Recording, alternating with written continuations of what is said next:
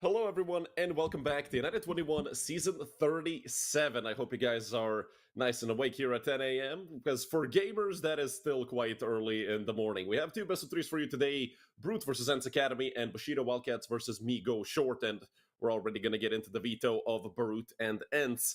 Ancient picked by Brute with ENCE taking the CT side, and Mirage picked by ENCE Academy with Brute taking the CT side. Overpass is our decider.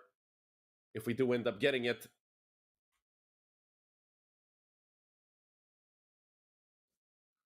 or rather getting to it. But I like the veto so far. And we're already going to get onto the map a little late, but it's a 4v4, and, well, still no advantage for either side. I mean, I'd say a little bit maybe for Brute, because they actually did get to the site. But another one-for-one trade, and finally, an advantage to be had in the numbers. ENCE Academy got that 2v1. All they got to do is get the Nikolai.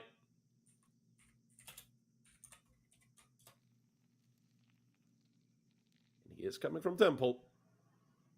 One player is boosted up. Nikolai, he wasn't ready for it. He did not get punished immediately. Actually, he's been given a proper chance, but team and click.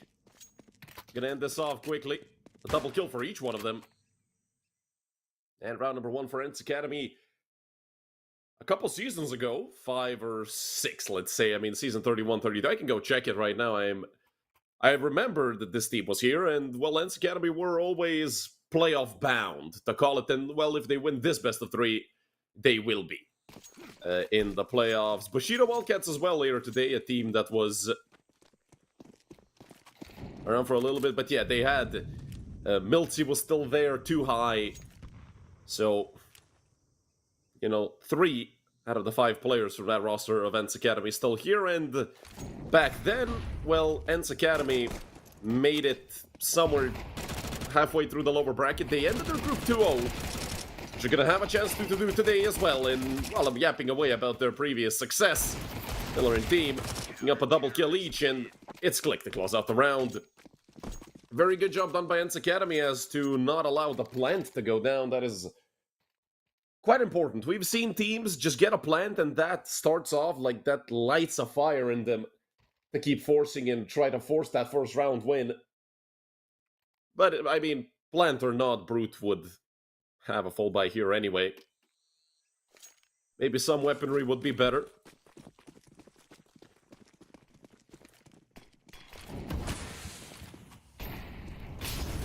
But other than that, that one Galil, I don't really think it's much of an eyesore. The bigger problem is the lack of utility here for ENCE Academy, I'd say. Flash out. Schwartz. Dropping the defensive smoke. And that's simply a smoke you cannot push. I mean, it's, you know, sometimes you can push smokes and hope for the best. No, that is 100% suicide. If you go through that in cave, obviously without the flash or some support from the other side, maybe they molly the door to cave and you hope for the best. And Schwartz, he just gets deleted. Blink wants to swing that angle with an MP9. I'm not sure if that's the best idea. But a 2 for 0. Nikolai. He should be aware of this player towards short. Miller only good for 1, and the smoke as well. Click with the dualies. Gonna finish off what he started. He gets another, and now it's an actual chance for ENCE Academy to retake this. A 2 versus 2. Kadeem and Warden. Don't forget how scary Kadeem is. Any weapon in his hands can be absolutely a one-shot, and, well, isn't even needed with Warden taking that frag. Team is just gonna go save. And Brute will not chase him down. That's the first round for the Slovakian team here on Ancient. And, well, winning the first full buy is not a small feat at all, especially on the T side when they were lacking some utility. It wasn't a perfect buy by any means.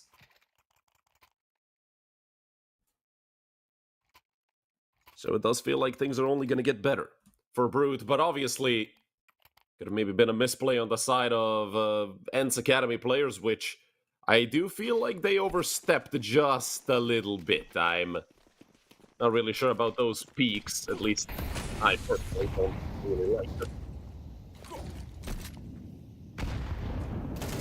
But obviously there was some idea behind it. In the meantime, a quick 1-for-1 to open up round number 4. It's a slight advantage to Brute, considering the fact that they already took control of the A-bomb site. And Zico might catch some good timing here on mid, right as they turn around. Down goes the Finnish player. Well, at least one of the Finnish players. Miller. Good awareness, straight to the smoke into Warden, and Zico in the meantime he lines 2 up. That is brutal by Zico. 4 kills. Early on here in round number 4, Zico already off to a banger start, 7-3. And if that's not a wake-up call for us, for ENCE Academy, for everybody on the server, I don't know what is. Chopping ends down to pistols. And I wonder if Team is even going to get anything. Maybe saving up money. Trying to get that sniper as early as possible would be good.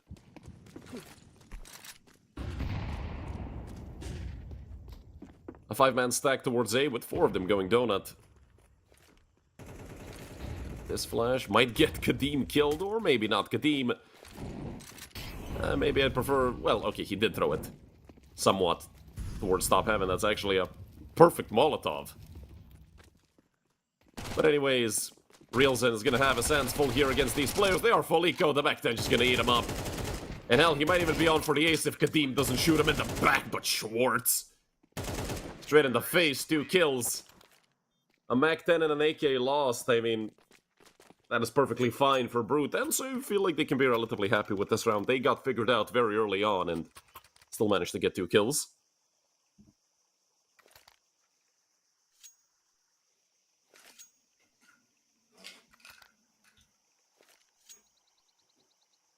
First lead for Brute. 3-2. And Miller finally got his op. Which is going to be pretty useful for ENCE Academy. I highly doubt we're going to see much opping from Kadim. I don't really think the T side is something that most toppers like on Ancient. Actually, I'd say most of them dislike it, and well, Kadim does go down, but a 2-for-1 trade. Warden picking up both frags towards Donut. Immediately the utility comes out, and Zico through the smoke at Schwartz. This might be a save already. Even with Reelzen and Warden being incredibly low, Zico is half HP as well. They would need a kill right now to maybe motivate them to go for this retake. And considering the fact that Blick has a FAMAS and Miller has an op, not even full HP, there's not a kid in play for ENCE Academy.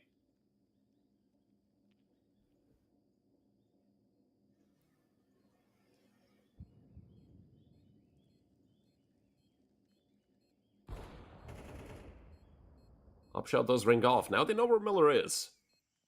There's going to be some useful information that is maybe enough motivation for Zico to move up. There is a FAMAS. My god, Zico.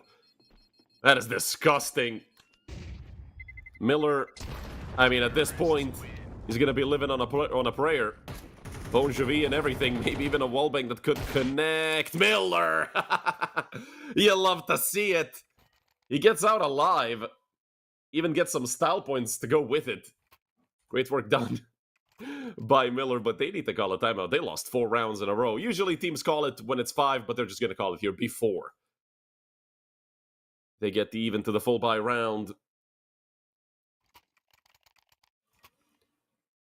But man, is this a good start for Brute? Yes, they lost the first 2, but ever since, it's been nothing but rounds for Brute. 4 in a row.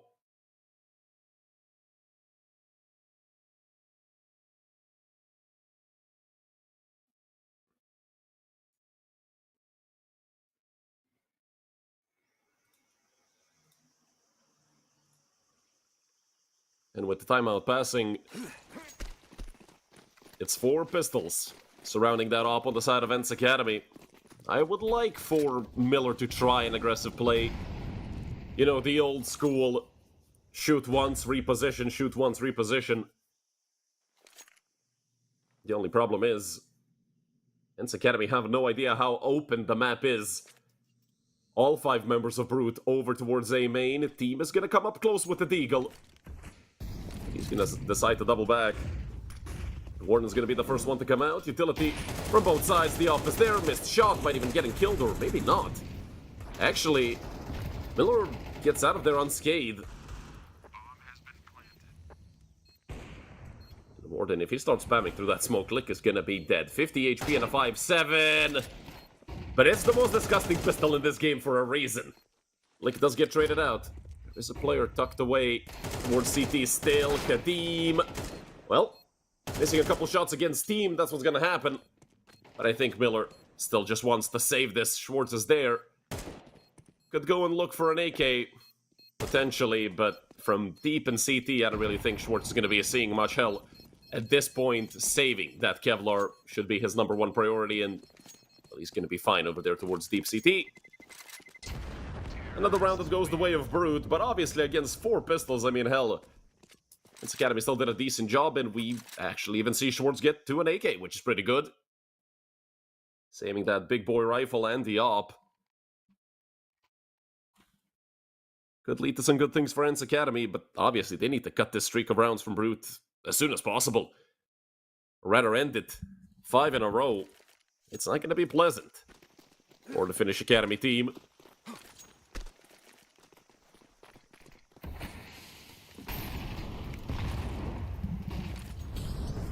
This time a bit more of an aggressive setup towards mid. I'm liking it.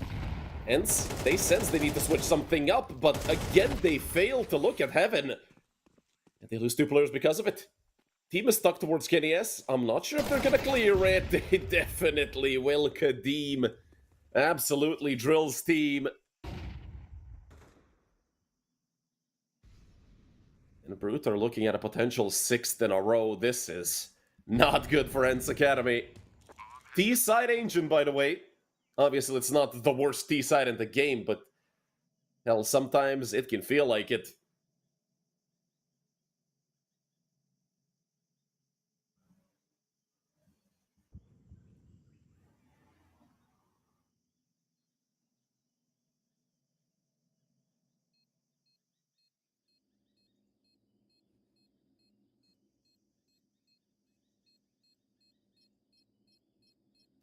Get hunted. Miller with a missed shot. This could cost them. Does drop a molly behind them. Now they have no idea where the other players are going to be coming from. I mean, 2 missed shots in a dire situations just such as this. Miller.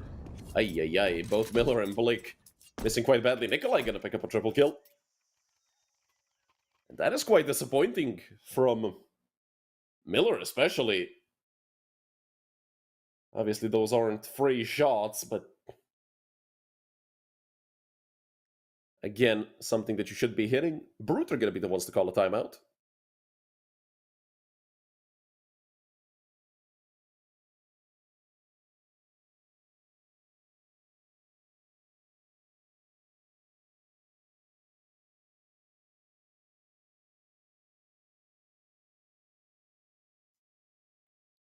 I feel like this timeout also comes in perfectly timed for ENCE. Their money is weird. I think, hell, honestly, a half buy and give Miller the op. Him and Schwartz can definitely pick up hero rifles if they want to. There's no point in saving that much here. Right. And yeah, even ENCE Academy are unsure about what to do. Gonna call another timeout.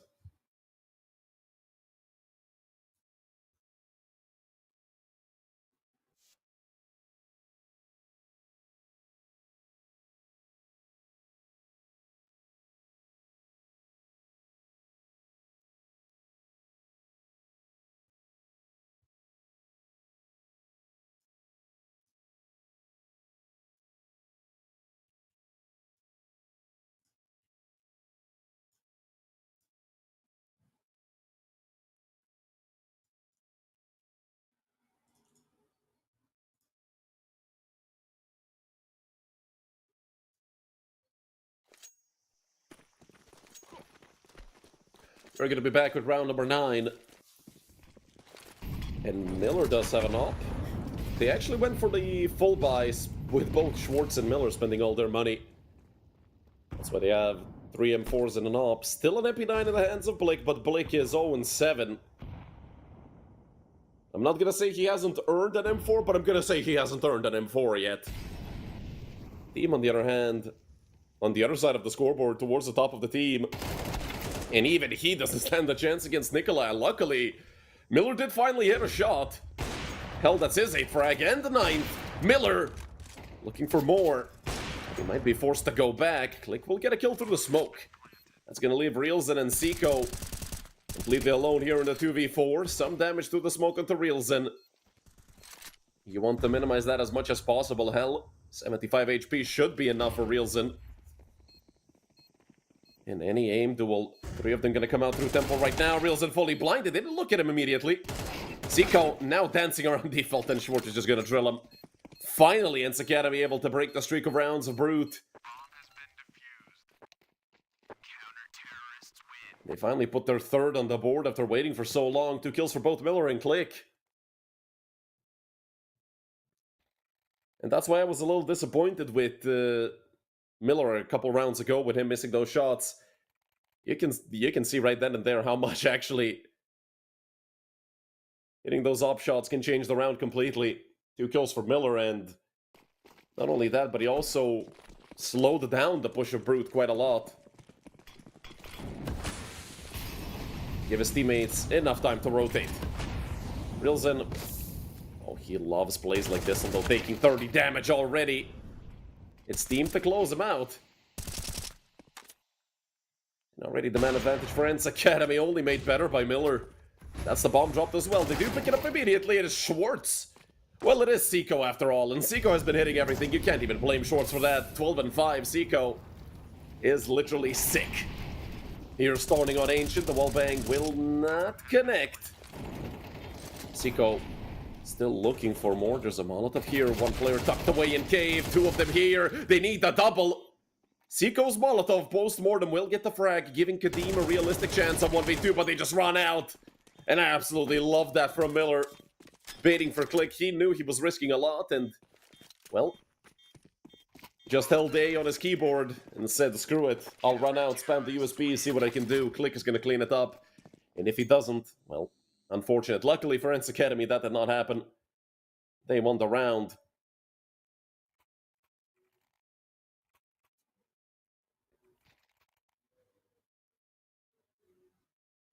Still enough money for a full buy on the side of Brute.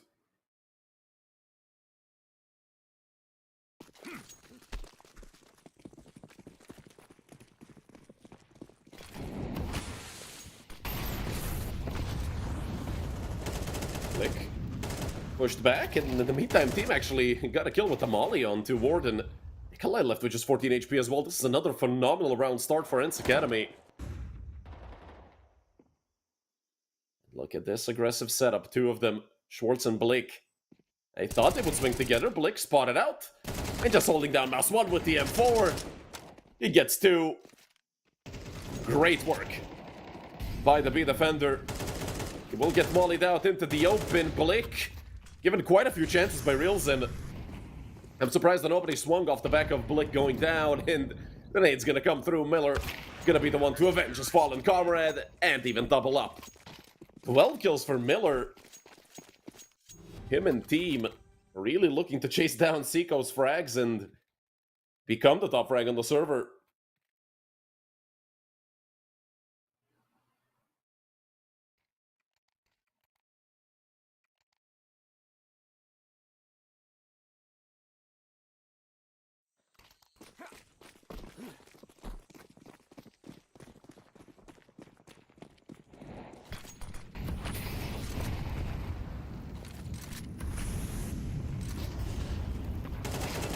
Aggressive setup for Click again. Ugh, that flash came at the worst possible time for Click. In the middle of that spray transfer. If it wasn't for that flash, I'm certain it would have been a double kill. But anyways, a 1-for-1 with quite a lot of damage being done to Warden. And some minimal damage to Seiko as well. It's okay for ENCE Academy. But with the man advantage that Brute do have, Miller's gonna need to ring a shot off with the up, and it's gonna have to connect. Oh, the timing couldn't possibly be worse. Oh, no. Schwartz, this is gonna be a very difficult thing for him to claw out of. And he's about to get probably shot in the back, or maybe not, Schwartz. There was a chance there for a second kill as well. Miller and team do have to attempt this brute. After losing 3 in a row, finally have a chance at getting their 7th. And this retake will be quite difficult. Miller, the one with a kit. I'm not sure if team has a kit somewhere along the way to pick up. There's a lot of dead CTs on the site itself. There should be at least one more kit dropped.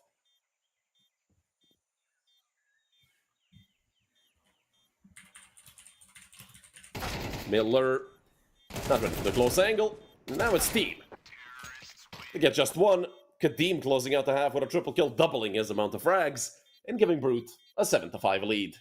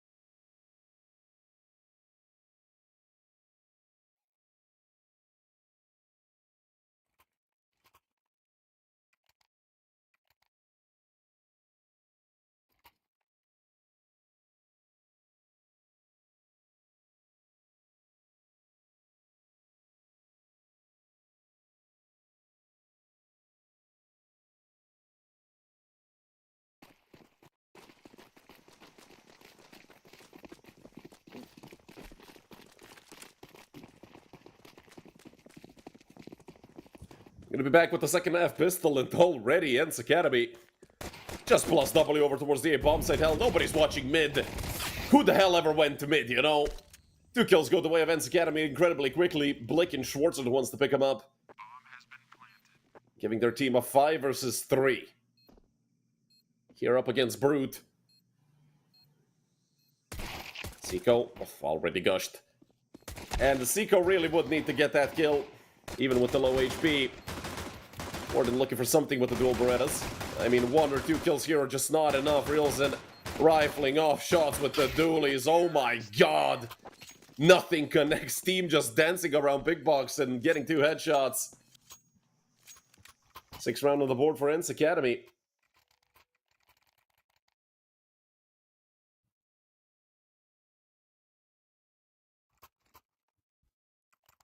That should be enough for ENCE to kickstart a comeback.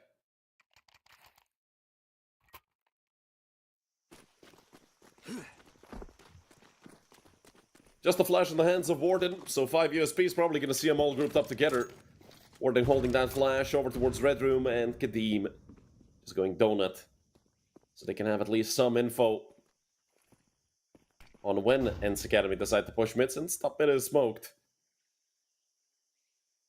But they have no idea. Or they might be aware of it, now that they've actually decided to push out mid, see that it's completely clear, well, apart from Click. Flash comes out, Click. Gonna drop a molly to cover him for himself, and now they can actually go back and rotate into A.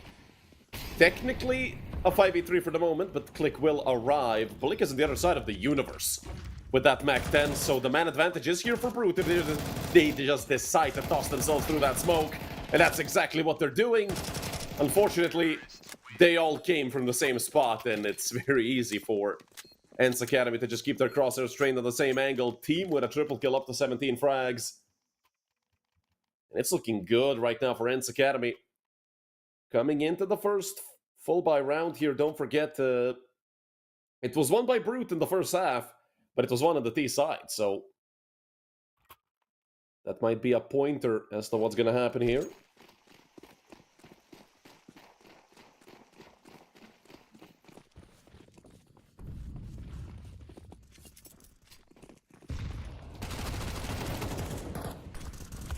Click looking to push up. There is a player towards Pyramid, and Click does connect. But a 2-for-2 trade. Good job done by Rilzen to come in from CT in the nick of time. Molly thrown. It will be Kadeem to push right through it. And Kadeem, hell, he gets 2 through the smoke ward and closes it out. What a round for Brute. Again winning the first full buy of a half. And immediately cutting that streak of ends off. Yes, I do believe Ancient is still CT-sided. I think it's like 51.9? Not 100% sure. Let's check HLTV because it's the best thing to ever happen to Counter-Strike. Stats, maps, I'll tell you right now, but it's either 51.4 or 51.9. One of the two. I know those off the top of my head because I always talk about it. Because I always feel like Ancient should be a lot more CT-sided than it is. But ever since Spawn got moved back a little more, CT round win percent 52, so it's not 51.9, it's 52.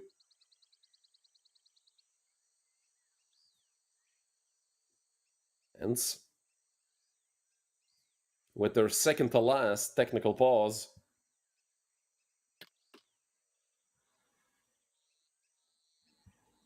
And no problem for the info. I mean, there's a lot of teams I've seen that get their asses absolutely kicked on the CT side. Like, they go 3-9. On the CT side, they switch to T side and they win the game 13-10. There's definitely some teams that prefer the T side much more on Ancient than the CT side. But between these two teams, I think they're both actually on like a 50-50. Both have shown us good things on either side, although Click already. With the frag, he gets 2. It's gonna be brutal for Brute. They're a player down. And Team also gets a rifle for himself. Seiko pushing. And now they have the advantage, but it's very short-lived. Miller with the quick trade. It's a 2 versus 2 post plant. The smoke that he just remembered he has. Seiko, well, that was ambitious, to say the least. And Nikolai might follow the same fate. Straight into Blix AK. 8-8, we're all tied up.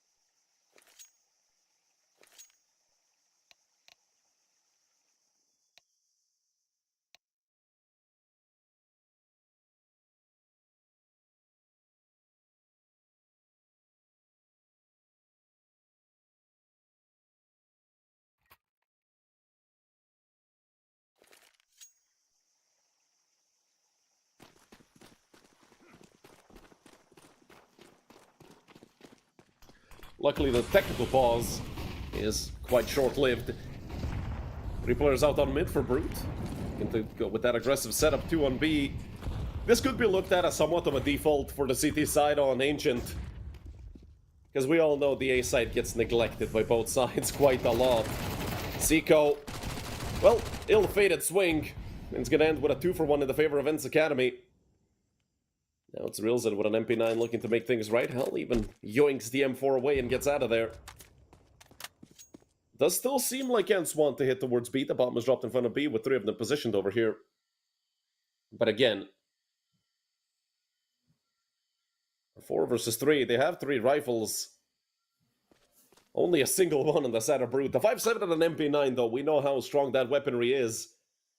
It's the man advantage here that's the biggest factor for this round. Realzen only gets off with a 1-for-1. Leaving Warden and Nikolai in a difficult situation. Made a bit easier by Nikolai picking up an AK. And Warden over towards CT. 5-7 in hand.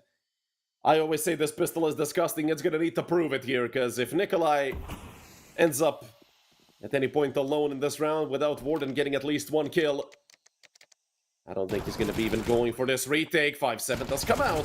And still in the smoke here, team forced to go back. Nikolai's going to join his teammate. Warden did a great job, even got a kill and got away with it. Jump spotting out team. Any one of those stray bullets could connect to his face and take him out of the round quickly. Now they know where Schwartz is. A 1 versus 1, 50 HP essentially on both players. It's 2 bullets each. Or 1 if they hit the headshot. No kit for Nikolai. And that's something that Schwartz has to be aware of. And he swings. 22 HP left. Round number 9 for ENCE Academy. And Brute have been relegated to pistols. A very close round. But mind you, Brute did force up fully.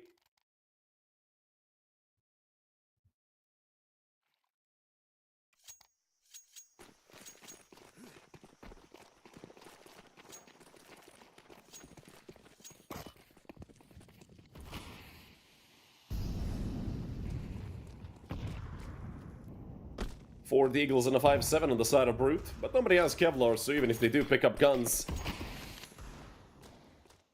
shouldn't be too much of a reason for concern. And you can tell, I mean, ENCE are respecting this, which I love to see. Sitting back, it's going to be click to get a frag, opening up the round, and again, ENCE Academy, they are pulling this round very reserved. They're not really going all out, say, hey, they have pistols, you know, run them over. But I feel like teams really don't pull off those mega throws against pistols anymore. It's usually, if they lose a round to pistols, it's a 5-7 or Deagle killing like 2 or 3 people and then snowballing out of control. And Nikolai could be that factor. But again, Miller's about to run out on him with the Mac-10 and probably just mow him down because, yeah, no Kevlar, point blank. Mac-10 or AK, pick your poison. It's gonna be an AK. The pistols have done damage. Hell Kadeem! He was alive for way too long, and Realzen just gets demolished through the smoke by a Glock of all things. 4 kills for Click with 2 HP left. Good to see a multi-kill there for Click. And a 10-8 lead for ENCE Academy. Don't forget, this is the map pick of Brute.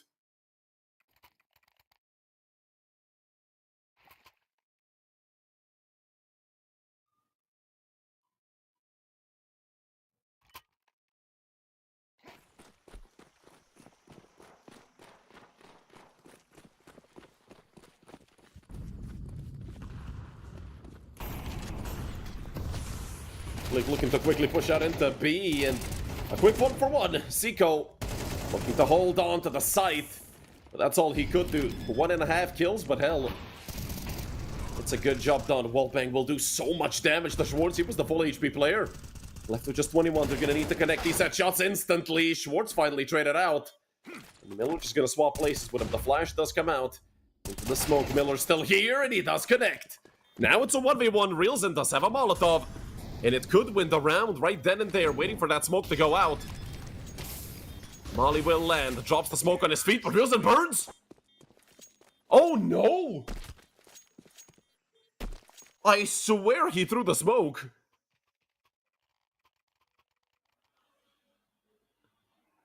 Well, that's unfortunate. The worst thing is the plant wasn't even well bangable, so... It was well bangable from lane, not from cave. Ay. Well, I can't even... I'm not sure if that's CS2'd or if Realzen was actually just late with the smoke. Whatever it was. Bro, it's not Olaf Meister, yeah. Olaf didn't need no smoke. And team, this feels like a double kill for the Finn. They're just gonna swing out. Well, it felt like team fell asleep on the angle a little bit. Hell, they do tag up Warden quite a bit down to half HP. But still technically a 1-for-1 to open up the round. Realzen. Well, when you're shooting a wall, even the FAMAS can kill you. 3 versus 3. 3 M4s up against 3 AKs. Utility similar on both sides. With Blake getting another kill, that is going to give a massive advantage to ENCE in this situation. Miller and team both on 20 kills as well. That is good to see. Hell, I'd say both teams were shooting very nicely up until a couple rounds ago. But Brute, it feels like they've just fallen off. ENCE en route their 4th in a row and also to 4 map rounds in a row if they win this round. Warden does decide to go into Donut. That is the safe place for him to be in. They have a Molotov and 3 flashes, so the post plant, well, with just a single Molotov, or rather, just a single flash left. Actually, 2 flashes left, my apologies. Should be, well, easy for Blake. 3 kills for him. He goes into the double digits as well. He was the last player on the server to be outside of those double digits. And, well, he gets up to 10 in style and also gives ENCE their 12th round.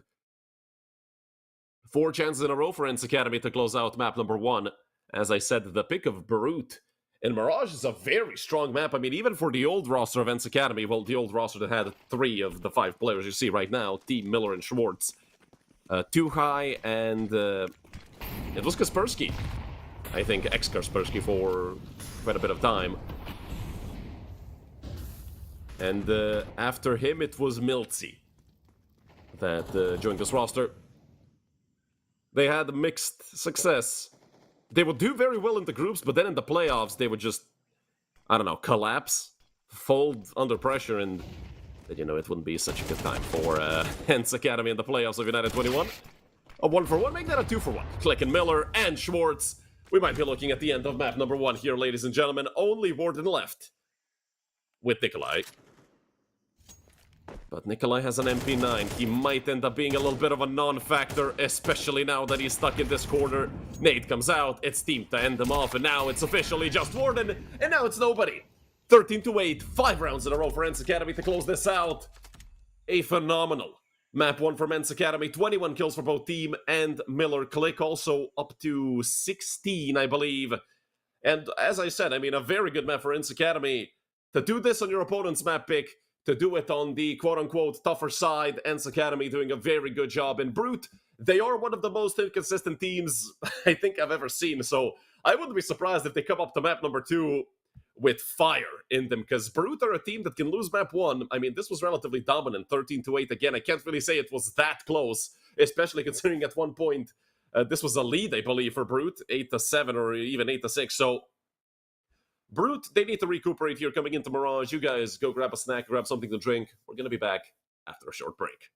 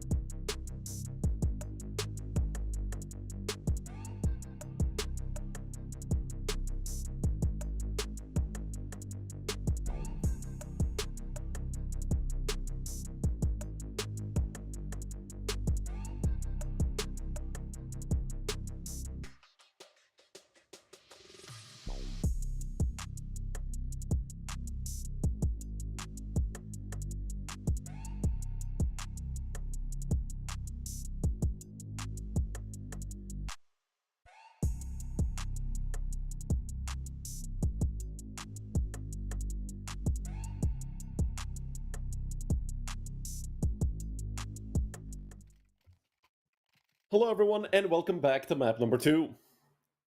After a dominant showing on map number 1 from ENCE Academy, we're gonna see if they can close it out. Here on their own map pick of Mirage, as I said.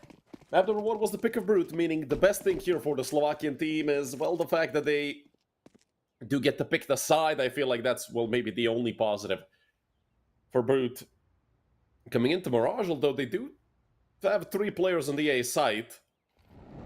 Kadeem gonna rotate B, he's gonna regret that decision, but although he is still relatively close. ENCE Academy gonna pop out into the bomb site, already losing a player. This is a very strong crossfire in Zico. 3 kills, he's still alive? What? 4 kills for Zico, I can't believe it. Oh my god, how is he alive? Well, Zico came straight out of the Matrix, that's for sure. You can tell ENCE Academy immediately getting a force buy going. 4 Tech 9s and a Mac 10.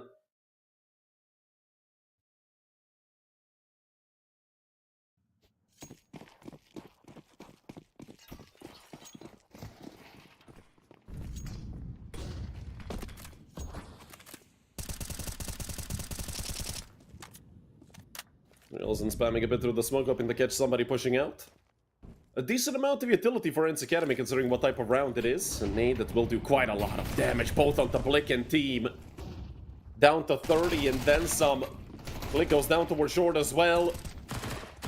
It's not off to a great start for ENCE Academy. They have gotten out to the side, but again, it's just pistols at the end of the day. And again, Brute defending each other perfectly. 2 for Kadeem, 2 for Realzen. And 2 for Brute as a whole team. A 2-0 lead. Soon to probably be 3-0.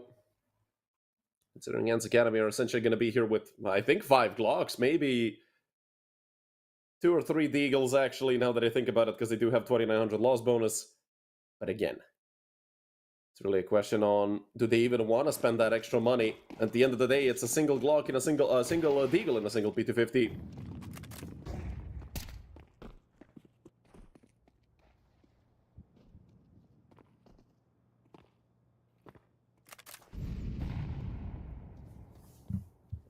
Five players going towards under. It's going to be interesting to see what ENCE are going to do from here. Molly is waiting for them on the other side. Kadeem gonna drop that down towards Underpass. All 5 of them grouped up, hoping that somebody drops down, looking for those eco frags, which does happen from time to time. Especially if you have an M4 and you know that you can probably win those long-range duels. Now they have moved up. I mean, they've gotten good timing to come out of under. Nobody really watching it right now. Kadeem doesn't spot anyone out in the jump spot. That could be fatal for him. Or not. Kadeem, he gets 3, Zico gets 2, and Brute get a 3rd. Even with all those missed timings, it's an easy closeout for Brute. A 3-0 start for the Slovakian team, and I feel like this is something that they needed. Because again, they were off to a bit of a slow start. Sorry, well, to a slow start in the entire best of 3. Map number 1, their own map pick, did not go through easy. So them getting off to a good start here on Mirage is quite important. Both as just the score and also for their confidence. Nikolai looking to be aggressive. MP9 up against an AK and 2 of them. Not enough to take out team, leaving him with 7 HP, and that is glorious. Start of the round for ENCE Academy. Kadeem does get the trade onto Blake. That was a full HP player. Molly thrown towards CT. The smoke from Kadeem essentially going to smoke them off. But Realzen is holding an Abe. Ready to break that smoke open and maybe catch somebody wandering around on the side of ENCE. ENCE should be ready for something such as this, but Kadeem just jumps up. And that's both of those kills from the start of the round traded. Now an even number of men for both sides, although the HP advantage massively favoring Brute right now. Team is dead to a single bullet. Kadeem and Schwartz essentially on same HP, but Click, he's there to get a kill. Schwartz is incredibly low as well. A single body shot is more than enough. Team still tucked away up close. He will go down through the smoke. Only Click left, and Realzen's gonna drill him. 4 kills for Kadeem. 10-0 start for Kadeem. After just 4 rounds of Counter-Strike and a 4-0 start for Brute. So far, essentially flawless.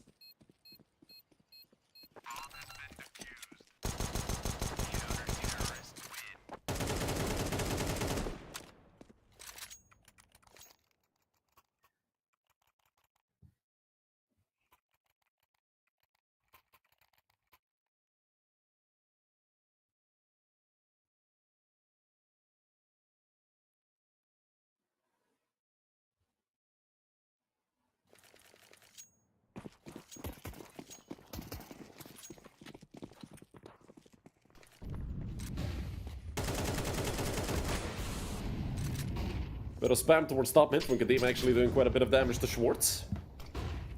Nade thrown won't do much. It's actually Reelson to burn up quite a bit into Khan. 17 kills between Seiko and Kadim. The rest of the team have just 4 with Warden and Nikolai. Well, Nikolai actually getting his first kill right there. Util out from top mid. Blake already out further than they expected him to be.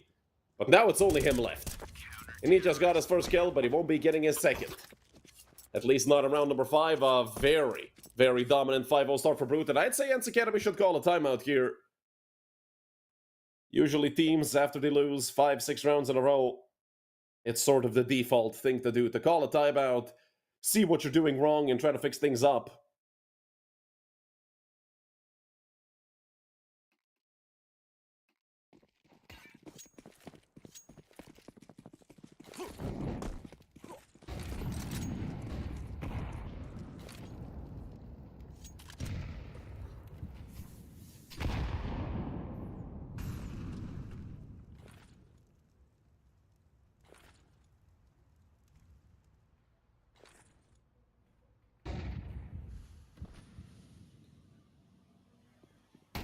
Aggressively set up, and I mean, come on, that is just unfair, Blick. Now they're actually gonna snowball it. Yeah, I mean, Nikolai missed almost everything, only got a single kill. Reelson really wasn't able to help. I mean, he was caught behind the smokes, 2 nades into the smokes, and the wallbang is there. Schwartz with the plant getting denied. Now it's Blick to maybe try and plant, but I don't think he wants to plant in the same exact spot. He might get wallbanged as well. Some damage will be done. He's burning up. Blick is gone. From a 3-on-4 to a 3-on-2. 2 kills completely blind from the side of Brute. Just spamming a smoke and dropping utility. Now 2 players already moving up through CT. Miller is dead as well. Another kill through a smoke. And Brute make it 6-0. Yes, ENCE Academy are getting plans, but does it really matter? They're losing rounds by the truckload.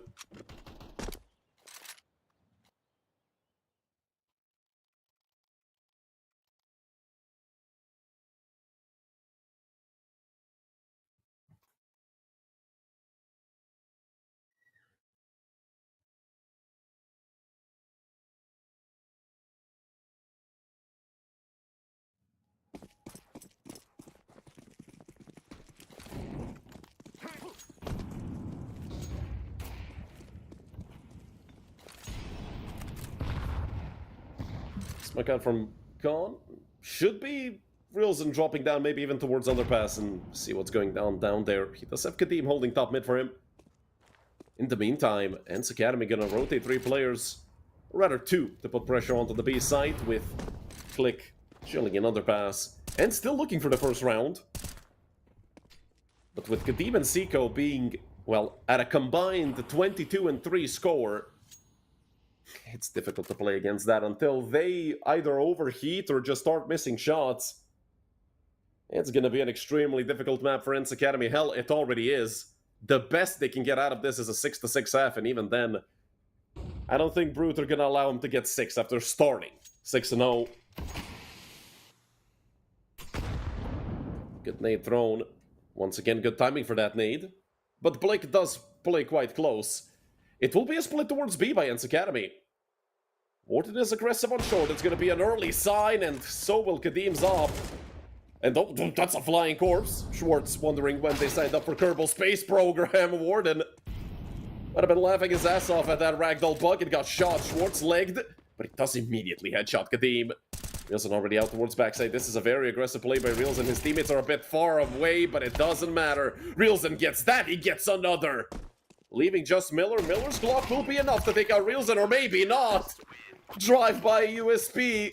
It's not just a Glock that can run and gun. It's a 7th in a row for Brute. ENCE Academy unable to put up with the pressure at all. And where's the timeouts? I mean, I understand not calling it at 5-0, maybe thinking, okay, well, we could, you know, get it back. You're getting demolished. 7 rounds in a row. And they still don't want to call a timeout.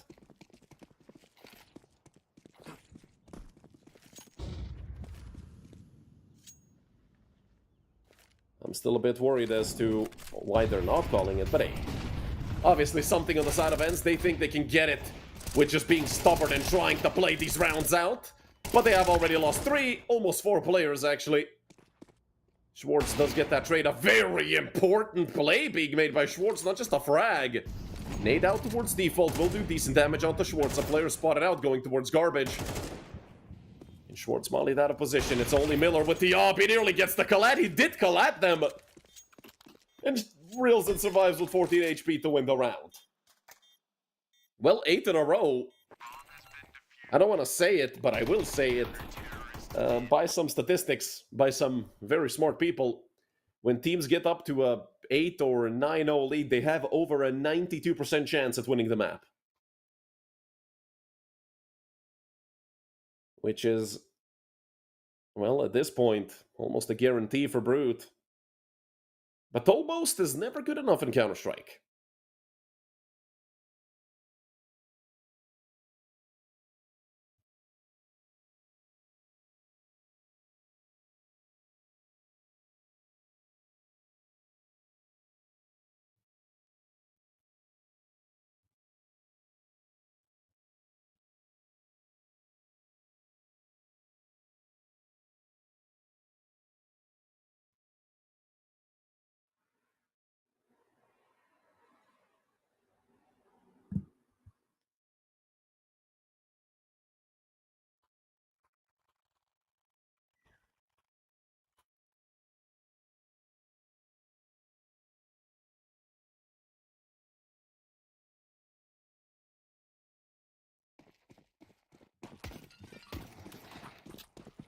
Well, let's see if that short break is gonna help out ENCE.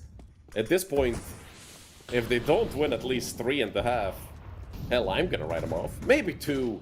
But then again, if it's a 10-2 half, you almost have to play flawless Counter-Strike on the CT side, and that is simply impossible. Especially on the map such as Mirage, where all the timings could match up for the T sides sometimes, you know. Then again, ENCE, they're running out of rounds very quickly. And I mean, look at Brute. Brute aren't doing anything too special. These are default setups. They're just hitting all their shots. 13 for Kadim, 12 for Seiko. 9 for Realzen as well, who had a decent first map as well.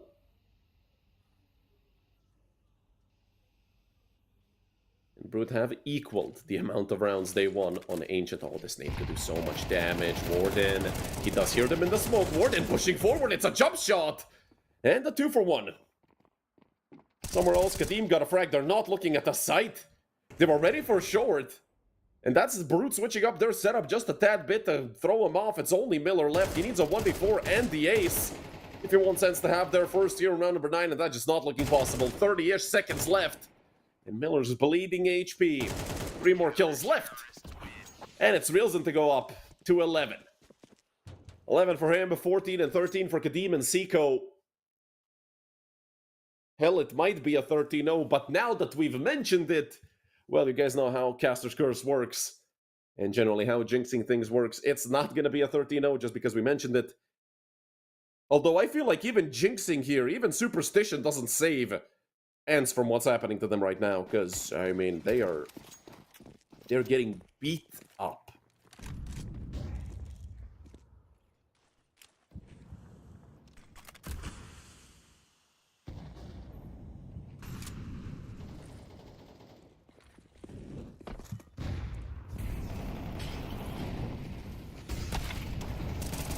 It does go down, and the flashes are just perfect from the side of Brute. All the frags rolling in for the Slovakians. And the Czech players, don't forget. Once again, it's only Miller, and he needs an ace again. With 48 HP, it's half HP and 3 kills again. Map number 3 is going to be Overpass. And I mean, this is going to be one of the quickest maps this season if it does end the way it started. And I think they heard Miller running B. They can rotate out, you can tell. Warden, Kadim, and Nikolai are already gunning it for the B-bomb site, but they have seemingly forgotten about the possibility of maybe Miller going underpass. Nikolai is towards Con, Warden onto short. Miller looking for more. It's going to be Nikolai to take him out. Well then, ENCE Academy. To say they're getting their asses kicked would be an understatement. It's now or never, because, I mean, even at a 10-0 lead, even if you win the round, again, it's such a big comeback to make.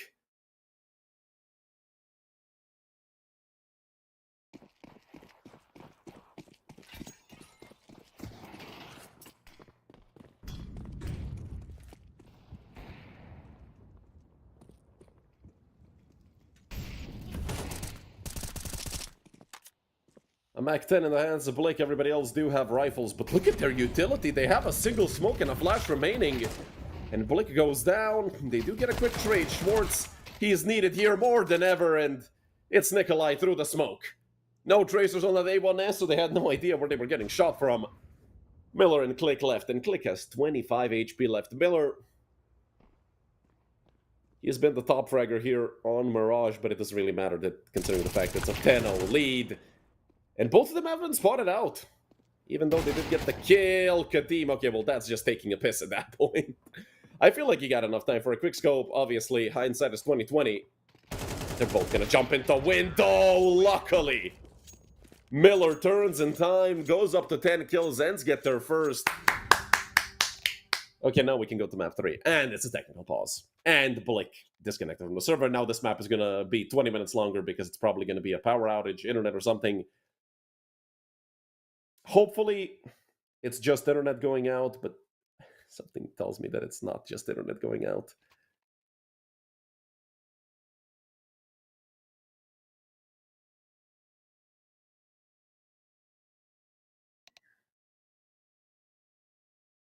Luckily, Blake is back already, so hey, that's one less thing to worry about.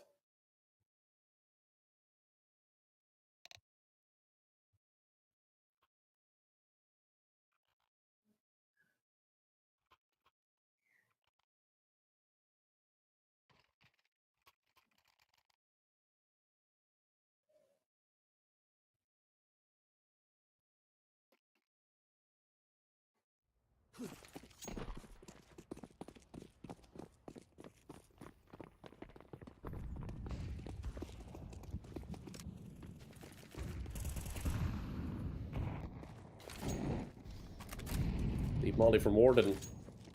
There's one player that's just straight up disrespecting it. Warden got dinged, but it doesn't matter. Luckily, Miller gets the trade again. But Nikolai tucked over into the bomb site. He will get hard cleared by team. Finally, a man advantage for ENCE. When's the last time you saw that apart from a 2v1? Quickly does get taken away. Seiko, love the wide swing. Hell, there's another dink. That nade should seal the fate of Kadim, or maybe not. Kadim gets out of there in time. He is being held in a drive-by with the ult from Kadim. Smoke is in Takon. Oh, Kadim was so close to hitting that. You could feel it. Kadim was a split second away from pulling the trigger. It's a 1v2 for Warden. Two players, they are split up pretty nicely. Warden just gonna get on the bomb. And it's gonna be Blake with a triple kill to close out the half. Well, that was horrendous from ENCE Academy. I mean, luckily for them, they won those last 2 rounds, but it would take an absolute miracle for them to win this. Again,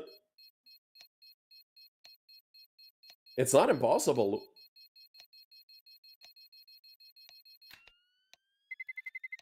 I'm usually the one to be as you know, optimistic as it's humanly possible in a situation such as this, but again, such a bad half. 10-2.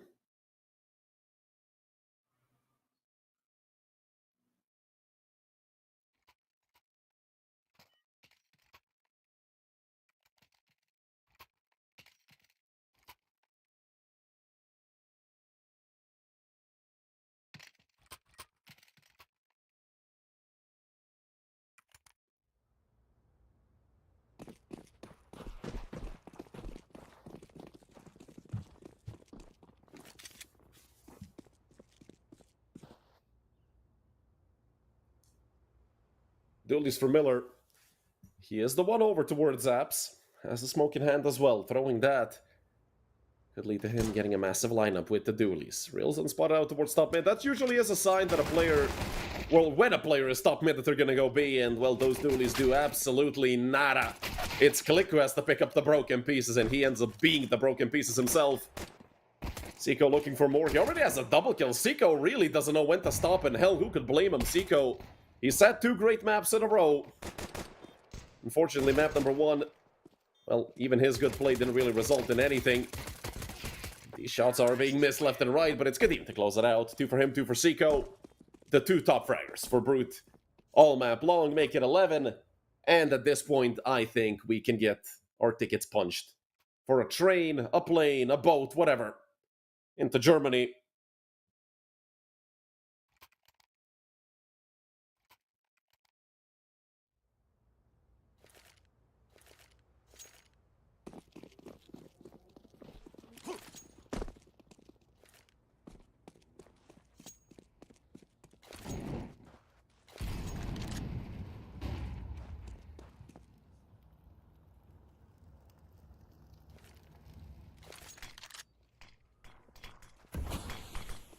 Wheels in.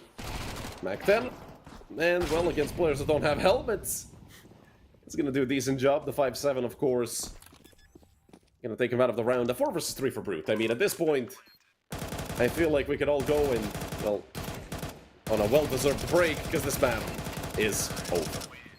12-2, 10 map rounds in a row, 10 chances for the Czechs and Slovakians to take us to map number 3. Well then, who would have expected this to happen?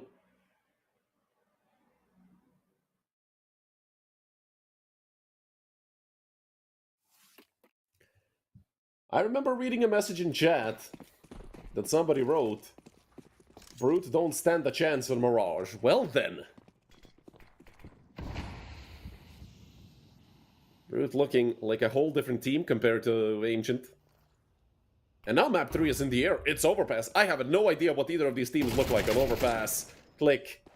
That is just unfortunate. Warden as well, peeking into an SMG. He gets tagged up as well.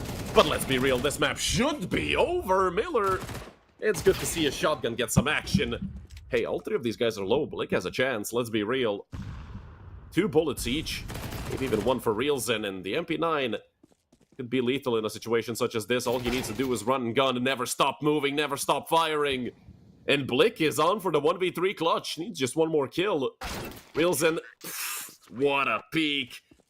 Disgusting from Reelson's POV. Blick wins the 1v3, and as I said, I mean, hell, even an SMG in that situation, hell, you would prefer to have an SMG there than a rifle. He makes it 3 for ENCE. At least they win, you know, a round on each side. Okay, now we can go to Overpass. But hey, you never know. I've seen crazier comebacks.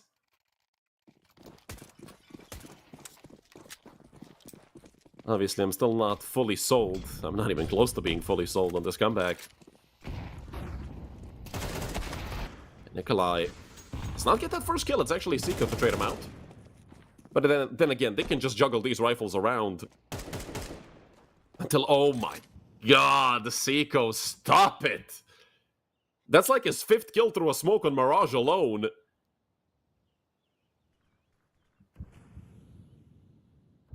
And in the 3 versus 3, pressure being put onto Ramp by team. He wants to see what's up.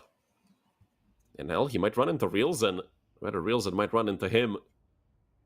Miller over in con, so it's a 2-man A setup. But they can't really play off of trades now, can they? Reelson. Well, that's revenge if I've ever seen it. It's not Blick, but it was team with an MP9. I feel like that's good enough for Reelson. 2 more kills needed to go to Overpass. Miller! Ho, ho, ho, ho. It's another clutch. Technically a 1v3. He did kill Seiko after his teammate went down. Needs a 4K in total. Blick, can he be the hero once again for ENCE Academy? This time, it's a much more different situation than last time. A 1v2, a perfect crossfire. Molly does not land properly, it doesn't even matter. Reelson with 2 to close it out. 13-3. Brute, well, this was a dismantlement of ENCE Academy. There wasn't really even a chance for ENCE throughout this entire map. I feel like At 5-0, if they don't call the timeout, well, they didn't. Then they got, clobbered for a couple more rounds. Then they called one, like, just to get it over with. I mean, I feel like at 10-0 ENCE, even though they won 2 rounds, they just wanted to go to Overpass. They're going to go on a short break. We're going to go on a short break, and we're going to be back with map number 3 to see who goes into the playoffs and who stays here in the group stage for a bit longer. Catch us later on Overpass.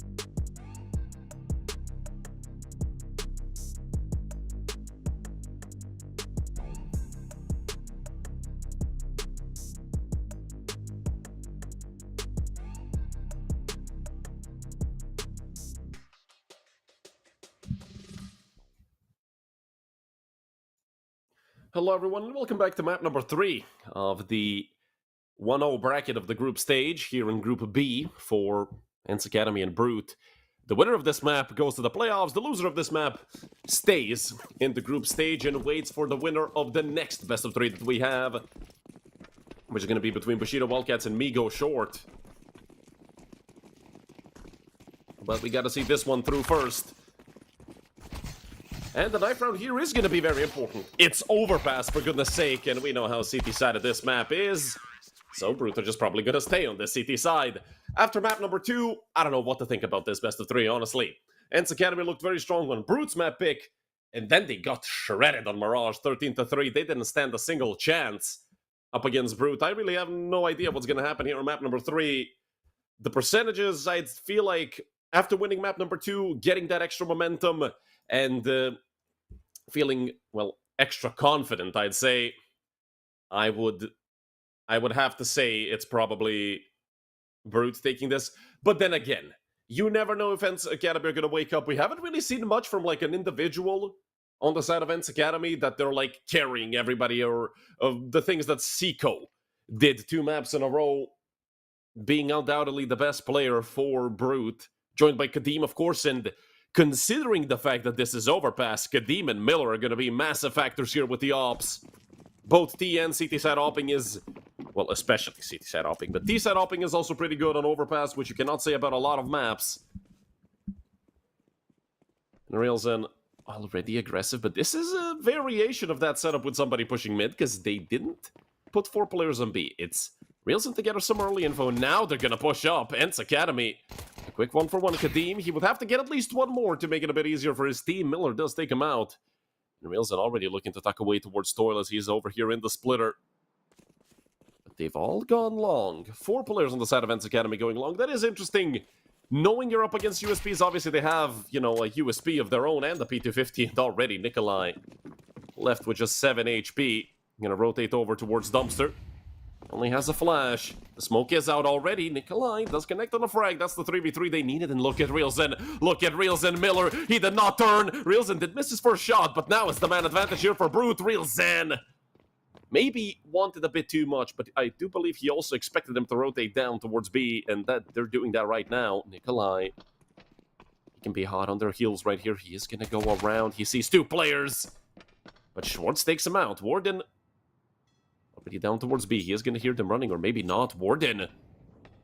Well, I'm hoping that he eventually decides where he's going to go. He goes long? Warden has no idea this is B, does he? Oh, no. Well, that's a round win for ENCE Academy for sure. Hey, he would have had a chance if he went in through Con. Now he's going to have, what, like 15 seconds left, maybe even less to clear out the site. But no, Misway, for sure I thought you would hear them running down on B. Apparently not, so, again, it's ENCE Academy to take the first round here on Overpass. And good for them. After a map such as Mirage, and the way it ended, they need this. They definitely need this.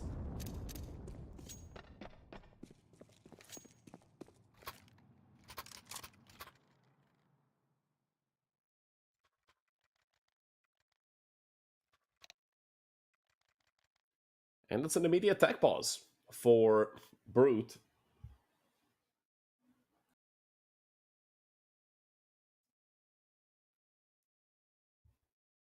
I feel like it's a bit of an early call for it, but they do want the force. A Scout of Hamas, MP9, Deagle. Let's see what Railzen is going to pick up. Hell, I'm surprised that nobody got a shotgun. Considering, you know, it's Overpass. There are quite a few. I know it's Overpass, and it's a massive, wide-open map, the biggest map we have in the pool. But then again, toilets, A site itself, most of the B-bomb site, maybe an aggressive playthrough short, aggressive position in Con. Again, the MP9 is probably just straight up better all across the board than a shotgun. But you know, if push comes to shove, we saw, I believe, Miller get 2 kills with the Nova in the last round of Mirage, playing Apex over on ramp, so there's always a place to play a shotgun. Even on this large of a map. Molly for Con from ENCE. And I wonder, are they ready for Brute to be forced up? I mean, forcing in the CT set after losing pistol, I'd say it's a 50-50 on how common it is. Miller could get a very nasty surprise here coming into Reelson and Warden. Luckily for him, not a single point of damage taken. In the meantime, spotting out 2 players towards long probably means there's a third somewhere towards toilets. Newsflash, there's 4 Brute players over on A, and, well, Seiko, one with the Deagle, and that's where it's gonna end. Also, another bullet hit towards Blick, so some damage done, softening him up for the rest of his teammates.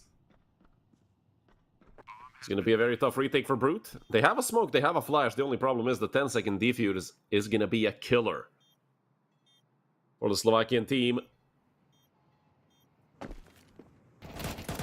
Blick getting Heaven smoke ready up, I'm pretty sure. It is going to go out towards Heaven. Click taking quite a bit of damage, actually gets killed through the smoke.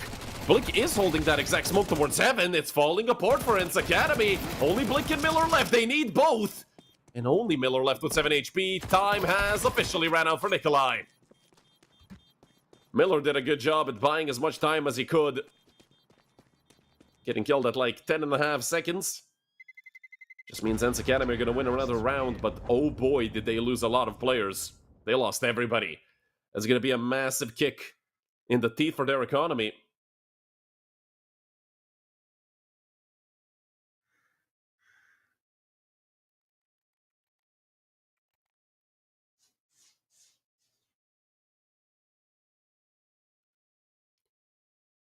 And Brute want to force again. I mean, you gotta go with the call at that point. The default thing to do is if you kill that many of them, you go and you buy right up. That's exactly what Brute have done. Flash out from Kadim. He wants to push this forward. Balik has already gone through. There's 2 more players, 3 more players there with him. And considering Kadim is all alone towards A, probably the best call for him is not to play it too aggressive. Chill out with the Deagle.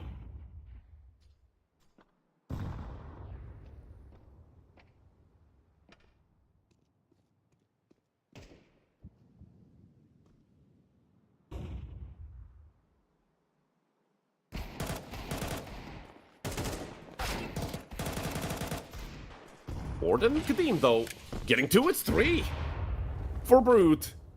And Schwartz and Blake live scratching their heads as to what the hell just happened. Off the back of the second force, it seems like Brute are going to win their first round. Blick goes down as well. Hell, are they even going to get a single kill? They will. Schwartz has to ruin the party for Brute, but it doesn't matter. 3 rifles so far getting carried over. Seiko, will he find anything on the floor? Yes, he will. 2 Galils, an AK, and M4. This is a gorgeous round from Brute. And look at the money for ENCE. They have nothing. Blick went P250 no armor just so he could get utility for his team.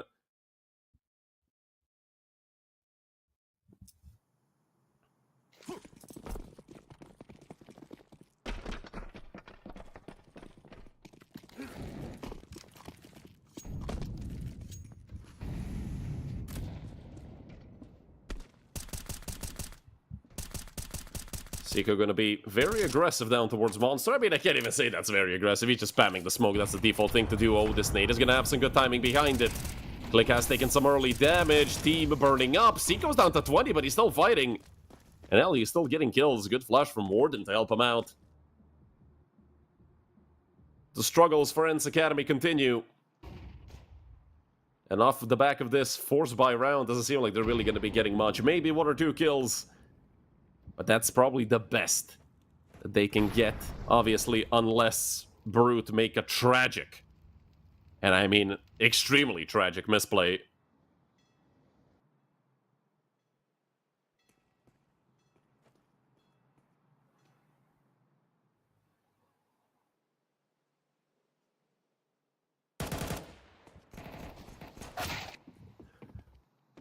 And with only Miller left, maybe... Well, there's a single kill that I was talking about. Maybe something else with the Tech 9? I don't think so. Especially with Kadim already hard on his heels. It's the Galil to end it off. 2 kills for Seiko and Kadim. Again, the 2 of them doing a lot of work for Brute. But this time it's Nikolai who's second in command to Kadim, but they're all separated by 2 kills in total. Warden Reelson and the Seiko all on 3, Nikolai on 4, Kadim on 5, if I'm not mistaken. We're going to get to see that once the HUD cycles over to the kills and death. Rather, deaths. And yeah, 3, 3, 3, 5, and 4. Right now, it's looking very good for Brute. 5 Glocks on the side of ENCE Academy. You would have to be a madman to somehow lose this round if you're Brute. And oh boy, the lineup is going to be there into Con, although no damage done yet. It did tuck away perfectly towards the right side. Now it's probably Reelson who's going to be the one to get tested alongside Kadim. The lineup is there. 3 for Reelson. And only click left. Reelson's spidey senses are tingling. He's already around. USP 4 for Reelson. He's up to 7. And Brute are up to 3. Finally, though, we're going to see a full buy from the side of ENCE Academy, but boy, did they have to wait for it.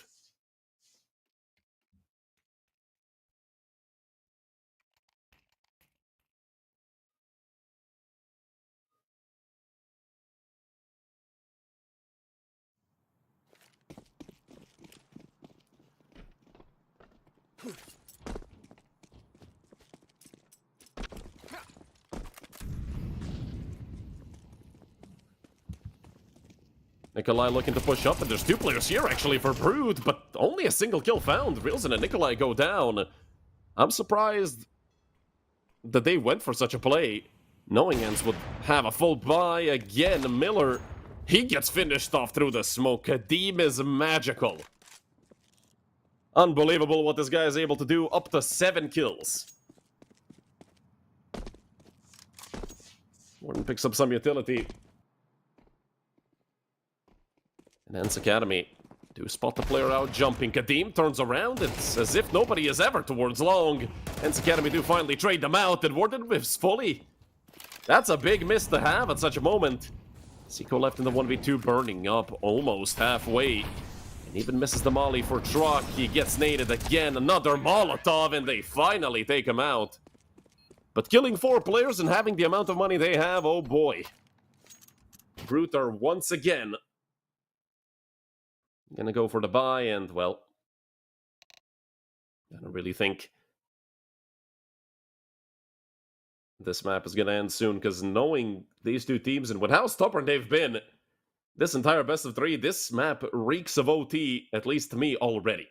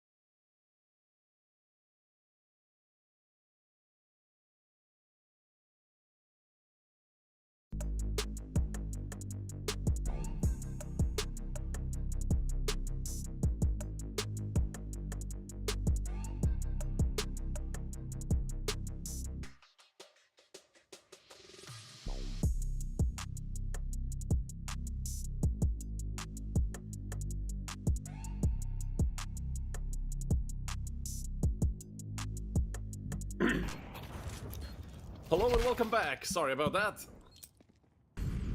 Streaming PC decided to go... Well, not PC, internet. I believe it's on production's end. And I've got the confirmation from our production that that's exactly what happened.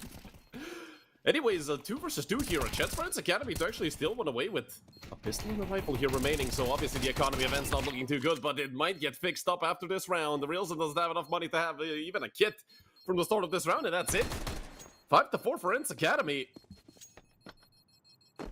Not only did they go up, but they also, I believe, break the economy of Brute. Which is a great thing for them at this point in time.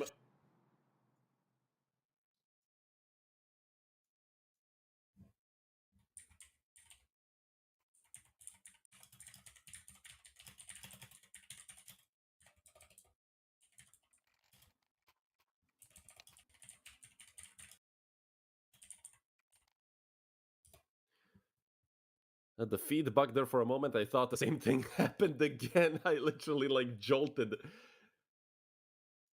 But we should be fine with it right now. Hopefully.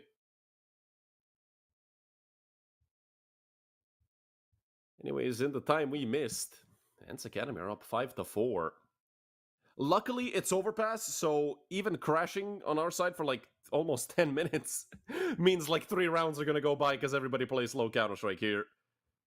So thank you, Overpass, for being the map that you are.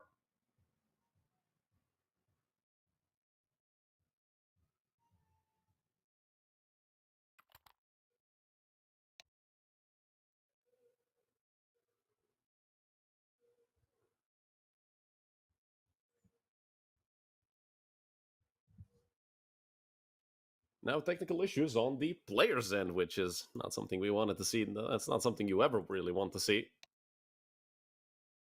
Hopefully it gets resolved quickly. I am hearing chat messages going through, so should be the players, yeah. Calling for the on-pause, being ready. And Overpass can continue, hopefully unhindered. So we can get it over with, but as I said, this map has a very high possibility of going to overtime. Although, the one thing to take away from this is a very CT-sided map. Like, what, 53, 54%. Brute are currently losing on their CT side, and that is definitely something to take into consideration. The fast Heaven Smoke being lined up, flash out, and they're just gonna be pushing forward. Click as well, Miller dropping the utility over. Seiko is deep on short, and he knows it's clear, so all they have to worry about really is Monster and the players coming out from there. A 1-for-1 trade. Hey, with an MP9, even that is decent. Seiko's still towards short. I'm not sure if they're aware of him.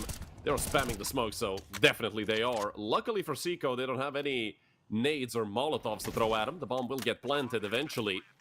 And it's gonna put Brute on a timer. Team, let's get blown to smithereens. So the man advantage now for the CTs coming into this retake, but not for long. Schwartz and Miller. One player is here down towards water. He gets taken out. And Miller and Schwartz swinging again. Schwartz, which is 3 HP. Rilson does have only 15, and he does take out Schwartz. It's him versus Miller. Who will get that triple kill? The answer is Miller. 6 on the board for ENCE Academy. And now they've picked up serious momentum.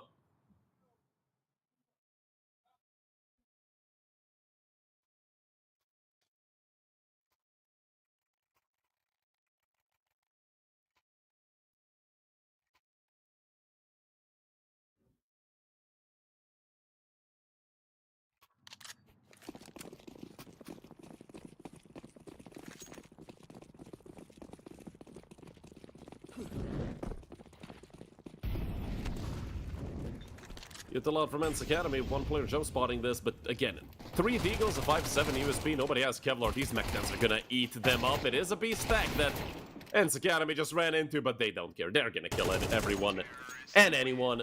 A single kill found. It is on the unlucky team, who's 3-10 here. If I remember, he was decent on Ancient. Mirage was a map that you should forget if you're an ENCE Academy fan, player, social media manager, or anything.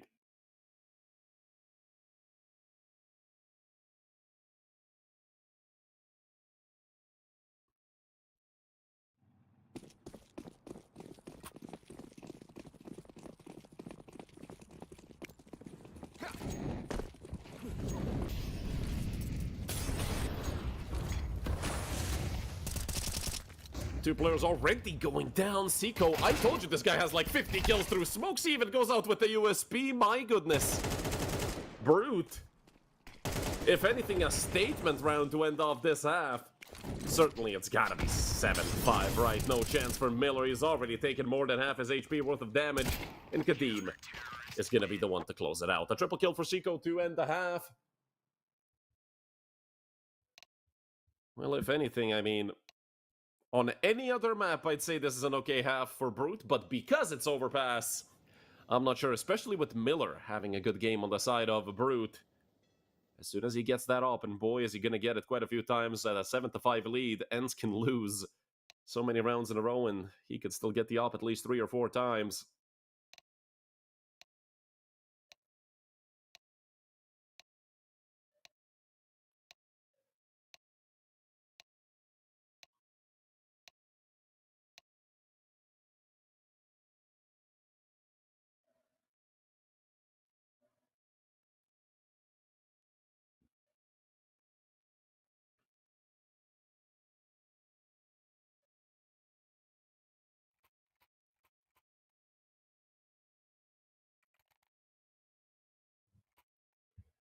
Second half gonna get underway.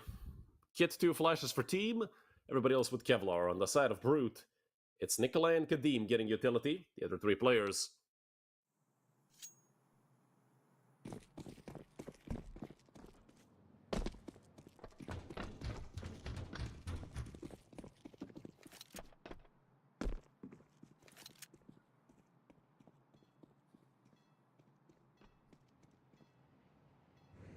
This will be a hit towards B from Brute. ENCE Academy are ready for it. There's 4 players down here towards the B bomb site, and with this utility coming out, ENCE gonna have a big smile on their faces with the amount of players they have here. One was boosted, but Miller goes down, actually.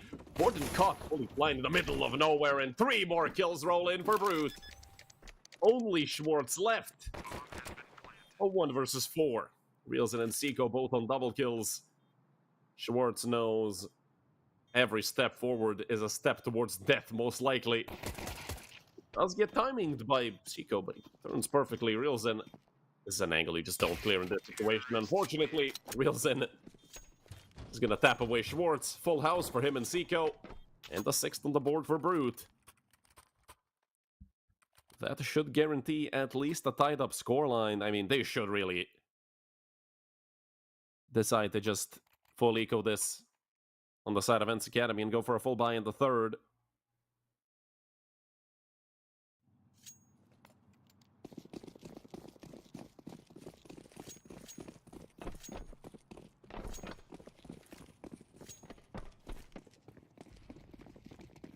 In the meantime, ENCE Academy, 5 of them gonna push up long. I mean, Reelson, hell, there's a chance for Reelson to maybe get an ace if they decide to swing, or for Kadim to do something as well.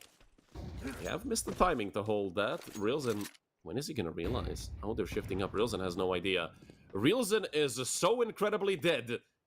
If he doesn't knife out the way... Nah, he can't even run. Oh, can he? No, he's dead.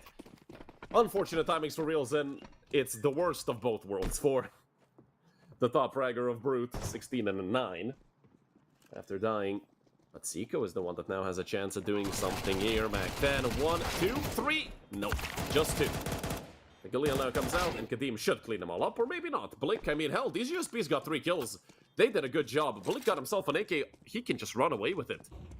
No need for Blick to go forward, and also Blick having a very weak map. Both him and team.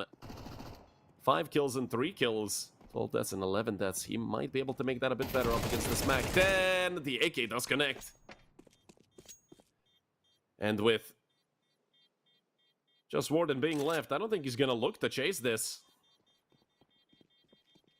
But he will get the kill.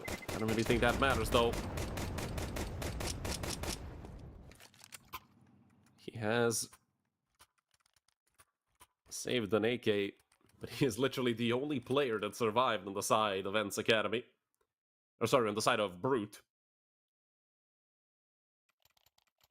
Unfortunately for them, their economy is still going to be in, well, I'm not going to say shambles, but it's not looking great. 3 players with literally no money. 0 for Kadim and Reels, and hell, 50 for Seiko. You can get a decoy. And if inflation hits a bit more, you won't even be able to get that. Kadim getting the same smoke readied up. They got reels and killed. Some damage through the con wallbang. And I mean, some as in 6. You need a lot more shots to connect, or you need them to go into the head. Nade as an answer will do even less damage. 95 left on Blick, it's not even 6. But so far, Brute. I mean, they're reading this round properly. They've taken mid control. Have a player just holding off the push from Monster. Spotting out Miller, but Miller is so fast. This round is very important for both sides. Look at the money for both of these teams. I don't think they have 5 grand combined. Hell, they barely might even have 3. They don't even have 3. Hell, they have no money between the two teams, and whoever wins this round gonna reset the opponent. I'm not sure about that. Bushwarden, luckily for him, his teammates do trade him. And after all the chaos, it's a 2 versus 3 about to be post-planned for Brute. If they can even get to the bomb site, there's a player in heaven and a player towards CT. Team doing the silent drop. Look at how low Seiko and Nikolai are. It's not looking good for Brute. The nade comes out. Actually, it's a molly. And 1 player left. Only Seiko can't really do much in that situation. Schwartz gonna run through his teammates' Molotov. And they're gonna save. 2 AKs, I'm not sure if there's a third anywhere to be found. Most likely not. Miller, the one to defuse the bomb to get some extra money. And ENCE go up to 8 with just $1,400 as the loss bonus. Brute half the force. If anything, the plant is going to enable them to get a bit extra utility, maybe a better weapon than just a pistol. Nikolai could go for an AK. He's the only one that has over 2,700. He's going to go for a Galil, full armor, and utility.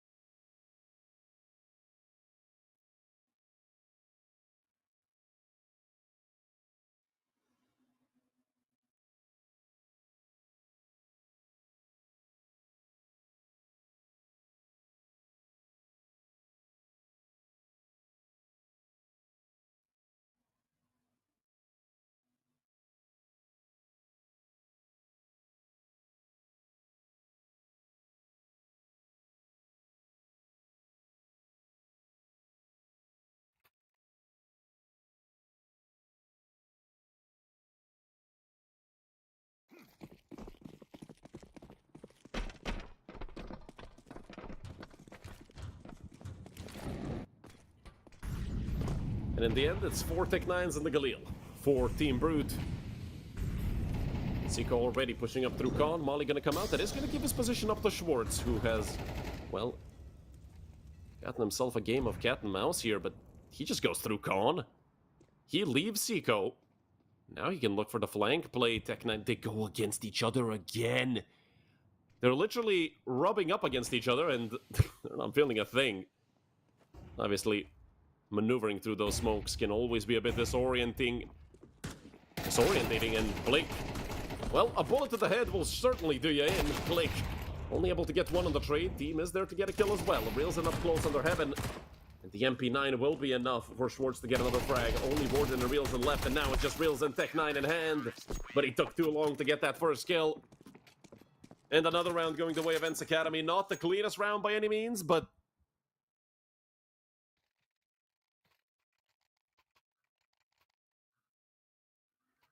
Brute need to full eco this, so ENCE Academy.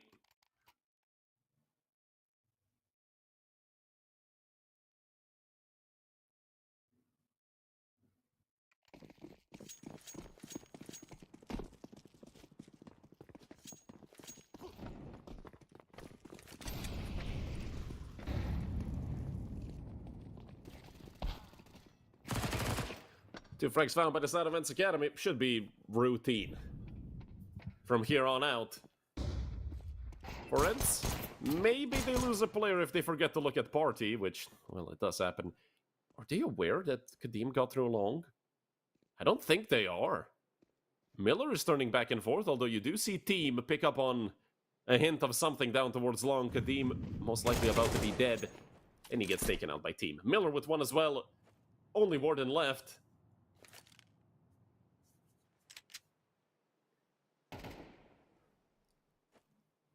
And hell, most players would prefer a Deagle over an MP9 in this situation.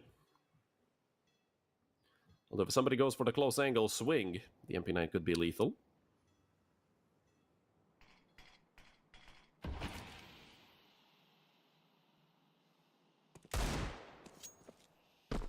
Eagle shot missed. And Warden starts getting damage through the smoke. White damage through the smoke. And Steam to finish him off. A triple kill for team. A 10-7 lead for ENCE Academy.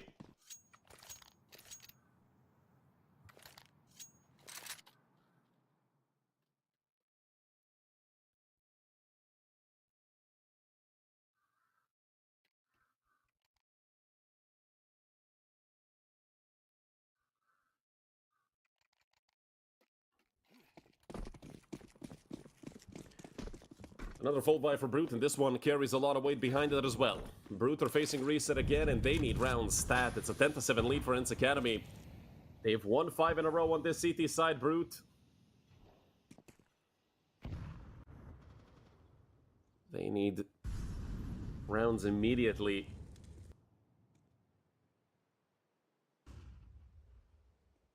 With the team being this aggressive. This isn't an angle you flash off. You usually throw the flash just a bit deeper.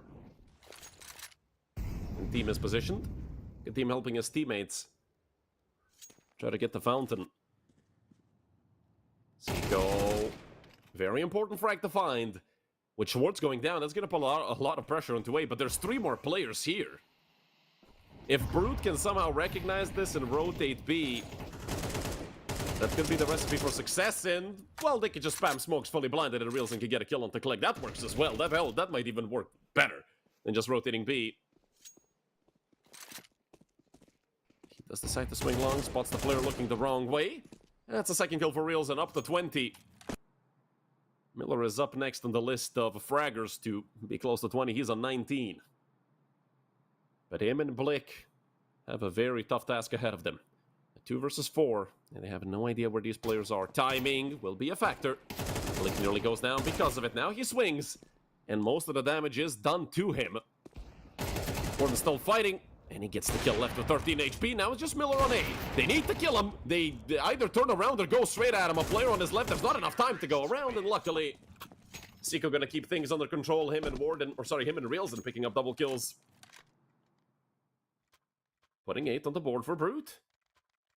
And as I said, that round is incredibly important.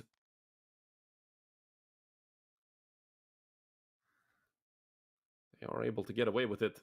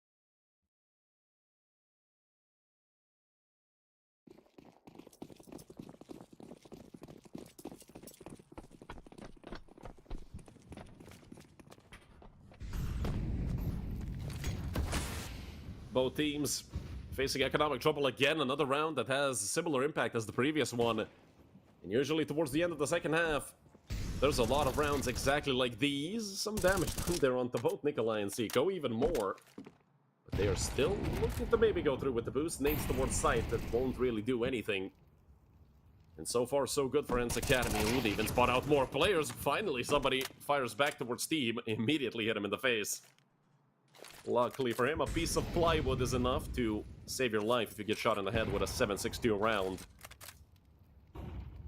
Even when you don't have a helmet.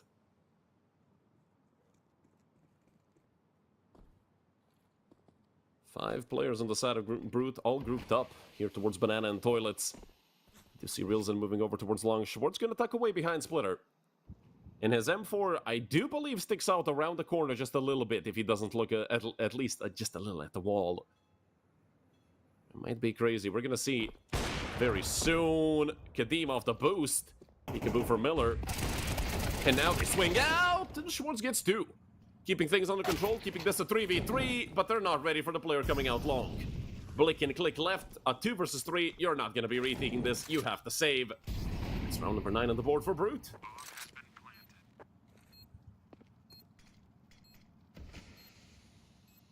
Blick still having a bad game. Team fixed it up.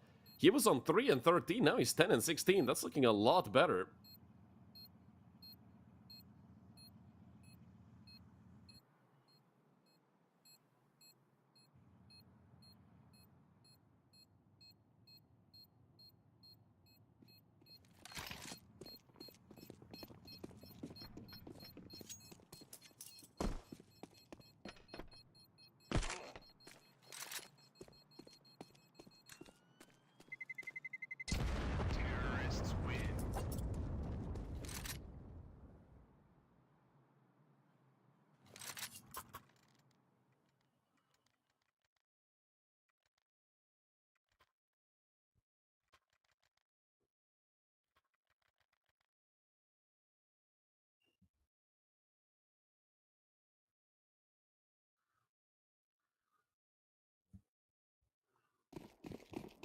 Just one round separating the two. A 10-9 lead for ENCE that's most likely gonna melt away, as the rest of the lead did. It was a 10-7 at one point, and we might be all tied up after this round. 2 M4s, 2 USPs, and a 5-7. They do have a kit on Blick. Molly, Smoke, and a Flash, but that's it. Brute have a full buy. And don't get me started on what's gonna happen to Brute if they lose this round. I mean, losing to 2 rifles would be tragic. Blick and Click, they're both there. They're sitting together in toilets, and they're gonna go through long on the side of Brute. Flash, not gonna blind Blick at all. They know where both of these players are now. A 2-for-1. Click has to continue fighting this. He spots out the op, but Kadim is so fast. It is gonna be a 3 versus 3. The man advantage not gonna stick around for a while. It's made even better by Warden. Seiko there to close it out. 10-10. We're all tied up.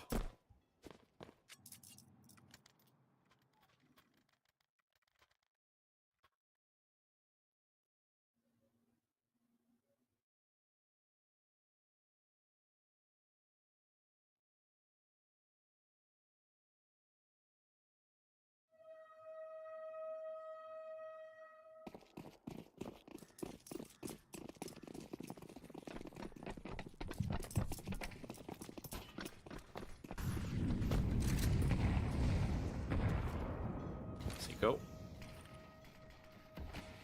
drops the smoke over in front of Khan. Towards short, they want to take space here through connector, but look at the flash thrown from Click. Schwartz is stuck with that Molotov running behind him, but nobody is pressuring him. They've given up on Khan, and they're going to give ENCE Academy that man advantage. They don't want to look to claw it back. At least not yet. Minute 20 left in the clock. Brute slowly but surely looking to move up through mid. Again, you have to have at least one player down towards Monster, just for safety. You never know when you're going to end up losing a round because you forgot to hold Monster and somebody goes through. Schwartz did spot Reelson through the paint cans, and he does connect. Second frag for Schwartz in this round, and a 5 versus 3 for ENCE Academy. There's an absolutely massive advantage. They simply cannot throw this away. They will get punished so heavily if they do. You want to leave the group stage as fast as possible. Obviously, going into the playoffs is such a good motivation, especially for Warden. It seems like 2 kills for him to even things out, although left with just 6 HP. Still, the HP advantage is there for ENCE Academy, but an op on Kadim is always a scary sight to see. He spots out the player on short, and they can probably assume there's 2 coming in from CT. Nikolai gets another, and Warden's double kill is gonna get crowned with a round win. Schwartz on 18, he has to leave. He got all the kills for ENCE Academy in this round, all 3 of them. But that's simply not enough. Kadim and Nikolai gonna survive for Brute, and Brute are gonna get their first lead of this entire map.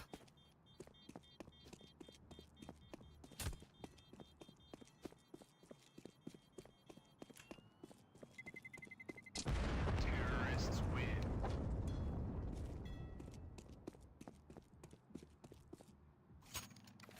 11-10.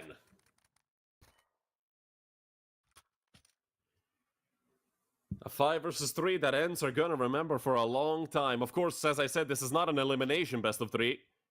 Whoever loses this has another chance at going into the playoffs, a best of 3 against the winner of the next best of 3 we have between Migo Short and Bushido Wildcats. But as I said, you want to get out of this group stage as fast as possible.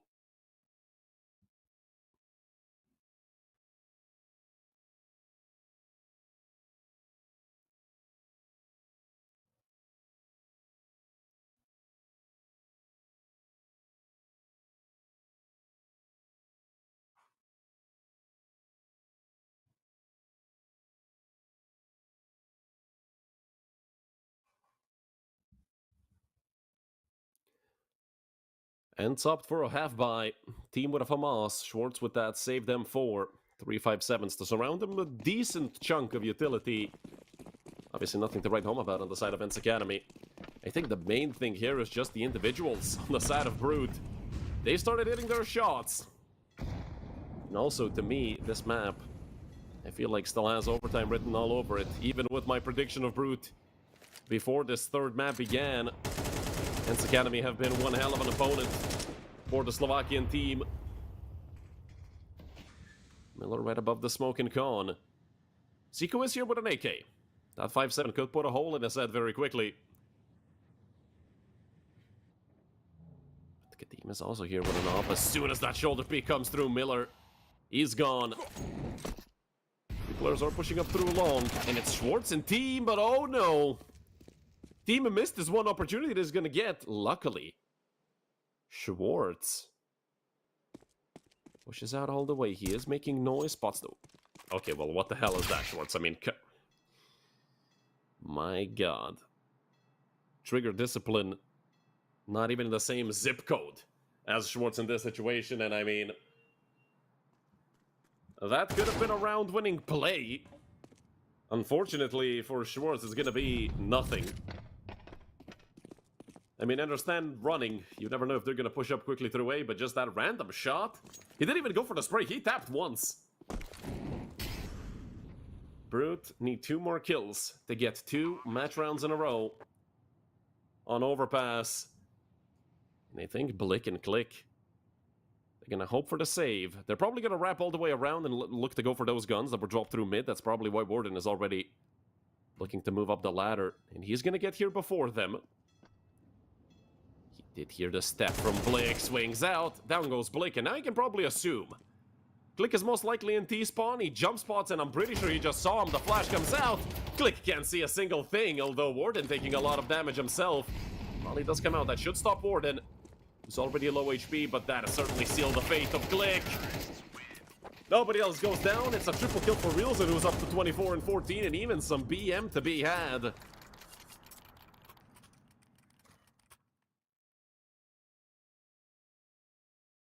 And Brute are looking at 2 match rounds in a row. And yes, our next best of 3 is Migo Short and the Bushido Wildcats. It's going to be after a short break, probably 20 to 30 minutes after this best of 3 ends, I believe.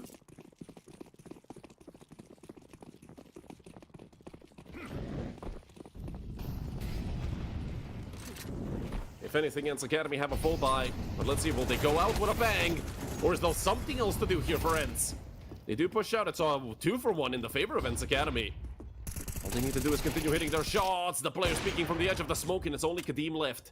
But you can never write Kadim off. A 1v3 off in hand. He's being pushed. And ENCE take their 11th.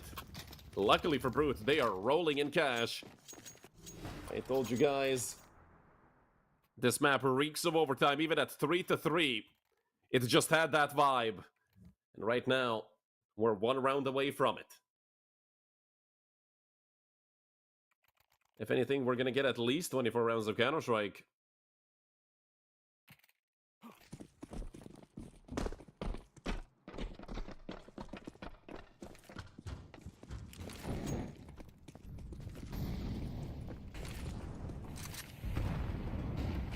Up for Miller. 2 AKs and 2 M4s for the remainder of his team. Oh, click. This could lead to a lot of great things. They do trade him out quite quickly. But I'm not sure if they saw the bomb. On the radar doesn't really matter though, with that much pressure on short, knowing there's at least 2 more players on B. You're certainly gonna keep at least 2 held, they're gonna keep 3 towards B. Minute 15 left.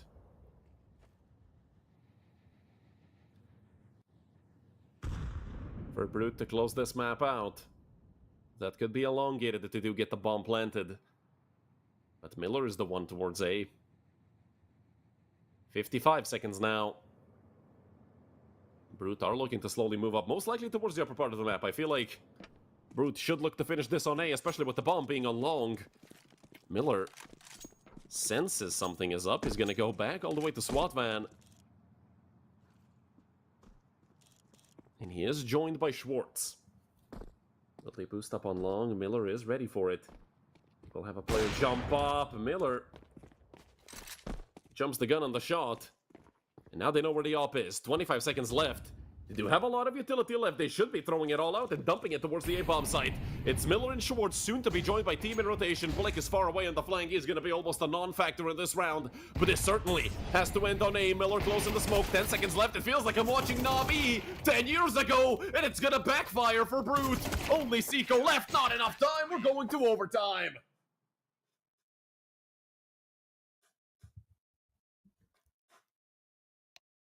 Well, not gonna say I told you so. I'm gonna say I told you so 20 rounds ago. Regulation is not enough.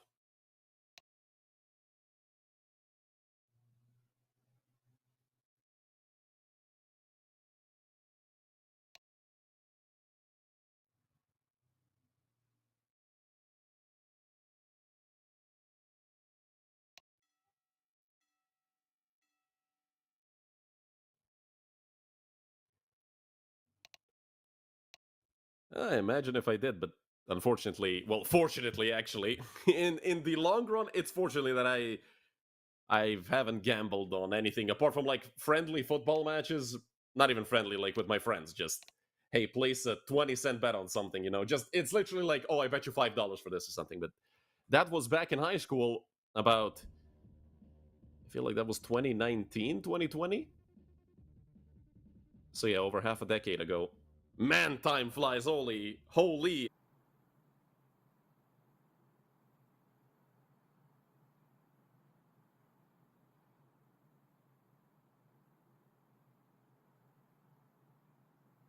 One round of OT, but it's ENCE Academy that took it. And don't worry, Bushido Wildcats are coming right up. I know Bushido Wildcats have a lot of Turkish fans. And I actually can't wait to see them. I haven't seen them a few seasons in a row. I think the last time they were here was season 32? I mean, hell, it all meshed together in my head. I can't really remember exactly which season was played by who.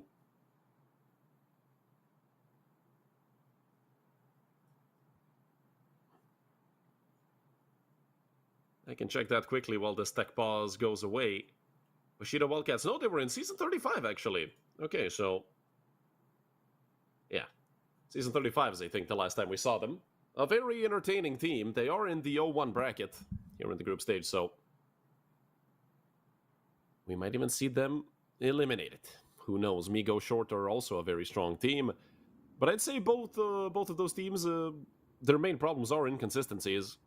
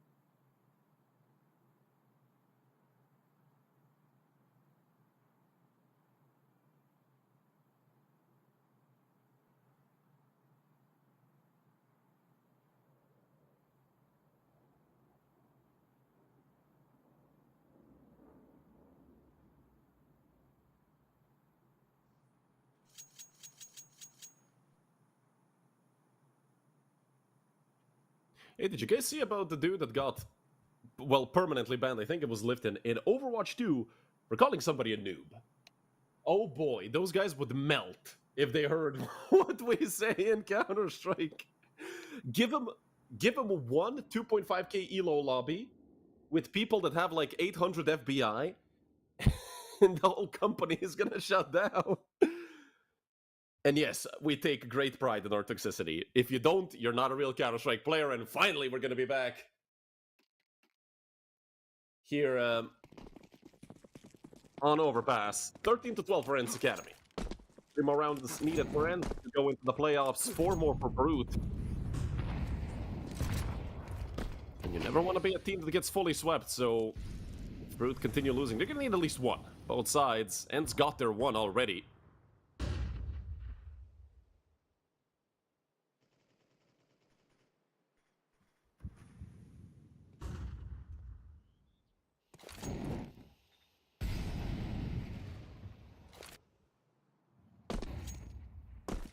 Slowly but surely, Brute have decided to move up through Banana and Toilets.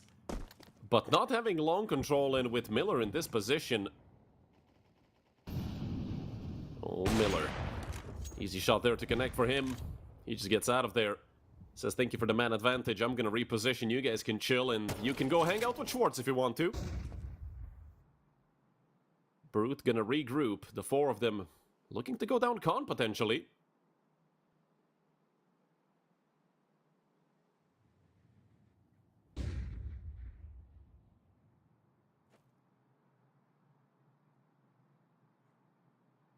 All of them should do the silent drop. Let's listen in. And yeah, all of them got through without making noise. There's still 3 players here on B for ENCE Academy. Molly thrown towards Monster. Time is gonna slowly start running out, and good thing that team was there. Otherwise, Click would have been dead down towards Monster. 2 kills roll in. It's only Kadeem left, but a 1v5 with this little time is a tall task even for a player such as Kadeem. 14-12 for ENCE Academy.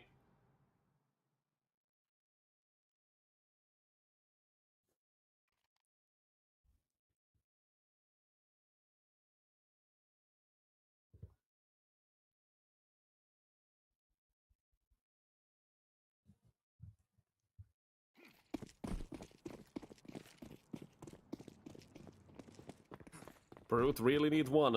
You don't want to get 3-0'd, especially with their CT side leaving a little bit to be desired. They went 5-7 in the first half. Their CT side was a while ago. That's a missed monster smoke if I've ever seen one. Or somebody threw a... Nah, there's no chance they threw a molly up there in time. I don't think Brute get there before that smoke lands. But who cares? A missed smoke for Monster. When has that ever had any impact? Although Brute, they've changed their approach. This doesn't feel like they're gonna be, you know, faking out and looking to call rotations over on the other side. They're pushing forward. Click with the frag team as well, and it's all falling apart for Brute. Just a single bullet connected onto Team Hell. That might have been a nade now that I think about it. A 3-0 sweep for ENCE Academy. In the first half of the first OT, Brute need 3 in a row on their CT side if they want to stay in this best of 3. And I'm not sure if Brute have it in them. It feels like they ran out of gas.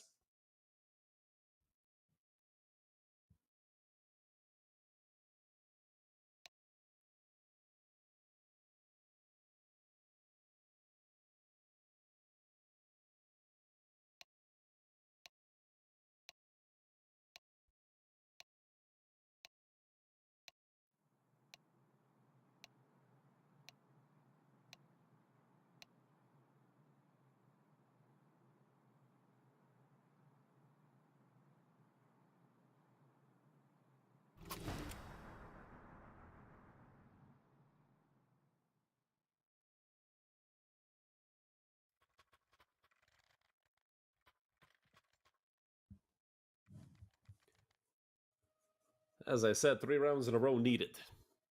And we're all going to be looking at Kadeem, I believe. CT side up.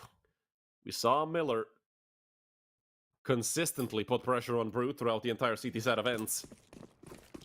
Now it's gonna have to be Kadim to do the same. One mistake on the side of Brute and this whole best of 3 is over. Obviously, as I've mentioned multiple times already, it's not an elimination best of 3. They're still gonna have a fighting chance here in Group B. But you always want to leave as soon as possible. I like the aggressive approach. Starting off that second half of the first OT. Unfortunately, with just a 1-for-1 for Brute. If they could hang on to the man advantage, that would have been huge, especially with Blick hitting shots like this.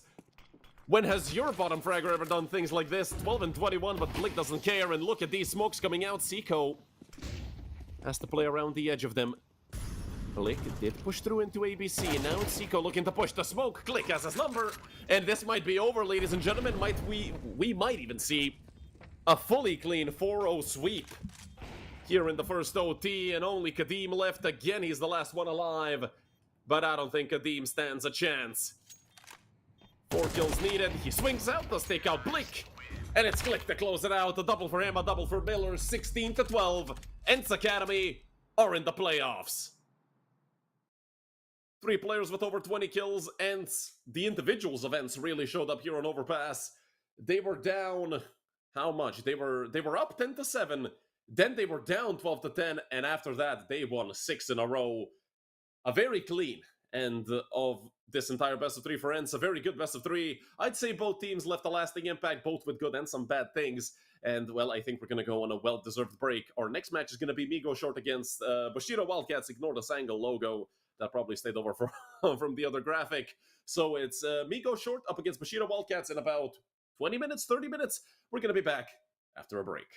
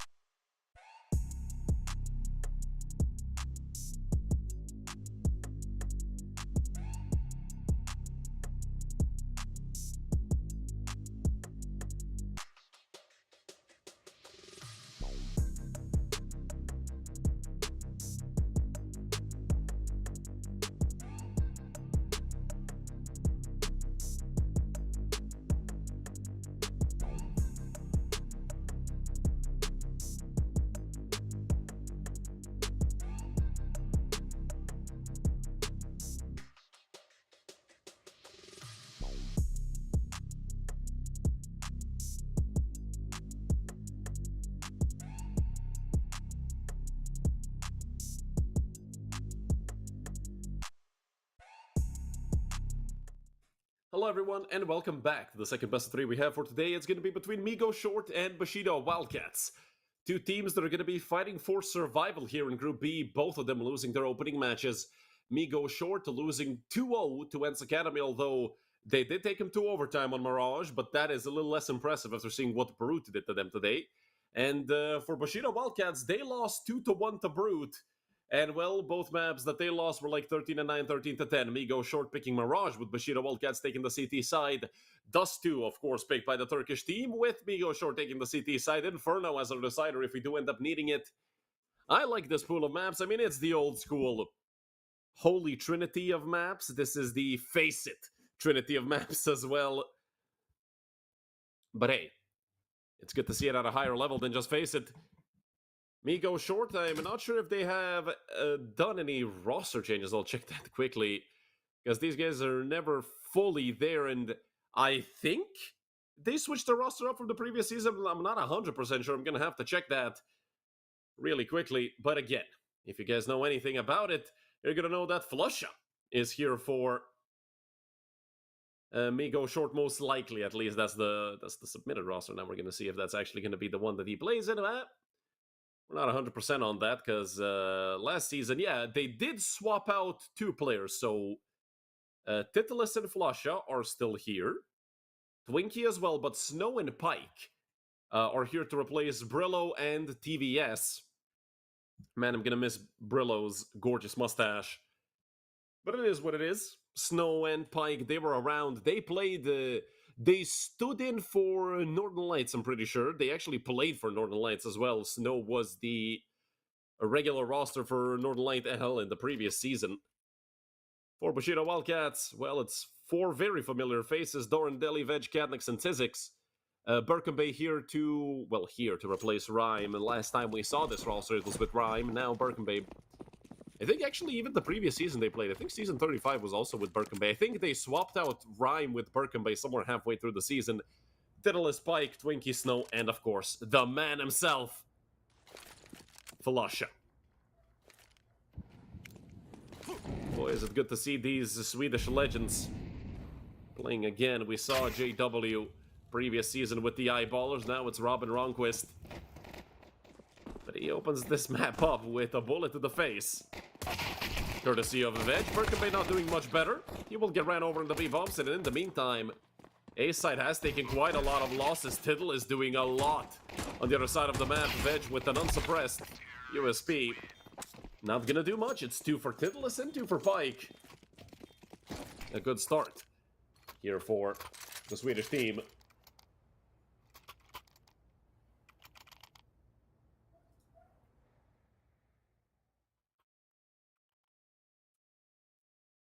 No, Bushido Wildcats should have a Migo in their roster, but instead of him, it's Birkenbay. Birkenbay was with this team previously.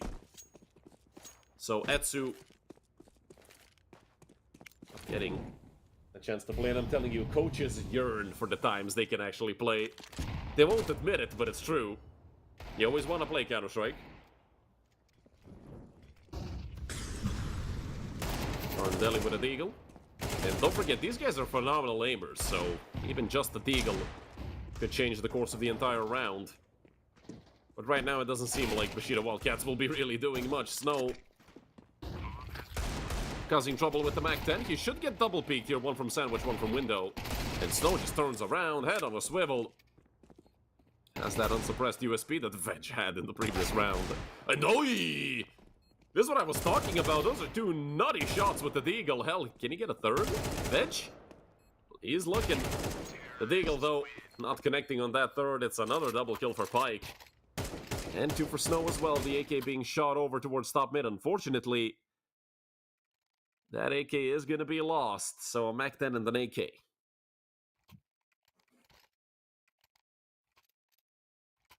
A 2-0 start for Migo Short. Veg already in a knob, but it is Glass Cannon. It's a good thing that he got those 2 kills with the deagle. That is what enabled him to actually buy the big green.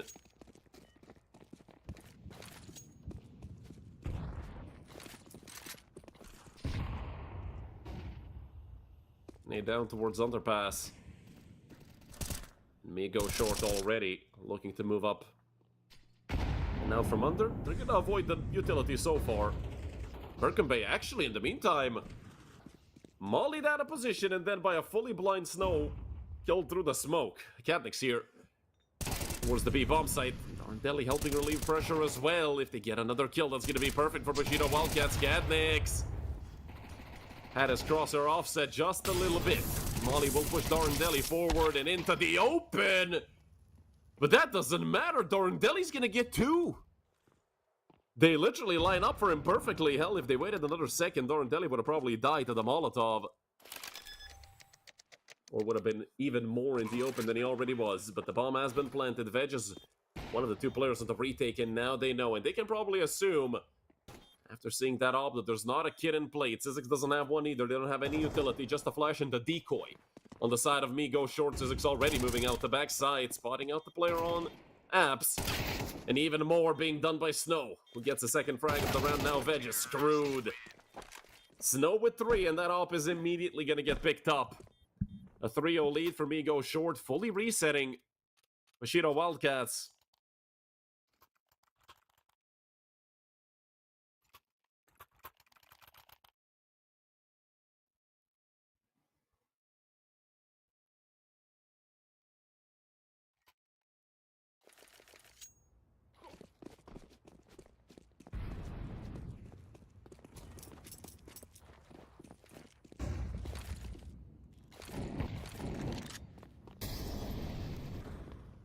Half five from the side of Bushido Wildcats. Darndelli's already gone. That's the M4 they had. Tried to go with the fast boost. I like the idea. The only problem is, well, Twinkie was ready for it.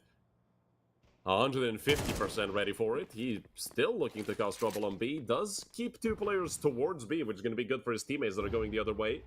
The bomb is still dropped in front of TV, so Migo short have more than enough time to think about where they want to go. Twinkie. Those are some nasty shots.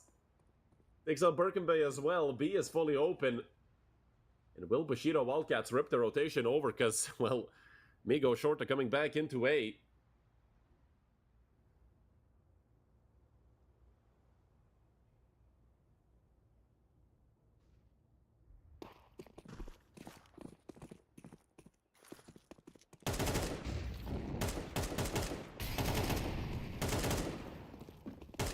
Will be clearing out everything. They are being flanked as well by Katnick's.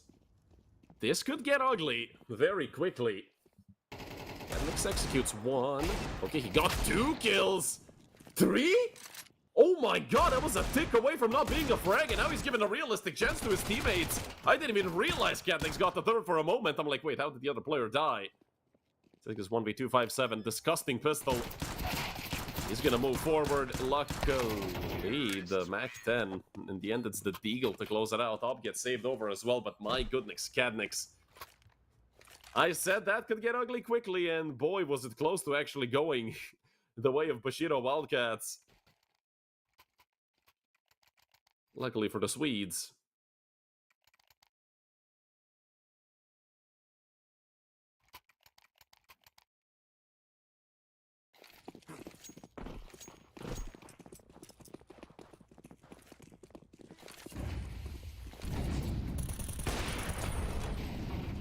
With a random bot shot, it won't connect. He's almost dead. He should be dead. This nade is gonna follow through. He's barely alive with 18 HP, but they get 2 kills.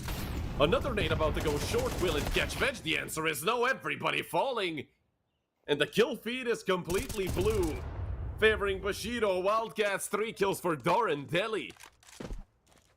This is certainly a first for the Wildcats.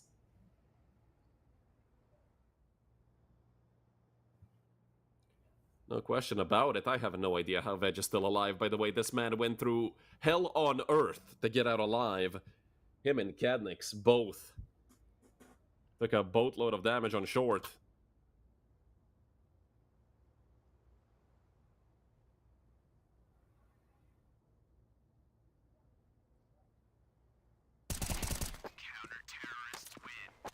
Birkenbait to close it out. First on the board for Bushido Wildcats.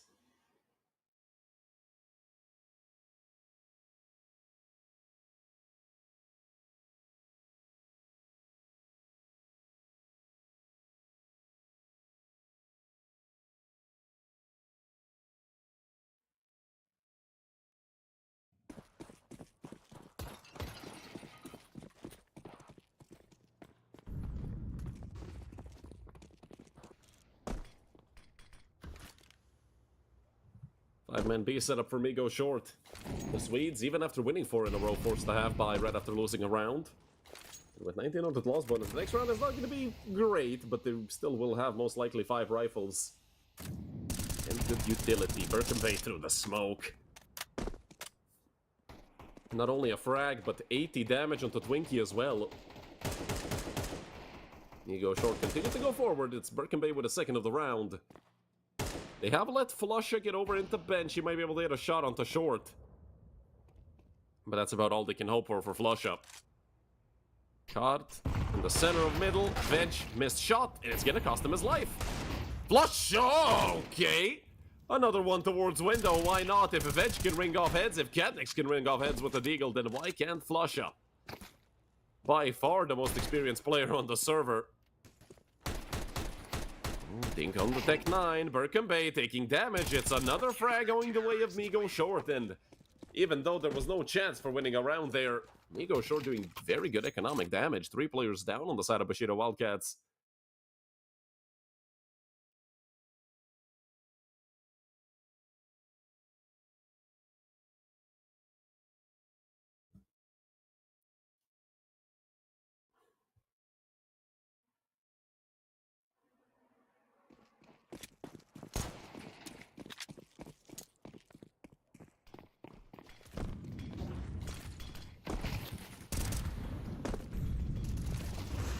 This is the map pick of Bushido Wildcats. Map 2. Oh no, actually, this should be the pick of Migo short, no? I think the HUD might just be messing up. But I'm pretty sure Dust 2 was picked by Bushido Wildcats. Hell, if I know, we're gonna figure it out later. But considering the fact that Bushido Wildcats starting on the CT side, no chance that Migo short would start T, so that's just the HUD bugging up on the top left. In the meantime, Snow left with just 1 point of health. 4 of them out towards bottom mid. Darndelli also looking to move up. He will spot this player out towards bench, or maybe not. He's still tucked away, hiding. They can see his barrel. They finally spot out Darndelli. Molly is going to push him forward. The bullets are going to push him back. Where can he go? 20 HP left. Well, Darndelli still around. Snow finally gets finished off.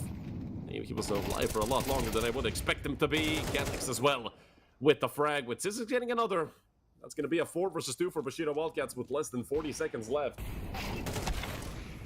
List falls as well, and so does Pike. 3 rounds on the board for Bushido Wildcats. 3 rounds in a row for Bushido Wildcats.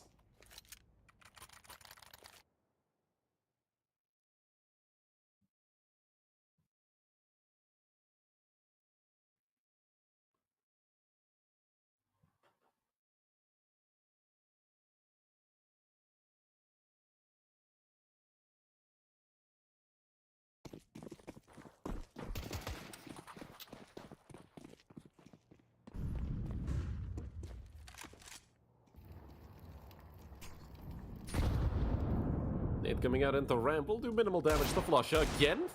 Robin with the deagle. See if he can hit some more shots. Had 2 on it already. He is being double peeked over towards A. I don't think Flush is going to be around for a lot longer in this round. And neither will his teammates on B. And neither will his teammates on A. Hell, they're all going to go down. Leaving just Pike and Twinkie. But they sit behind the Molotov, waiting to push forward. Katniss just looking at the floor, but I don't really think there's much reason for him to look at the floor. Hop shot won't connect, but the AK certainly will. And with only Pike left, hell, if he gets a little lucky, he could finish off Katniss, who's on 14 HP. Katniss has a nade, I mean, it's gonna be Veg to close it out with a wallbang, but, I mean, Katniss could have just flicked the nade up there into Abs. Although it is risky, you never know if he's gonna push up with the Glock, yada yada. He didn't go down, that's the most important thing.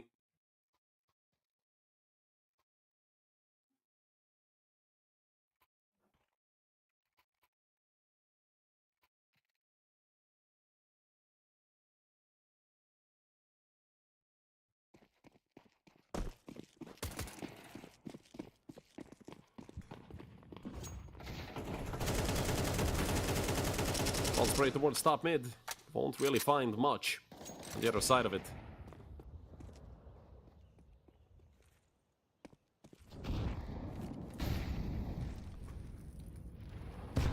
Slowly but surely once again. Migo short setting up an A split.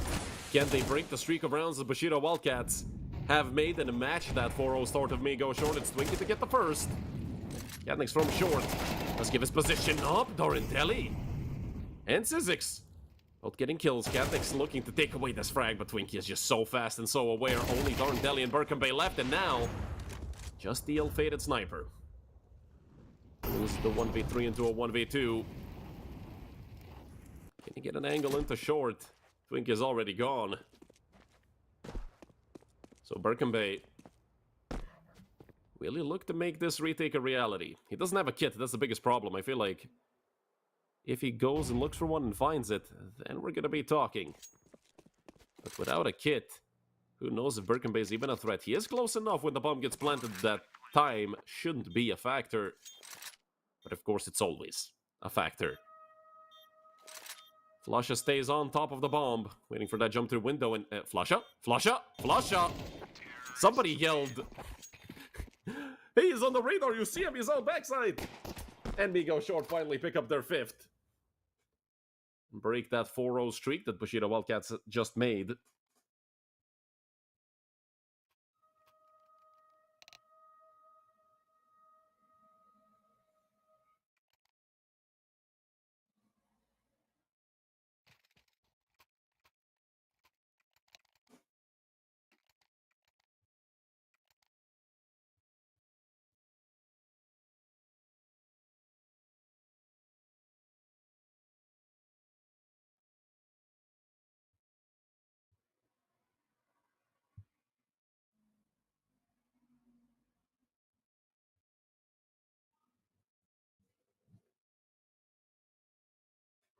Unfortunately, another technical pause. It's just going to hinder the tempo of this game. Although it is the first for these two teams. Not for us, though. Today seems to be the day of technical issues. Hopefully that does not continue, because that always sucks.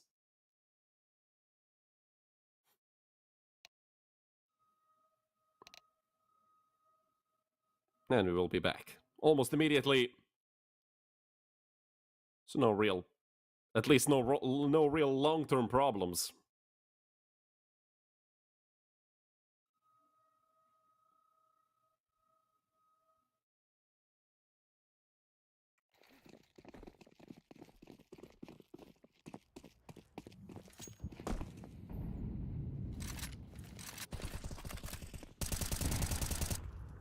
Spam through the top mid smoke. Won't lead to much for Bushido Wildcats. Veg. Let's connect them to Snow. Send some packing, waiting for the next round. They want to set up an A split again. Same setup for Migo short as in the previous rounds. Especially round number 9, which they did end up winning. After rotating all the way around and going back to B. Smoke into ramp. Gonna cut about 20 more seconds off the time Migo short have, but again, with over a minute left, I don't think the Swedes care too much about what's left when it comes to time. But it can be a factor later down the road if they do decide to make a rotation through. Which again, I have my doubts about that. And Deli spamming the smoke won't really connect. Flusha is there though, and that's information if anything. They can guess that this player is going to be close ramp or under palace. That is something they can clear. Smoke for jungle, and now it's obvious. They're going to be splitting A once again. Katniss gets moved forward by the Molotov. Are they aware of it, Katniss? I mean, he's ahead of the second Molly as well. The M4 will eventually connect. Titless. Unable to get the second kill. Pike now left in a 1v3. It's turned into a 1v2, but he needs time to go get the bomb. Luckily for him, although he doesn't really know it. The bomb was rampant. It was easily pick-upable. Pike with 3. Needs the 4th as well. Is he aware of Birkenbay's position? He did swing for it. But it's Birkenbay to close out. Pike, if he had a bit more HP, could have been a real threat. And Bushido Wildcats make it 5-5.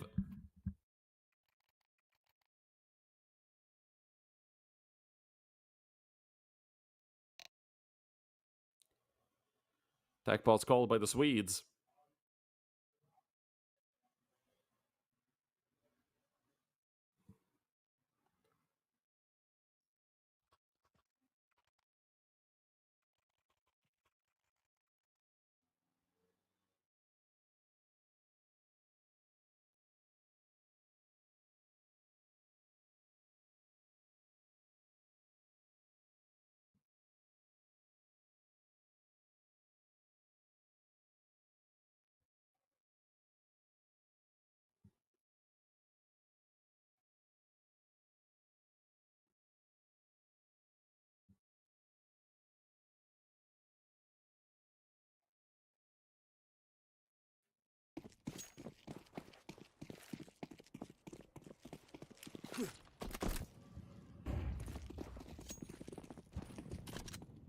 All 5 members of Migo short.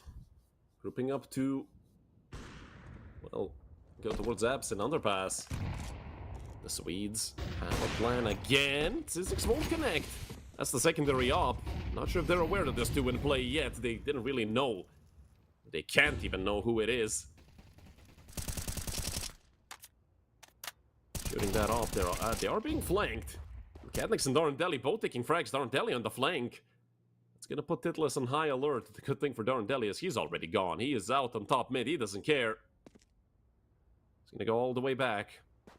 That's gonna buy some extra time for Bushido Wildcats. Try and read into this. There's a player down on a van already. I'm not sure if they're aware of it. Birkenbay seems to be thinking about it. I mean, he's gonna definitely go and hard clear that any moment now. Flusha, will he react in time? He is holding towards the site, and Flusha, what a flick over. Missed a couple missed op shots, actually. Flusha, he wants to swing this. Tsizik, well, now we figured out why he's not the primary opper. Quite a few missed shots towards the B bomb site, and he leaves Katniss and Veg here in the 2 versus 3. Flusha continues going forward. Veg, he gets baited out as well. The swing out from Flusha for 4. And 6 on the board for Migo short. It all started with the good old Tech 9. You guys remember Fnatic? Because I remember Fnatic 9. Back in the day, what was that? It was Kato 2015, I believe.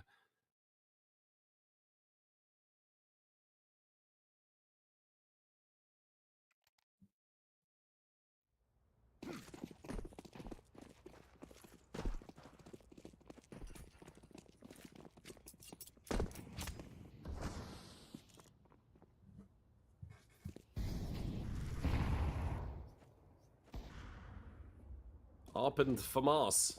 All that, well, Bushido Wildcats have when it comes to rifles. In the last round of the half. 257's in the Deagle. The rest of the team. There are 3 players here. The op taken out of the equation very early on. But the real hit is going to be coming out into B. Birkenbay with the Kerrigan smoke. Going to buy him a lot of space to work with. And he peeks up over it. Pike gone.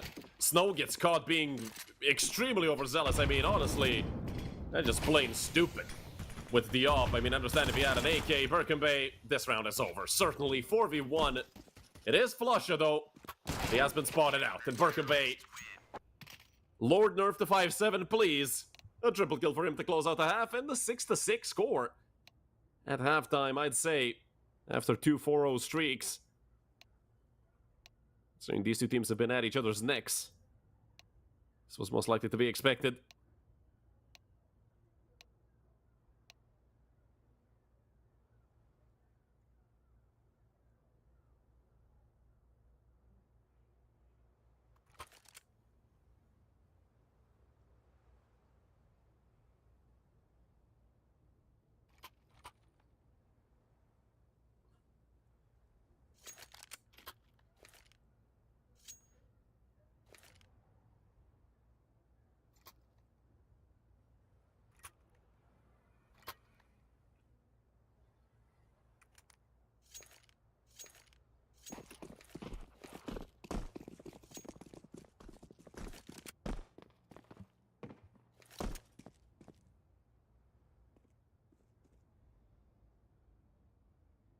Second half gonna get underway. A molly in the smoke for Flusha. I wonder what he's gonna be doing with that. He is the sole B player, so obviously that's just for his survival and try to buy time to do end up going B. It doesn't mean Bushido Wildcats are gonna be more focused on going towards the A-bomb side. Birkenbay spotted out. And if you see a player on Palace so early on in the round, you're certainly gonna have a reaction to it. The reaction for Migo short is to take ramp control. The Veg caught while trying to flank. Flusha. Drop the Kerrigan smoke as well. The Molotov is there to help him out. If he gets the chance to throw it, Darandelli just gonna push forward. Flusha dancing in the smoke. Darandelli. What a turnaround. And after all the dust settles, it's a 2 versus 3. Migo short have the man advantage right now, but Titlis is on 11 HP. And he could leave this round very quickly. If he's not careful, they do spot out Flusha. The bomb is dropped somewhere towards me, and what a shot from Tsizik. It will get traded out by Pike. They now know where both these players are. Birkenbay has a chance on 1v2. Just needs to close the gap with that Glock. Taking some damage here, getting peppered with bullets, but he's doing a lot of damage back. Pike and Titlis, they need to push this together. Birkenbay! He gets both! A 2v1, they peppered him with bullets, only did 17 damage, they missed horribly. And Bay very quick to punish.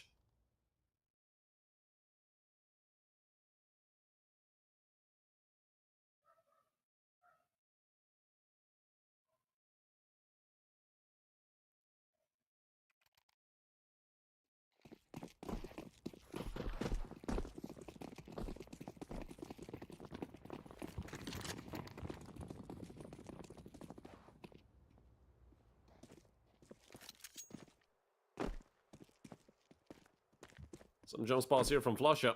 He will get information on it, and well, he might have overstayed his welcome there, down to half HP already. Veg spots them both out. If anything, Twinkie did get another Twinkie with 2 shots. Titless with another. These Deagles have been lethal all map long. But this has to be an 8 for Bushido Wildcats. Spike did pick up a Deagle. There is a slight chance of him winning this, and I mean slight. They've already essentially set up the crossfire. Towards bench, Pike! He's been given a chance. Cadnix is over towards short. 25 seconds left, more than enough time for Pike to clear everything out, but he has no idea where Cadnix is. He had a slight chance there. Cadnix did miss the first few shots, but he readjusts for the round win. Bushido Wildcats, though, considering the fact that Migo short saved so much money,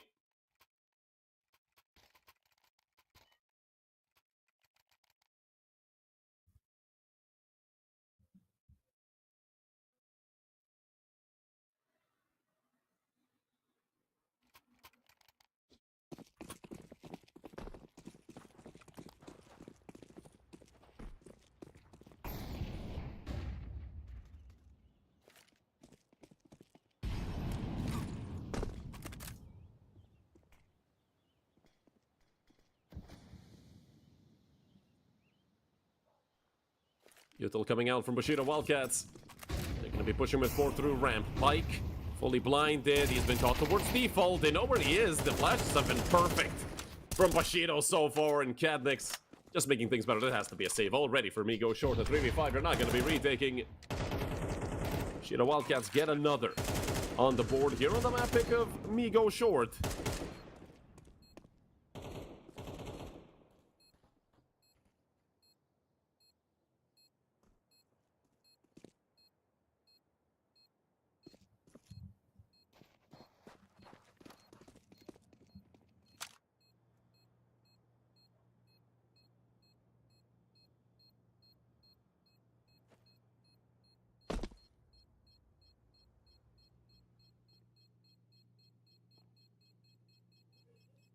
Migo short should be safe to save this.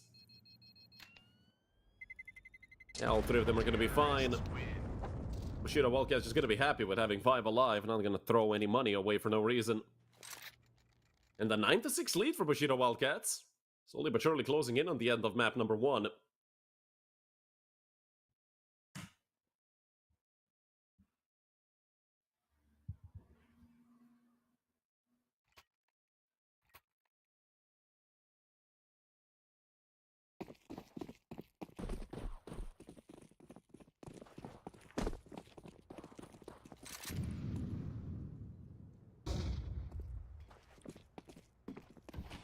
Swing out towards bottom con.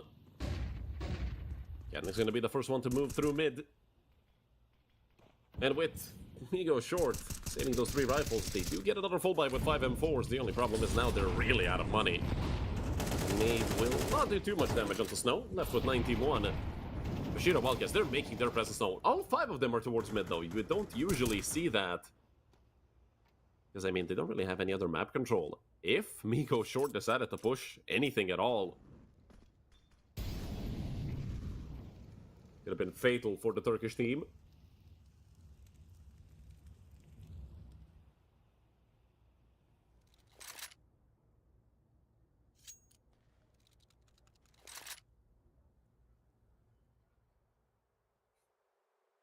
Twinkie on top of balcony. He is alone on B. 4 players are towards A for Migo short.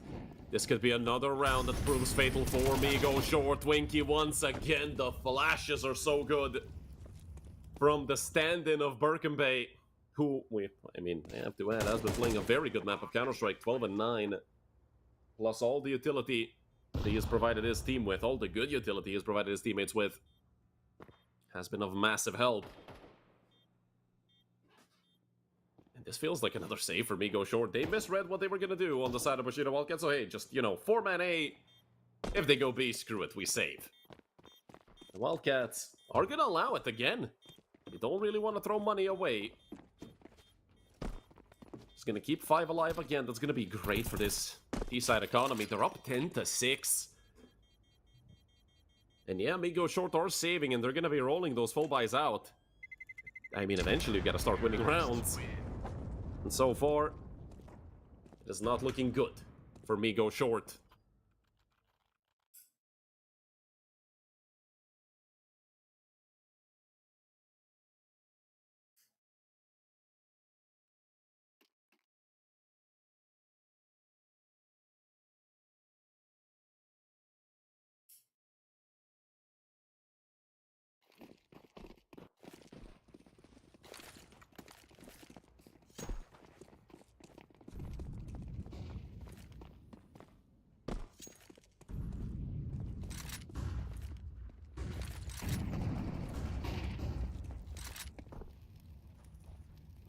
Wildcats, again, very grouped up, but this time towards B, and it's just Flusha here. He does have help in the form of Twinkie, though, from short. The nade completely misses window. It could have done so much damage if it landed inside of Abs, but they are a little confused here, looking the wrong way. Twinkie does go down. Flusha still alive. Flusha still fighting. Bench down to 29. Can they finally take out Flusha over towards Bench? They do spot him out. Veg with a second. Even with 29 HP, he's still a massive threat. They do finally take him out. The nade should do decent damage on the door and Delhi, just 15. Even 15 could be useful. He's now in one-tap range for the M4 of Pike. Make it a fair duel up against that AK in his hand. Flank is also already coming through Doran Delhi. He's gonna plant default. That might be an unexpected plant. But Tidless can see him, and Pike forgot that it was a 2v1 for a moment. Migo Short finally break the 4-0 streak of Bushido Wildcats. They do allow the plant. And with losing 3 players, well, Bushido Wildcats, they have enough money to full buy anyway, but I feel like even if their money was a bit weaker, they'd still be spending it. They know that Migo Short can get broken very quickly. Although with the amount of rounds they allowed them to save in, actually, they have a very good economy considering how many rounds they lost.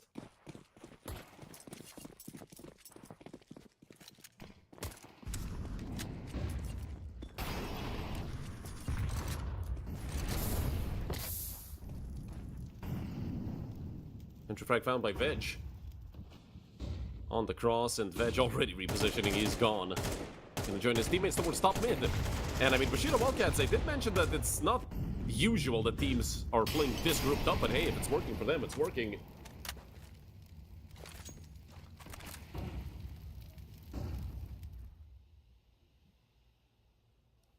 They've left 2 players over towards top mid. With Katnix on B. He could look to move forward. Could catch Twinkie while he's crossing back to site. But look at the push from Tidless. Oh, Tidless! Sneaky beaky like. I'd love to see his POV. Down goes Veg. That C4 dropped.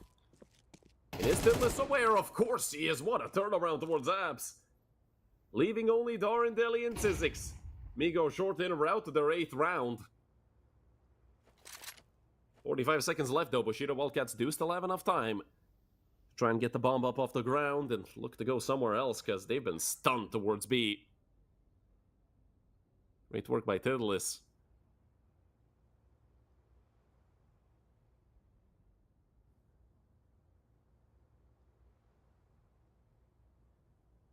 Did you decide to continue going towards B? I feel like at this point Migo Short, they're confident that this is going to be a hit towards B. Flusha already looking to rotate through market. This certainly has to be an 8 for Migo Short. It would take a miracle for Bushido Wildcats not to lose this round. And if anything, time is certainly going to win it for Migo Short, or it's going to be Tidless. A triple kill for Tidless, who had a phenomenal round right now. 8 on the board. But still enough money on the side of Bushido Wildcats to buy. It's not going to be a perfect buy. There are going to be some things missing. Most likely that 5th AK that Veg has to, well, sacrifice, take a Galil.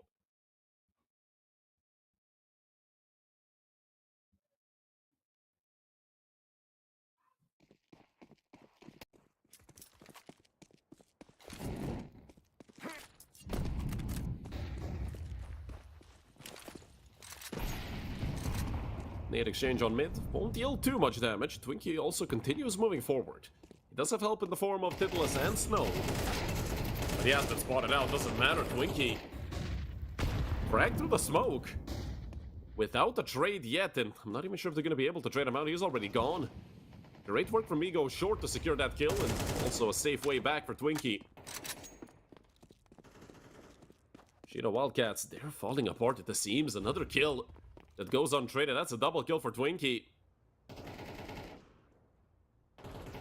Luckily, Birkenbay is putting in work, but Twinkie just continues fragging on a 3k right now. But darn Delhi, they've allowed him to slip through. Zyzzyx, if he goes down in abs, this round is over. If he gets this kill, they win the round. And he's dead. Okay, well, flush up. It's flush up. What do you expect? Only darn Delhi left. If anything, he's going to get the frag onto Snow. But the op can still be retrieved, and Flusha does spot him out. Flusha just gonna run all the way back. Try to take as much time away from Darren Delhi before taking away his life. 3 for Twinkie, 2 for Flusha. The op does get saved. Twinkie doing everything in this round. 9 on the board for Migo short. Bushido Wildcats. It's not looking too hot for them.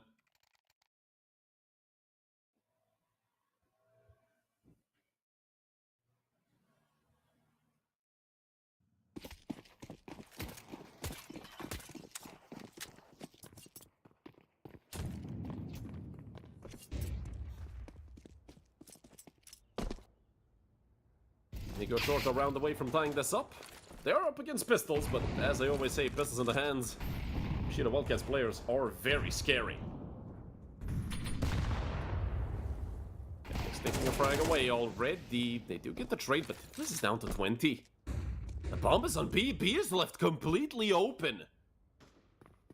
They have kits, all 4 of them, but this is going to have to be a retake. They've completely misread the situation. Hell, I think Bushido Wildcats are stumped at how open B is.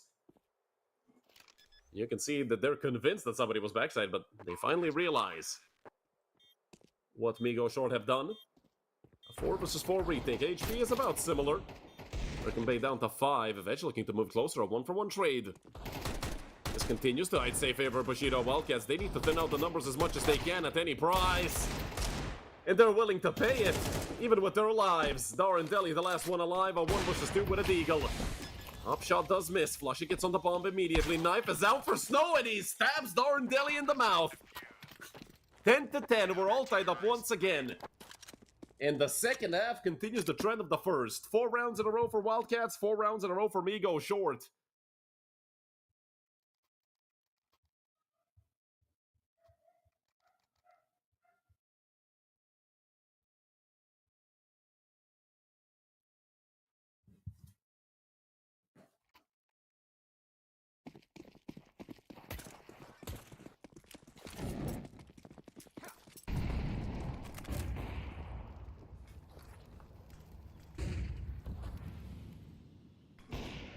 Quick setup for an A-hit from Bushido Wildcats. The flash comes through. It's Snow and Pike taking 2 kills.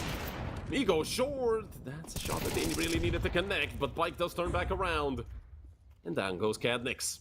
Only 2 remain. Zyzzyx and Darren Delhi. The molly does come out. The flash does not hit, but it doesn't matter. Darren Delhi goes down anyway. Only Zyzzyx left, and he's not having the hottest of games. 9 and 14. The IGL as well, if I'm not mistaken, for Bushido Wildcats. Somebody's going to correct me if I'm wrong. He has had many great clutches here at United21. All this utility falling on top of him. Pike a little bit blinded by the Molotov. Couldn't quite see Zyzzyx. Thought he was closer. Minute left on the clock. Zyzzyx has more than enough time. Essentially full HP. We'll smoke off Palace. That is way too soon for that smoke. Doesn't really matter though. Zyzzyx is still just going to continue moving in through ramp. And I mean, look at the angle that Flusha is already in. He will molly Twinkie back. But Twink is just gonna wait for Flusha to get contact. I mean, they know he's already out on ramp. There is a chance he still might go back towards Snow, but that chance is already passed. Twinkie swings. And that's round number 11 for Migo Short. And if I'm not mistaken, that might have also been a team ace for Migo Short. Not sure if Pike got 2 or if it was Titulus with one of those kills. But whatever it is, it brought the 11th round here for Migo Short on their own map pick. I know what the graphic says, don't worry. Dust 2 is the pick of Bushido Wildcats. And the Wildcats have officially lost their 5th in a row. I'd be hoping for a not a comeback, a timeout here for Bushido Wildcats, but they decide not to use it. They need a comeback though. I mean, hell, one round. Not off to a good start here in round number 22. 2 for 1 in total right now, and they make it even better. Doran Deli, they finally put him down. They've already lost B-side control. They are taking a lot of damage towards mid, both sides. Taking heavy losses. The bomb is dropped very far away, and this is such an easy kill for Tzizix. He might have not gotten away with the clutch, but he certainly guarantees the round win here, or does he? Pike takes him down. He will be going towards B, which is not the correct call in this situation. Veg is already positioned toward jungle, and I don't think you really want to go through the murder hole in a 1v2. Will we get 24 rounds of Counter-Strike? Or will Pike clutch off? He needs a 4K in total. Planted counter triple, and Veg swings out. 12th kill on the board for Veg, 11-11. It's at least 24 rounds of Counter-Strike. Let's see if we're going to even get more than that. We ended the previous best of 3 with overtime, and we might start this one with overtime. Unfortunately for Migo Short, if they lose this round, they're most likely going to get, well, clapped when it comes to their buy, because only Flusha really has money. Although Twinkie has some in reserve as well, and Flusha had to drop, I'm pretty sure.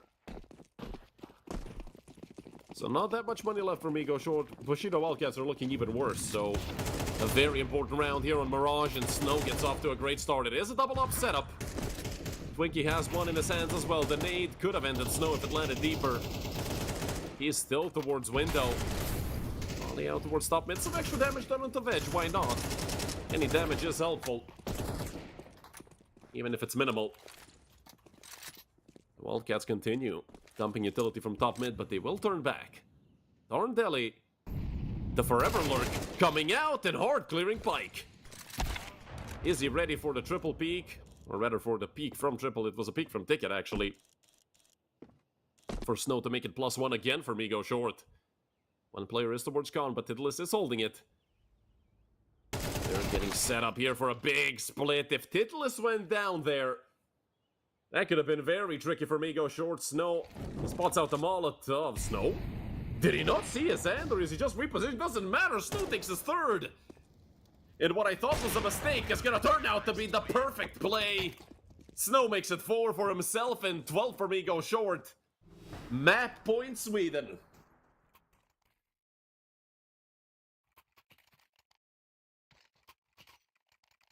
Bushido Wildcats, 2 AKs, 2 Galils. Veg has enough for a Galil or a Deagle with utility. I wonder which is it going to be for Veg. He has enough for a Scout as well, but he is going to get the Deagle and just buy full util. Or get some of it dropped as well. I believe Veg is going to be the one tossing most of the util. You really want your rifles to be the ones opening up the bomb site. Smoke does land into window. Snow nearly caught, but he takes out Veg. 4 more kills needed for Migo Short to close out this entire map. I do believe it's actually Veg who dropped his utility over to him for his teammates and tried to get a pick onto B. That was a massive shot in the dark. It just gave his position up and got him killed. Ooh, Titulus. That's ugly. 9 HP left for a player that had many heroic moments in this map, but I don't think he's going to be needed. Everybody getting a piece of the Bushido Wildcats pie. Only Tzizix and Cadnix left. They do still have something to say. The bomb's gonna get planted over on B. That's actually gonna give a chance for Bushido Wildcats. And I wonder, how long will they be on A? That's certainly an extra 10 seconds for Bushido Wildcats to work with. But they know Cadnix was towards A. They're just gonna try to run Tzizix over, and I mean, Cadnix, he's already way too late to the party. Tzizix is gonna have to do everything. They know exactly where he is. He's being spammed from 15 different sides. And that's it. No chance for Kenix to get here in time. 13-11. Flush, you're gonna get the bomb defused. And off the back of a 6-10 deficit, Migo short are able to close it out on their own map pick, 13-11. I know the HUD is still messed up, but we're probably gonna fix that during the break. A massive victory for Migo short, because you're going on to Dust 2. Yes, they do get to pick the side. They will probably start CT if I remember correctly, but it's still a Turkish team and none other than Bushido Wildcats on Dust 2. Yes, they are playing with a stand-in, but Birkenbay was here earlier. He's been a stand-in for them multiple times. He knows how these guys play. He knows how how this team works. So we're going to be back after a short break to see, will it be a 2-0 elimination, or will we get another third map?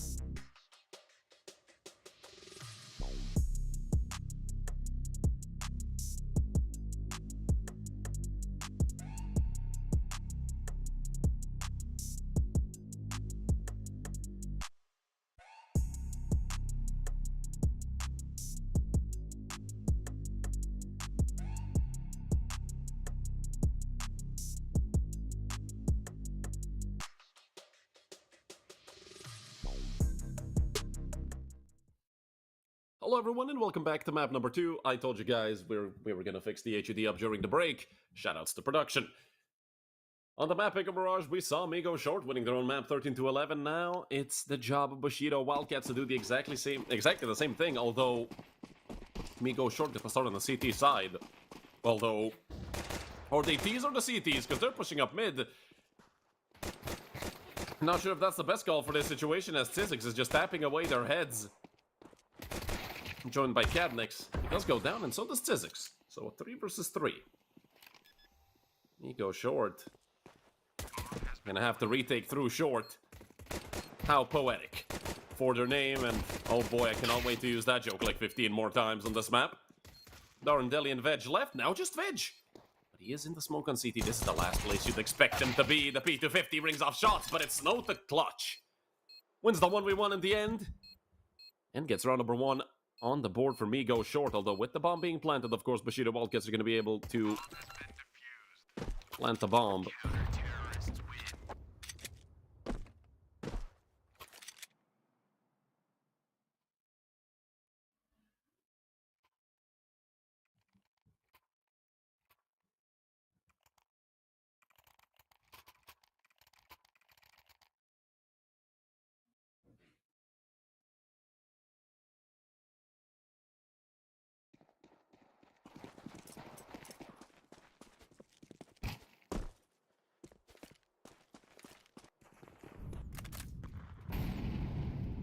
Snow did get tagged up on the cross by Veg Scout. And it's going to be a hit into B. Snow able to get one, but he quickly gets traded out.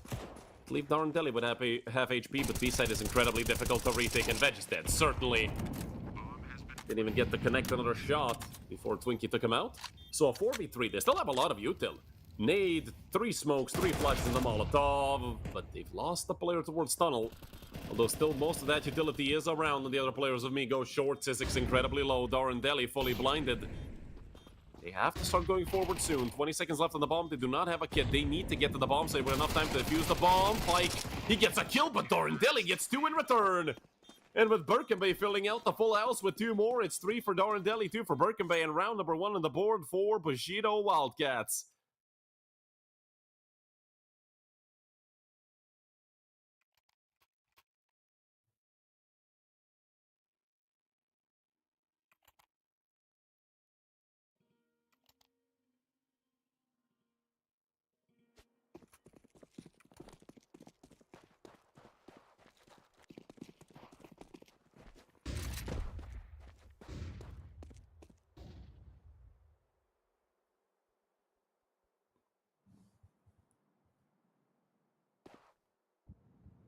Tizix, right into the 5-7. Flash goes out towards top mid. Twinkie, I mean, he has a USP. You can't really even blame him if he doesn't get that kill, but he gets away.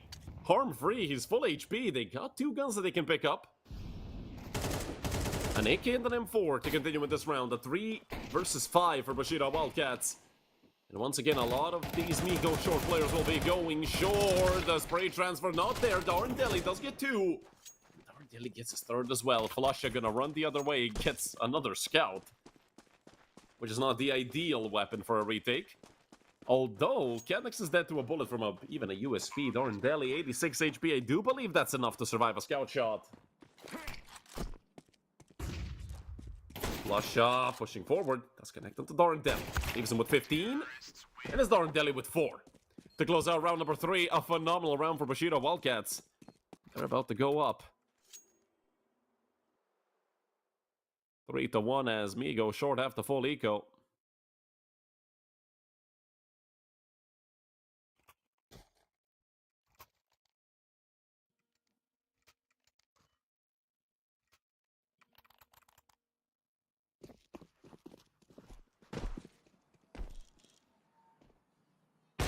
Veg. Great shot there onto Snow. Twinkie did miss a shot with the scout, although he does connect on the Veg. Now he's in 1-shot range. Unless it's a wall bang.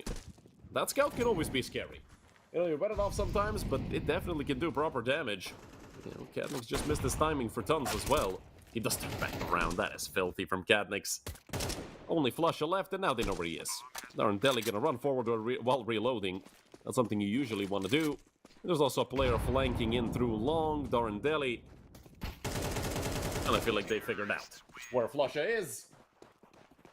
And a 3-1 lead for Bushido Wildcats.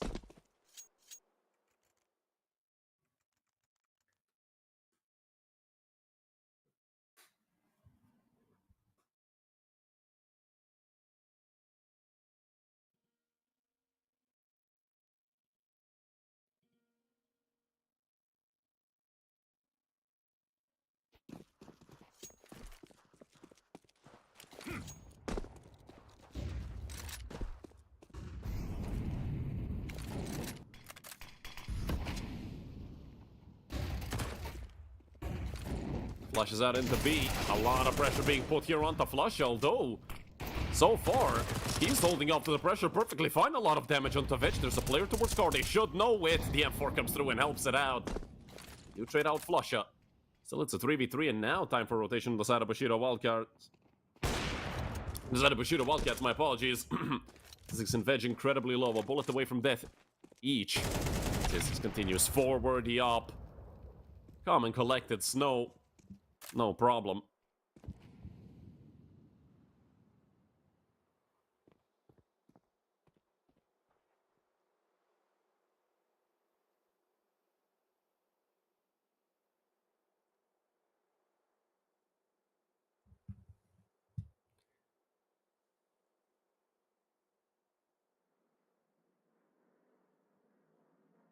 "45 seconds left for Birkin Bay and Veg. This is going to be a difficult one. They're in the middle of a crossfire, and Veg lightning fast onto Pike. He is still very low, and just a single bullet from Twinkie's M4 could take him out of the round, but they double peek it. Twinkie didn't even know where to look. Bushido Wildcats have a chance of going up 4-1 out of, like, what, a 2 versus 4? That is incredible, Migo. Sure, that's a lot of misplays to happen. All of them in a row.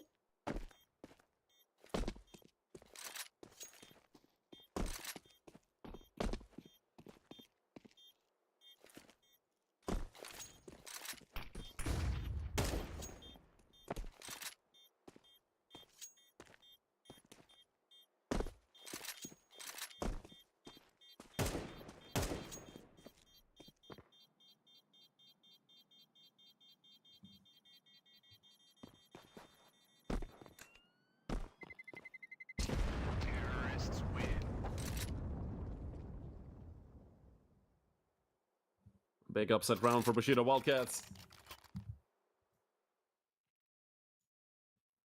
And a 4-1 lead. Snow does have an op.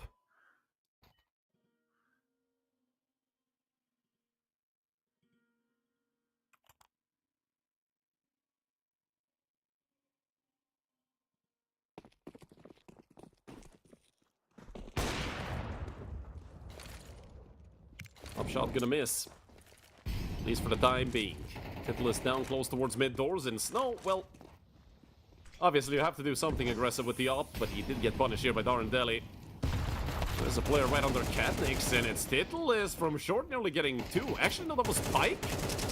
Titleist got something through the smoke, and he even got away with the op. That is incredible.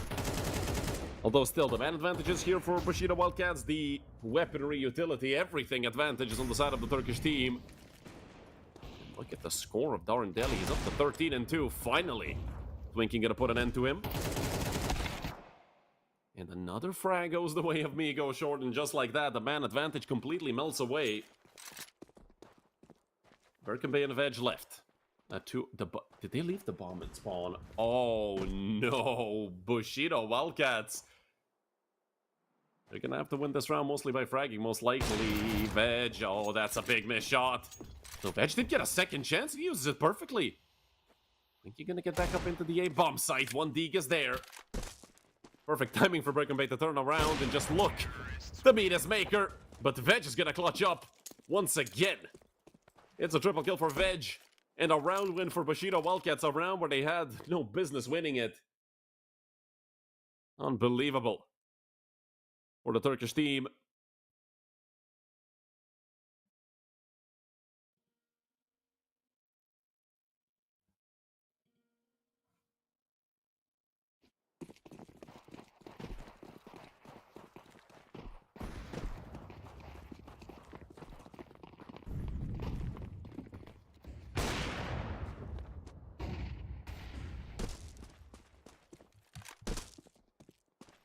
An early double frag for Snow. Should lead to a second round here for Migo Short. Again, we did see them come out of the gutter, essentially, on the side of Migo Short. So anything is... Oh, sorry, on the side of Bushido Wildcats, anything is possible. But at this point, Sizzix, a 1v5 for the IGL. It would be one hell of a round. That's for sure.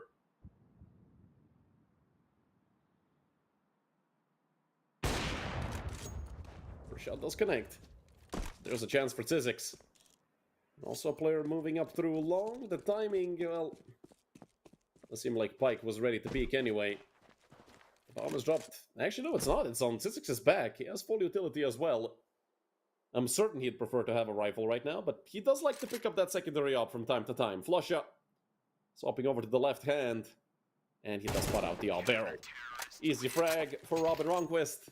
And the second round finally on the board for Migo Short after losing 5 in a row. The Swedes get one back.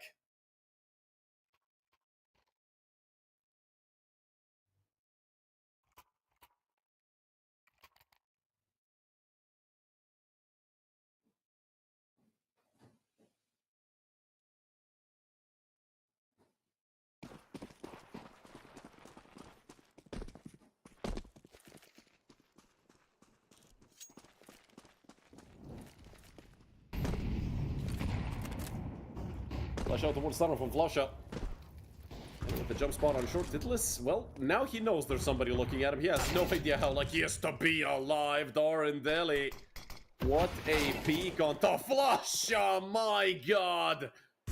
15 and 4, they're all just tapping heads and, well... It's the Turkish team on Dust 2. What do you expect? These guys are phenomenal. And you'll love to see it. Darendeli out-fragging everybody by almost double, except for his teammate Veg, who's on 8 kills, but hell, I wouldn't be surprised if that changes soon. And there's no stopping Darendeli. He's one of those players, if he starts the round off with a quick frag...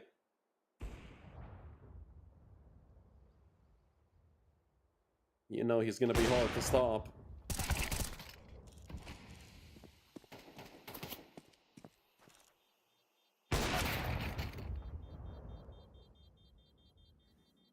Katniss gets another. 2 kills for him as well. Leaving just Pike. And he has to look both ways. He doesn't know that everybody are coming from long, and it's gonna be a triple kill for Darendeli. Now he officially has at least double the kills of anybody on the server. Unbelievable how good Darendeli has been for this team. Ever since they were still, I think... Yeah, I'm sorry, not... not Wildfire. Eternal Fire Academy.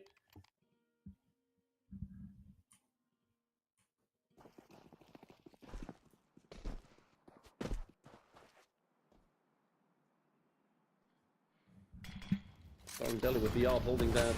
Jump across mid. Katniss gonna try to get away with a spam there through the smoke. The nade, the lower, it's gonna do decent damage onto Veg. A quarter of his HP. Another one with the follow-up leaves him with 40. It's a good early damage. It is unconfirmed for Migo Short, but it's always more than welcome to have it.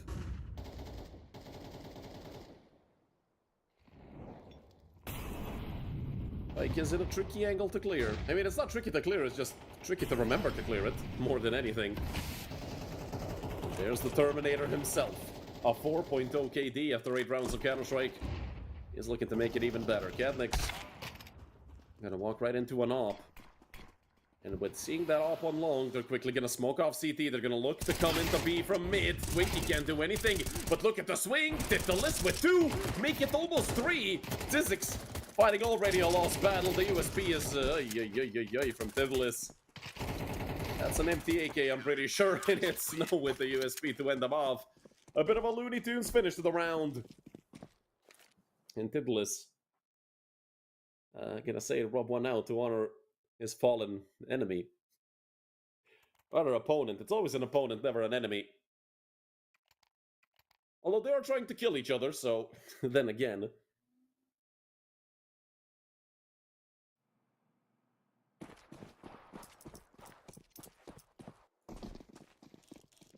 No. Oh my god, he's so fast. Well, now Veg knows how it feels to be peeked by him. Flush again, MP9 in hand.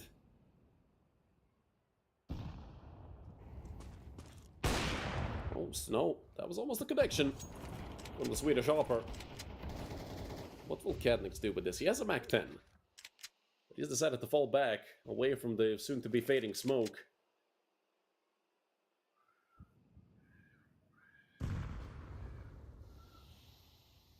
Birkenby gonna be the one moving up through short. Oh, that was some bad timing for Snow.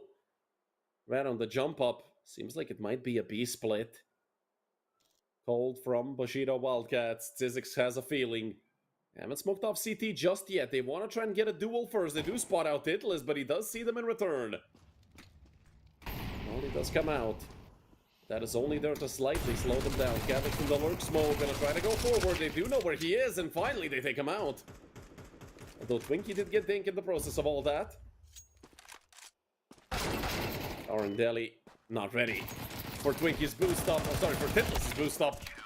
And with him getting two, Flusha gonna close out the round with a frag of his own. 4 on the board for Migo short.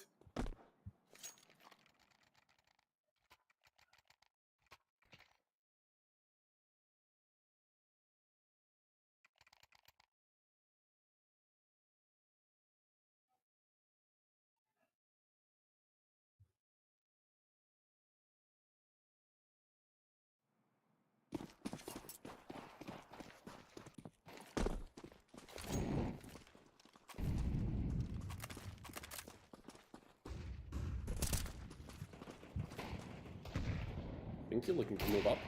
Kadnix might catch him, but now that he's been spotted, it should be the death of Kadnix. Bushido Wildcats, I mean, essentially a round where you're just looking to get any kills possible. Veg did spend almost all of his money, though, which is surprising. Could have had an AK in the next round. He wanted to leave an impact on this one. He still has a chance with that scout. Snow gets a kill on the cross, and now they know where Veg is. Not gonna get anything. 5 on the board for Migo short. Don't forget, it was a big lead for Bushido Wildcats.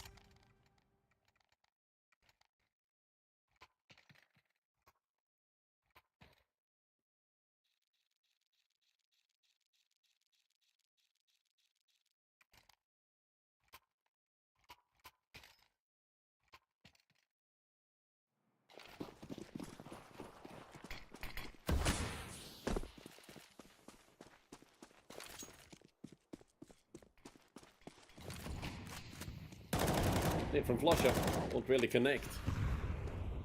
Bushido Wildcats again. It's Kadnix to put some early pressure through short. Kadnix just plus double you, and he takes out Twinkie. The nade will put him to rest. And then the half for Kadnix with a 4-9 score. Not the best for Kadnix. Titlis, flash there to help, but it's not perfect. Birkenby left with just 3 HP. Although he is still alive, and they don't have any AGs or Molotovs to toss at him. They do have 3 kits, though. So even with the plant, Migo short. We'll have a chance at retaking it, of course. Last round of the half, they have to go for it. And with Deli sitting in lower, that's the last man I'd want to have on the flank. If I was me, go short. 2 players going to move up through CT, 1 from long. Bushido Wildcats, they take out Pike. That should be the round guarantee right then and there, especially with Flusha about to be dead. Snow alone, the Deagle won't be enough. 2 for Birkenby, and 7.5 for Bushido Wildcats.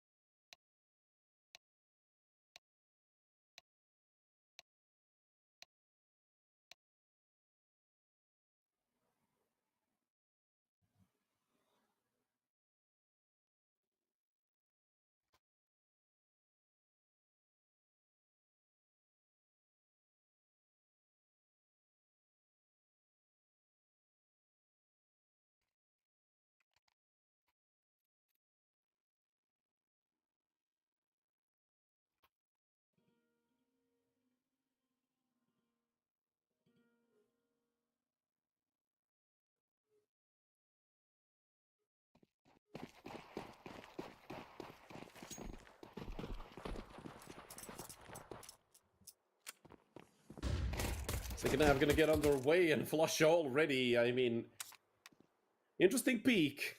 But that might be a literal signal for Bushido Wildcats to come back to B. The backwards running doesn't matter. Birkin Bay lines 2 up and only Catniks just gonna tap him away. God, their aim is so clean. 4 between Birkin Bay and Catniks. 8 on the board for Bushido Wildcats. This team just looks great all the time.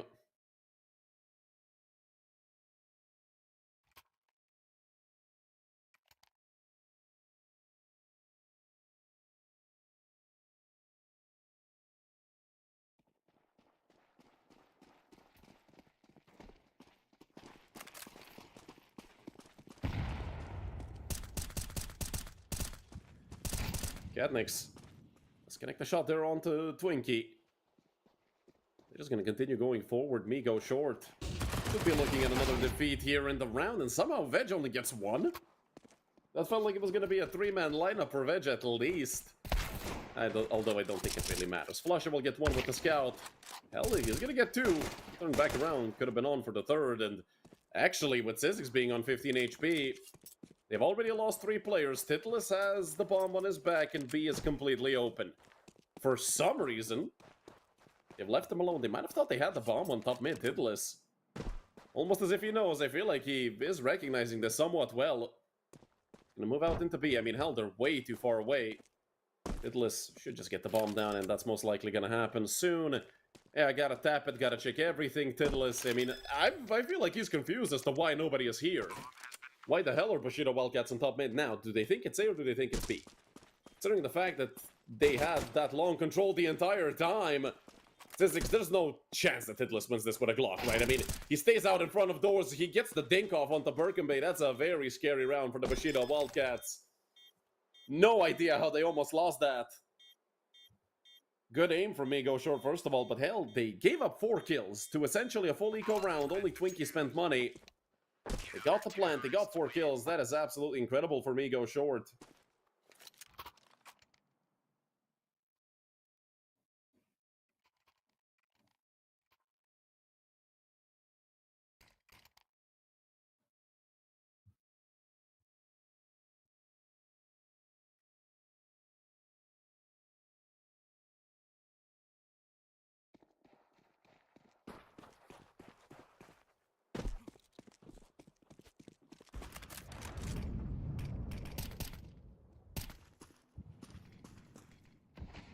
Edge holding the cross back. Like he will be smoked up. Let's see the timing on it. The nade.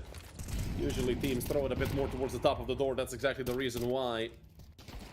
And in the meantime, while all of that was unfolding, 30 seconds in, Migo short have position for somewhat of a default. 2 players going down towards under.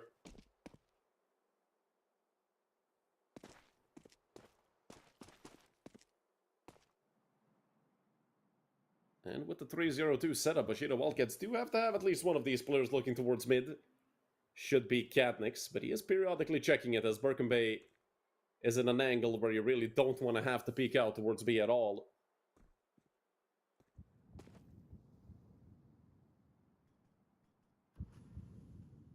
Catniks is having a blast. Jumping around, hopefully he doesn't get tired. Because he is covering quite a lot of ground for Bushido Wildcats. Veg makes the first, spots out the second as well. That's the bomb that he saw as well, I believe. Somali will be thrown by the player in pit.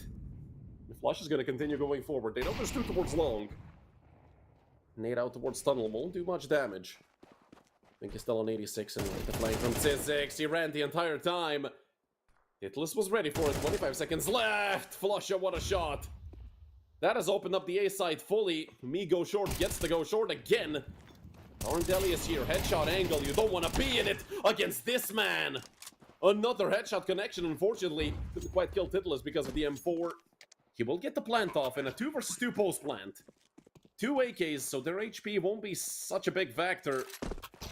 As long as they hit their headshots, even less for Twinkie, who got an open perfect shot. That was a difficult one to hit. It might not have seemed like a difficult shot, but trust me, both players moving, having to reposition the blurry scope and everything. Catniks left in a 1v2. If it's time for some heroics, it's time for it right now. He's gonna move forward. He knows there's an op on long, but he can't really do much about it. Twinkie and Titulus. 2 kills each. And finally, we see the T-side round win for Migo Short.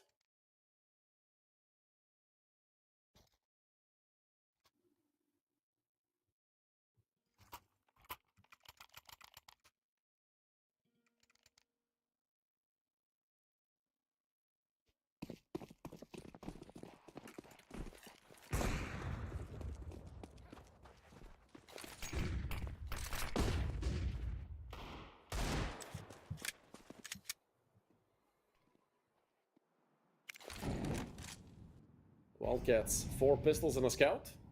And with Cadnix pushing up into tunnel, I'm not sure, Twinkie doesn't even have an angle towards tunnel at all. He's gonna miss the crossing of Cadnix. But mid is open as well. It's Snow holding it all the way back from car.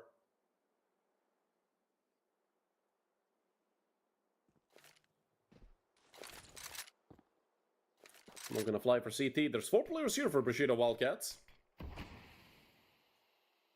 And all of their weapons have decent long-range capabilities, if anything. Oh, Veg has a shotgun. She ended up selling the scout, I believe, and swapping over to the Mag 7, which is interesting. Also, Bushido Wildcats have spent all their money, almost, so...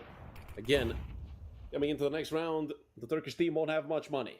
And with them already losing 2 players, it's going to be difficult. Do anything at all in this round, Veg will not even get clipped by the fire. I think it doesn't sprint downwards, although that does happen sometimes. Pike moving forward as well. This should be just a cleanup all the way. The Mag 7 will get at least 1. There we go. The jumping shot from Veg. Getting some extra money. Trying to pay off that Mag. But it's 7 on the board for me. Go short.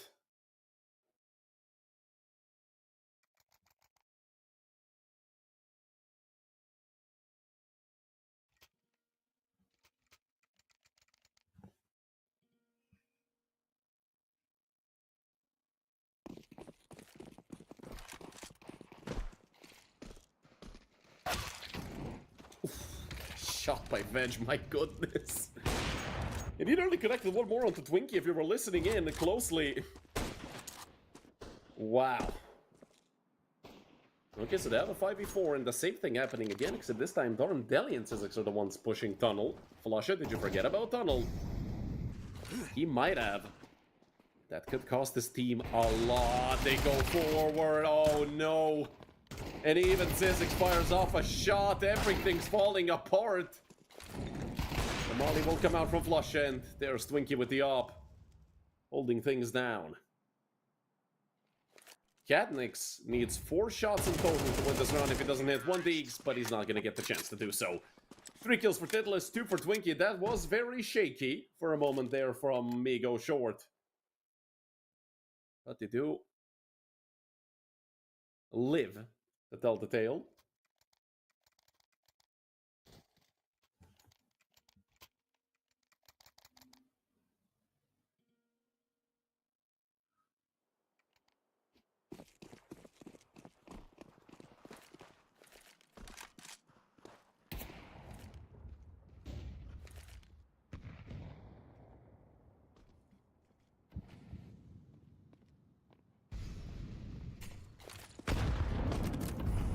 Nade on top of Birkin Bay.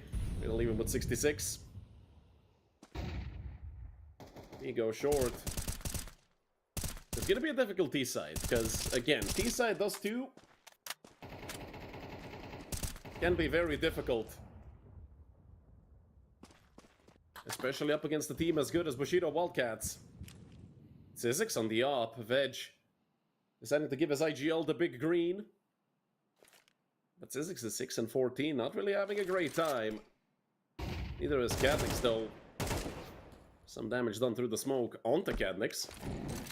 Molly will fly over towards back flat. Flusha with the spam. That should confirm that backside, or rather back plat, is clear.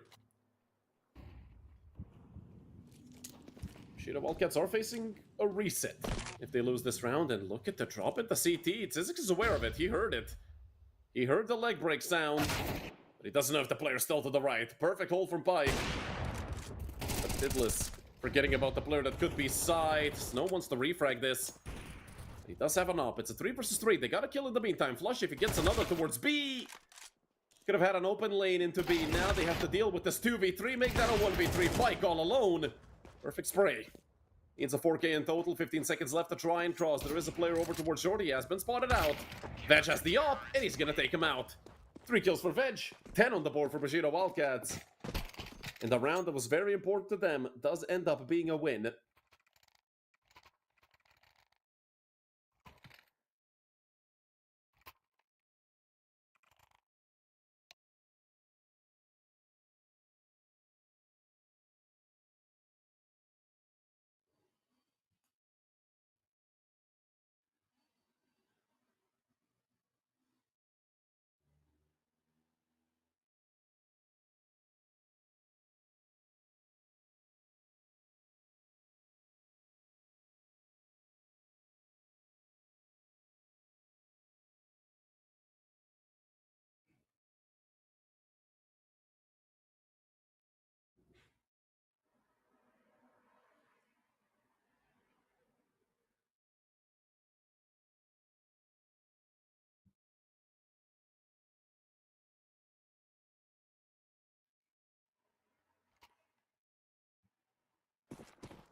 Pause could lead to a change of tempo for either side. 3 more rounds needed for Bushido Wildcats to take us to map number 3, which is going to be Inferno, and I'd say both teams are very well equipped to deal with the Italian map. Veg is going to get an angle towards Suicide. Smoke thrown for the door, so it still doesn't block off Veg. He pulled the pin on his nade, and the timing will be perfect. Although I don't think it was deep enough, actually. Anyways, 20 damage onto Twinkie, it's not bad. By any means.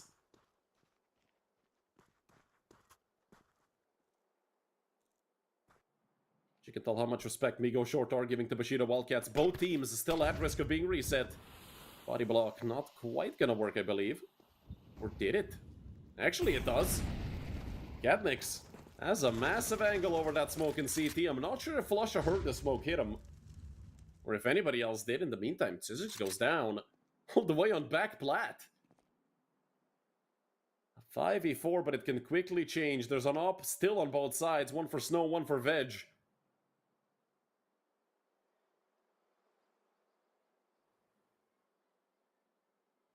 $40 left. Migo Short. Have to start moving soon.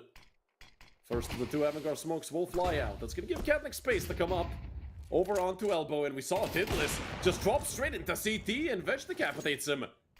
Rotation instantly comes out. There's a player here in the smoke. Birkenbay, he could win the round right here, right now. One player behind the smoke. Birkenbay is still here, half HP. They have gotten through CT mid, and Birkenbay is still around. It's just a 2v3. Now a 2v2, and Snow barely gets out of there alive. Darndilly has a nade. I'm surprised that he didn't chuck it into the bomb site. With the bomb being planted. Snow finally goes down. Darndilly's nade does find its way to him. Utility coming out. Bite catches him while throwing it. The peek from window is good. And Veg gets another triple kill. 20 kills for him. 22 for Darndilly. And round number 11 for Bushido Wildcats. But 4 of them went down. That's going to be very bad for their economy with Migo Short getting the plant.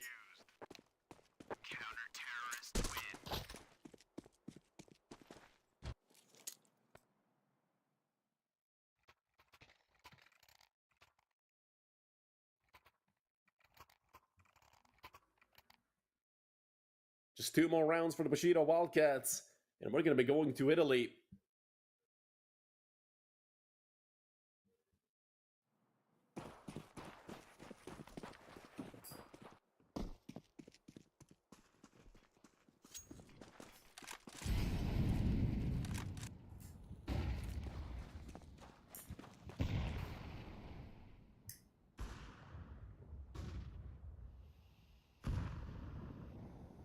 Veg rings off a shot for the first blood. 4 players towards B. It is only Birkenbay here right now. Darndilly can be quick to rotate. Darndilly on an op of all things. Birkenbay. It was a tough spray, but through the smoke, Darndilly.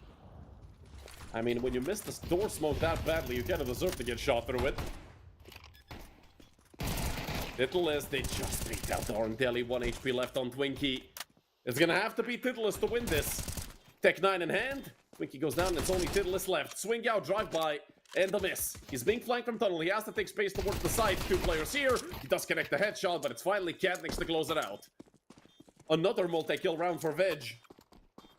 23 for Darndelli, 22 for Veg. And round number 12 for the Bushido Wildcats. 4 chances in a row. The closeout does 2. And take us all the way once again. 2 best of 3s in a row. Seems like it's going to be 2 deciders in a row.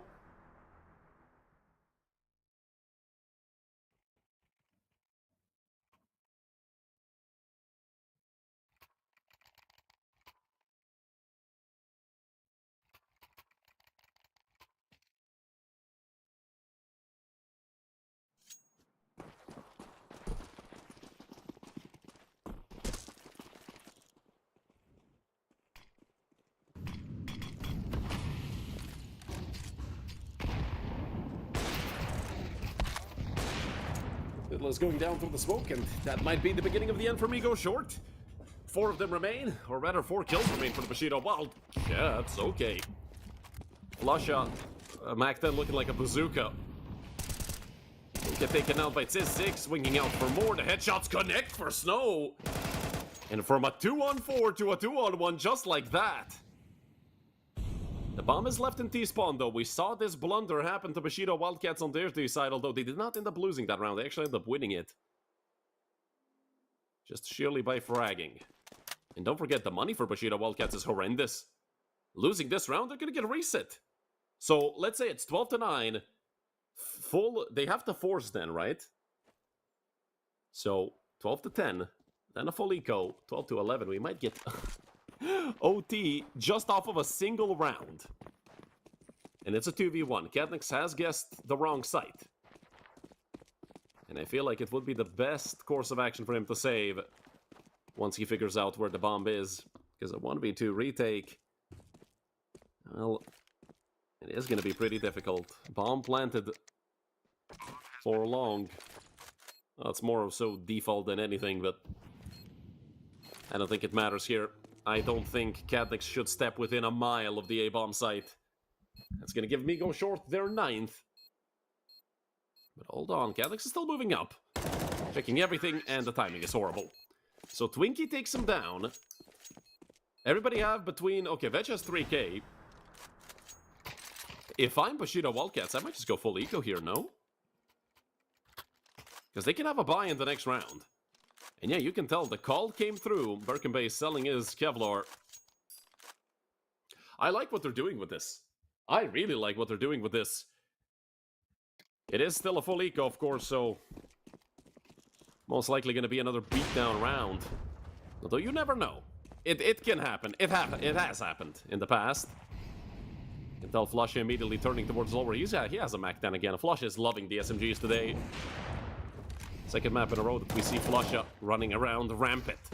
Rampant with the Mac 10s and MP9s and whatnot. Flusha, come on, get the headshot. It's actually Twinkie to take him down. Twinkie, is he gonna clear the smoke? He did tap down into it. Birkenbay goes down. That's 10 for me, go short. Now it's gonna be a full buy. It's gonna be a bit iffy for Bushido Wildcats, and I think Veg might have to go glass cannon. Because he's gonna have a 550 left once he buys the op. And the technical pause here. On Dust 2.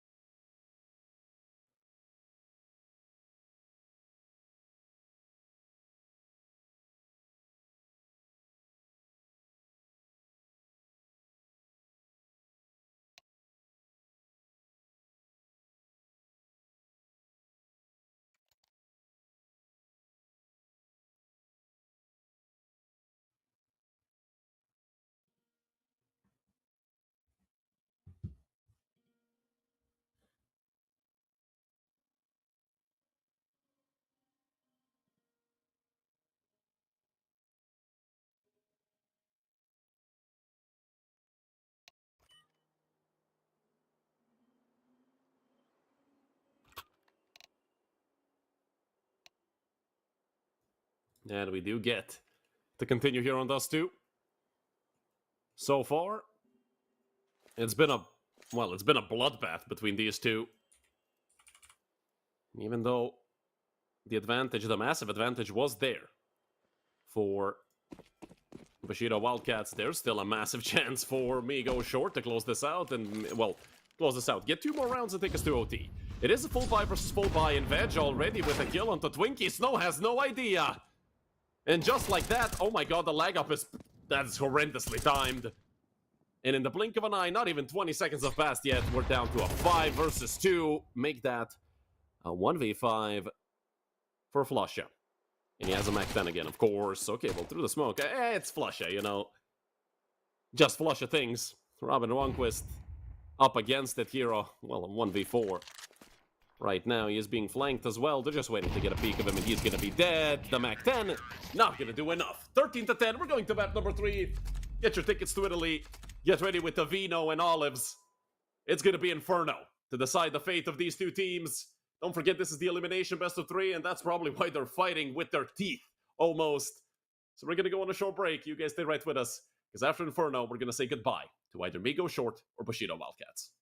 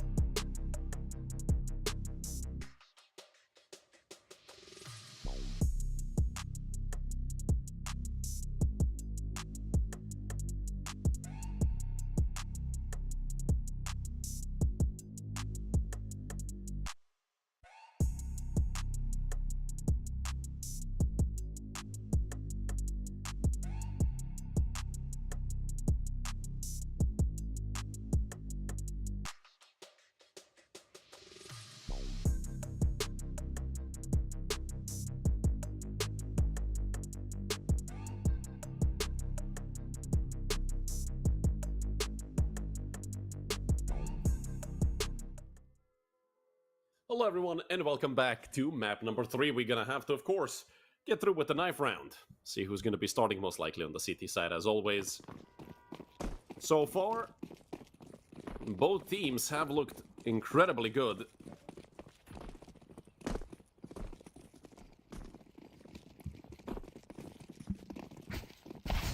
But one of them, unfortunately, has to leave this tournament empty-handed. And become the second team to be eliminated. The first team that was eliminated was Sangal Alters. Unfortunately, they are in a very strong group. First of all, they lost their opening match to the Young Ninjas 2-1, but then afterwards against AM Gaming they had to forfeit. Or rather, they forfeited their match. I do believe it was due to a scheduling problem, so unfortunate end for Sangal's Academy team. Should be a CT side start for Migo short. I mean, I believe every time you win a knife round on any map that isn't maybe... I don't even know. I've seen some teams start T-side on Dust 2 on Mirage.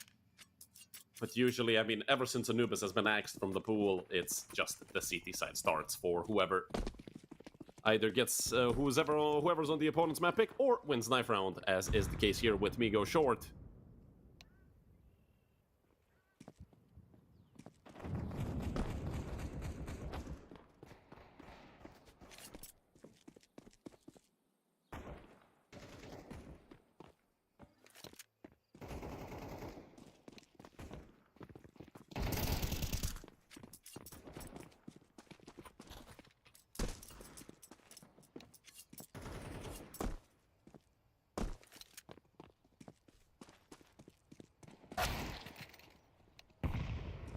We're gonna wait a little longer for the side to be picked. Should be soon.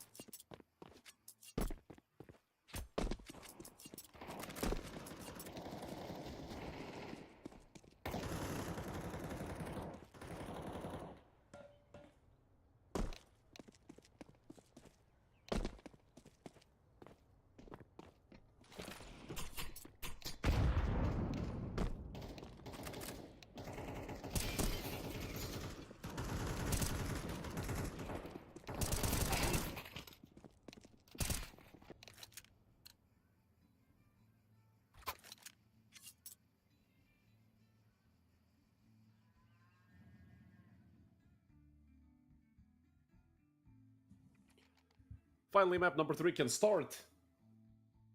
And it's gonna be the CT side start for Migo short, as we, expected it to be. It's Inferno. So anything goes. And everything will go here, because it's go time for both of these teams. Doesn't matter what you did so far. Your entire tournament hopes lay on essentially a best of one here on Inferno. Hell, I'm certain these guys can't even remember which 2 maps they played previously, and they shouldn't. Quick 1-for-1 trade to open up the round, open up the map as well. They continue going forward. They've pushed all the way into B. The frags are coming out both ways. Zizik's taking some damage from behind, but he is still pretty healthy at 71. Also has good information on where Titulus is, and they should expect Pike to be towards CT. 3 versus 2 post plant. Zizik's still looking for that headshot towards CT. Can't quite connect it. He will spot the player out from Banana, but Titulus just puts one between the eyes for him. It's only Birkenbay left. 1v2. And it's Titulus to close it out. 2 for him, 2 for Twinkie as well. And Migo short open up Inferno with a round win, although Bushido Wildcats, they did get the bomb down. So that is going to mean they'll have a bye as well.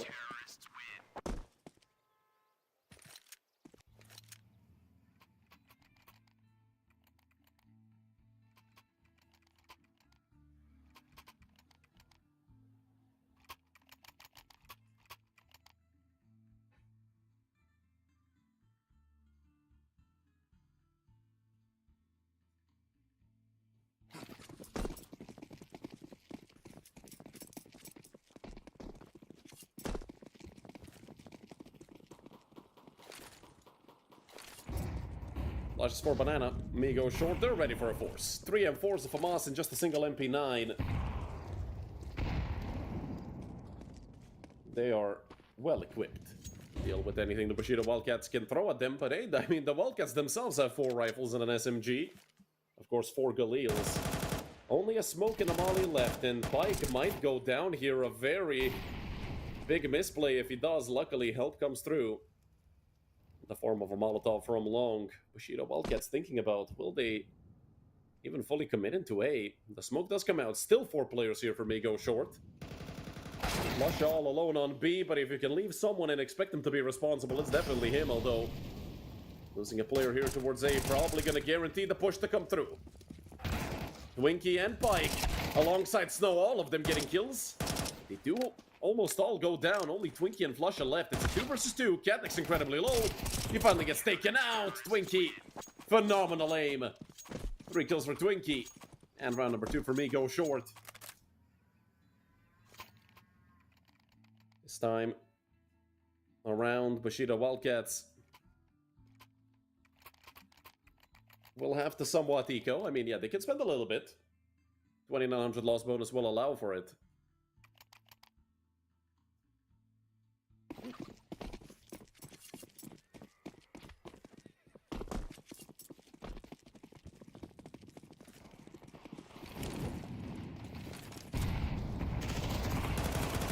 Push down into Banana for Migo short, already getting a frag. A second one follows through, and a third. 6 in Birkenbay do get 2 right back. Still, it's not enough. The nade coming through on mid, and it's Pike to close it out. Another multi-kill round for Pike. A 3-0 start for Migo short. Now we're going to get to see the first full buy versus full buy round and see what it has in store for us. Veg could go glass cannon if he wanted to, but it's suicide. It's actually, he's thinking about it. Trust me, he's thinking about it. But I would much prefer for him to be on an AK. I mean, you guys know T-side hopping on this map is not very good.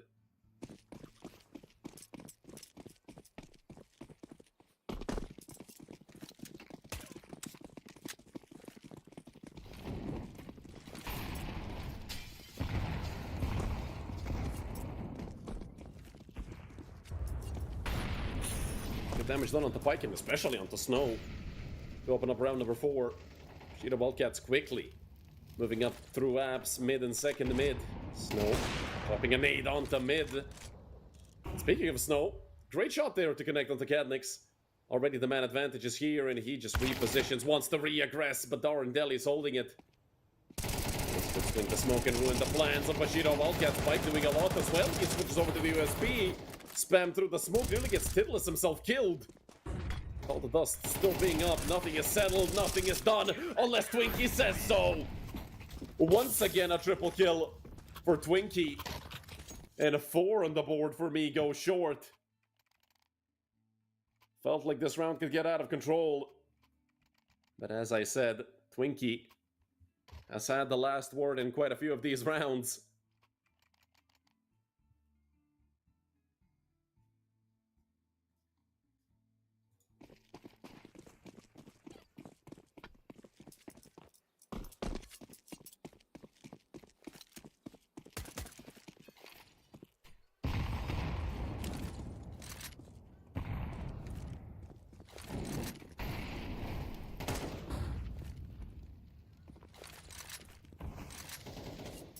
Plus, picked up some information over towards B. This time, Bushido Wildcats with a heavier setup towards B. 3 players over here, and well, they're swapping the AK over to the healthy Katnick's. He's gonna look for the spam through the smoke. It's actually big flush, I'm pretty sure, through Coffin. Nade into Banana as an answer to it, and in the meantime, Twinkie again up to 10 kills after just 4.5 rounds. Great job. They saw smoke go towards app, so that's going to give some more cover to Migo short. 3 players over on A. And Flusha with an op over towards the library. You don't see Flusha sniping that often, but it has happened. It's going to need to happen again. The hit going to come through into the A bombs, and it's a crossfire for Twinkie and Pike. Nobody coming from apps. They're going to try to run, and they turn their back to Pike. Now they have to deal with Twinkie, and it's just not going to happen. Zizix is the last man alive, Tech 9 in hand. He left Flusher with just a single point of health. So I'm pretty sure Robin is just going to be happy to save that up. Not even peek at all, and Twinkie, another triple kill. He's got 9 kills with those triple kill rounds. Looking phenomenal on that A-side hold.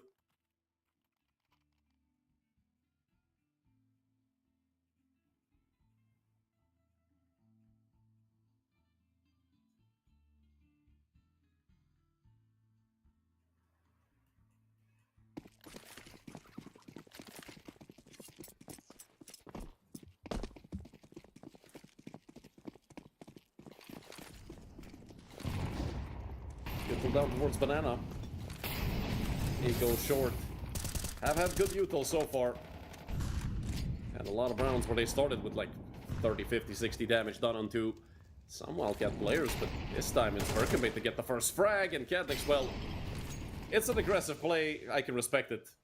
But obviously, with the man advantage, I'm not sure why they're peeking one by one without utility into wide open sightlines. I guess they just felt the play, and well, now they're gonna feel the impact of it, the sting of going from a 5v4 to a 3v4. Smoke comes out from Flusha over towards B.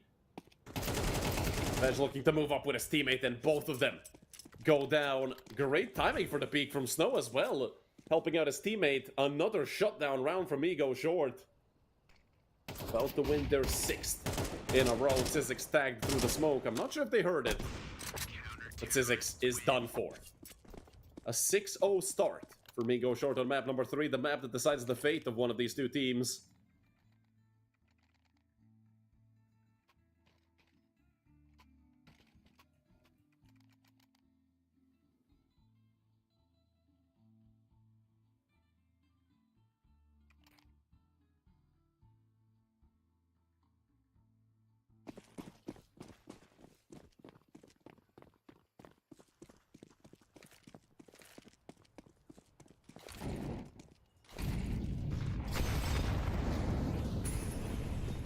Got a bit of damage taken by Titulis, but it doesn't matter. Once again, multi-kill galore. They're not clearing him.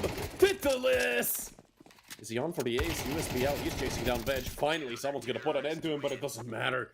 A 7-0 start for Migo short. I thought Inferno would be close. It still can be. This could still be like a 7-5, 8-4 half. But that isn't that close now, is it? Once you get the 8 rounds on the side. This is phenomenal work being done by Migo short. Bushido Wildcats, they just ran in. They just ran in. Obviously, they have pistols. You can't really blame them. That's what you're supposed to do. But again,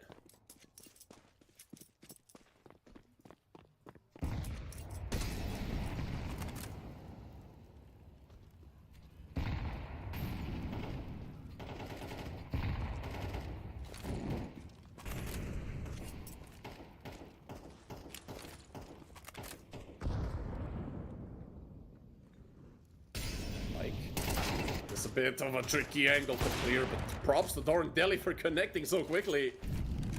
Seems like once again, even with them getting kills, Zizix does get one. That might lead them to come back straight into B, and yeah, that's exactly what's gonna happen. Titulis already on the angle, the rotation coming through from Snow. Twinkie most likely gonna go on the flank. Migo short. Gonna look to boost the player up. Zizix cannot really continue holding this, has to worry about Coffin as well. Spam through the smoke, won't connect. And the push forward while reloading, Zizix just gets a free double kill. Love it for Zizix. Bushido Wildcats finally gonna get a chance, and of course, poetically, their first round is gonna come at 7-1. 3 kills for Zizix so far, could be 4 in total, and it's gonna be. First on the board for Bushido Wildcats, a long way to go if they wanna make this map close.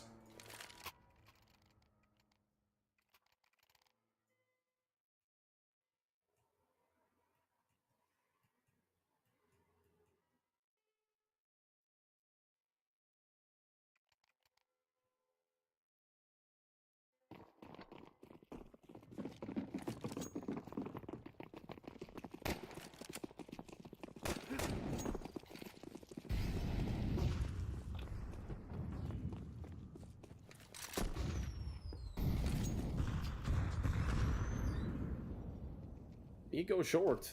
Have started running out of money slowly. I don't think they're gonna get reset in the next round if they lose, and that's a big duel to lose if you're Twinkie. Another frag being found by Bushido. Wildcats, they're just pushing forward. This should be a save. It's a 2 versus 4. No point in throwing guns away, especially against Cadnix.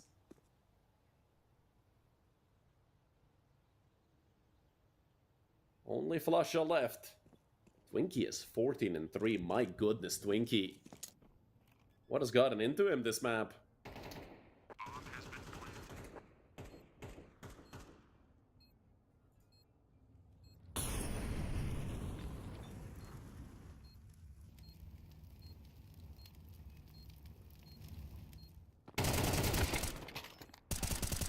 Flusha, okay. So from a 1-on-4 to a 1-on-2. They've given him 2 kills. I still think Flusha, it would be in his best interest to just go back and save. Obviously, the Counter-Strike player in him, he's feeling it. Lanta's essentially for him. Flusha nearly a third. Oh, that would have been so close. My heart couldn't take it. 10 and 18 HP. Cadnix was the last player that would have been alive if Zizix went down, and luckily Cadnix saves the op as well. Second round in a row.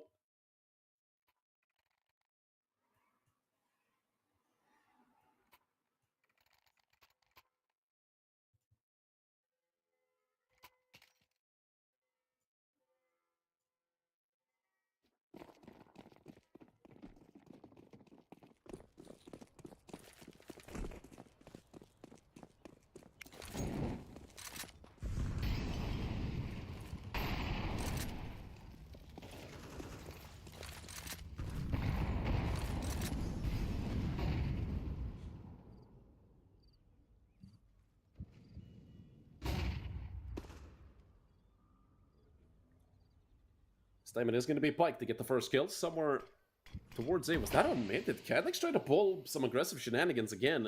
I do believe he got flashed in. Berkebay also spotted out. Hit the Liz. Drop a deep nade towards Banana. Smoke for CT.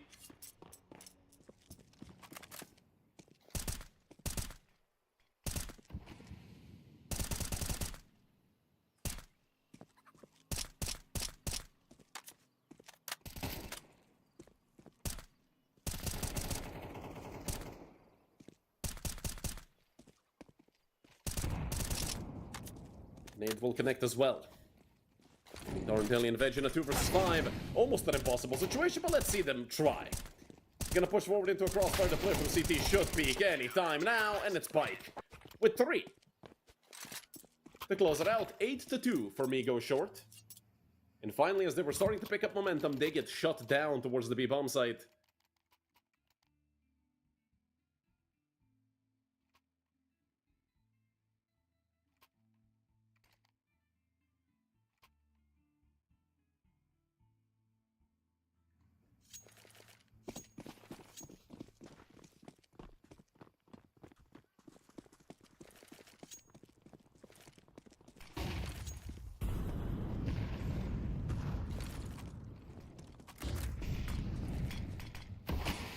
Over onto top mid. It will cut off the players on long away from the players on short. Zizix spotted out, but he did see Snow, I believe. He's gonna look to swing this, or maybe he didn't. Ah, peeking from the edge of the smoke is such a tricky job, and they just continue going forward into Snow. Stop feeding these guys at the A-bomb site. Migo short.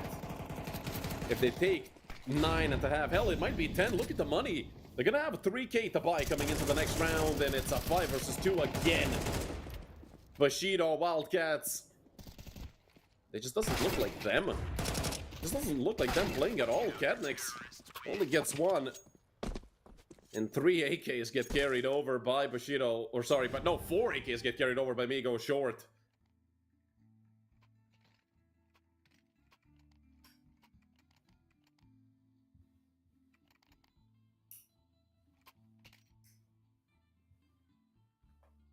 A 9-2 lead for Migo short. It's looking incredibly grim for the Turkish team.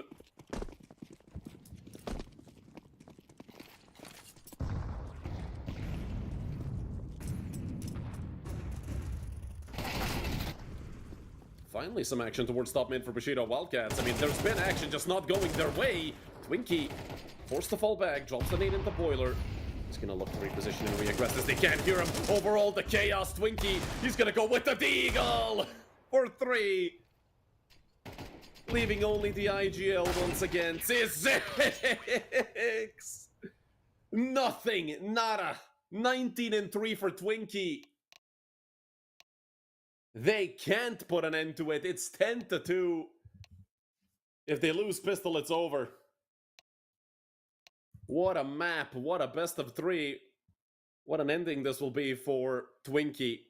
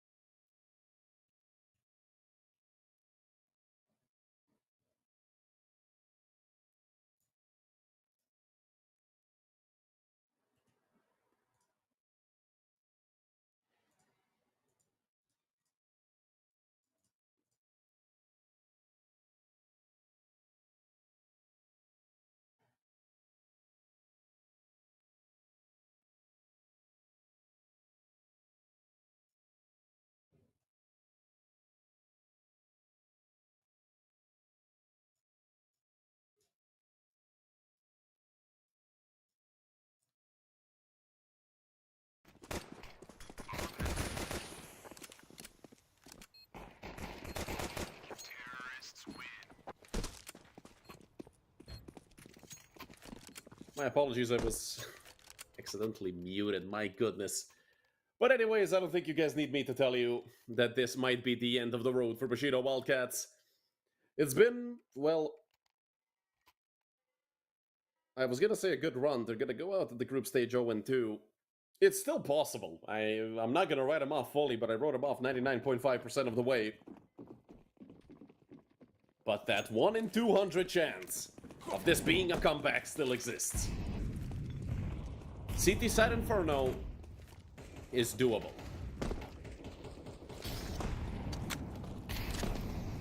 But will it work for them? Birken Bay already taking quite a lot of damage.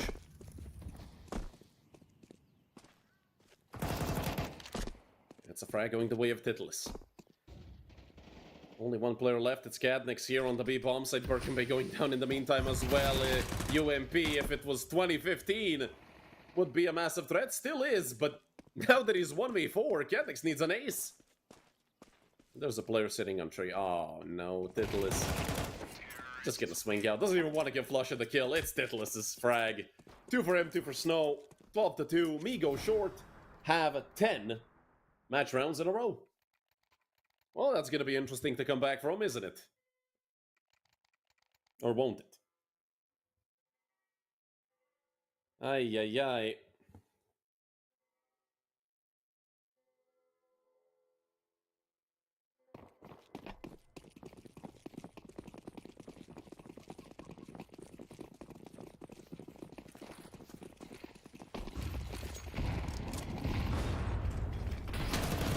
Veg.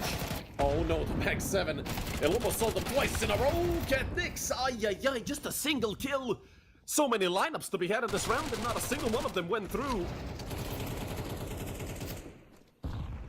Dorandelli is just on 7 HP. This might be the end. This might be all she wrote here for Bushido Wildcats. Birken Bay, luckily the flash was pretty good. Then Flusha goes down as well. Only Pike is left. Bomb planted, AK in hand. 1v3, 1v2.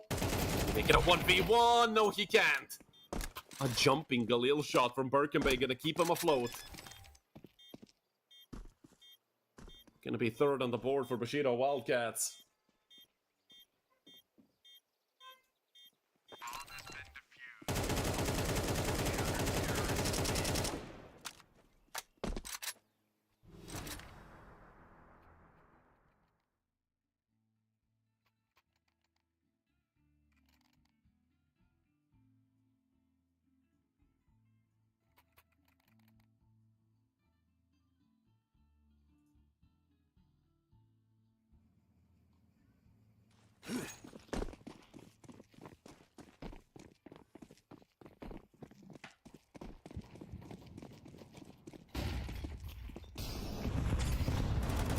Flush up.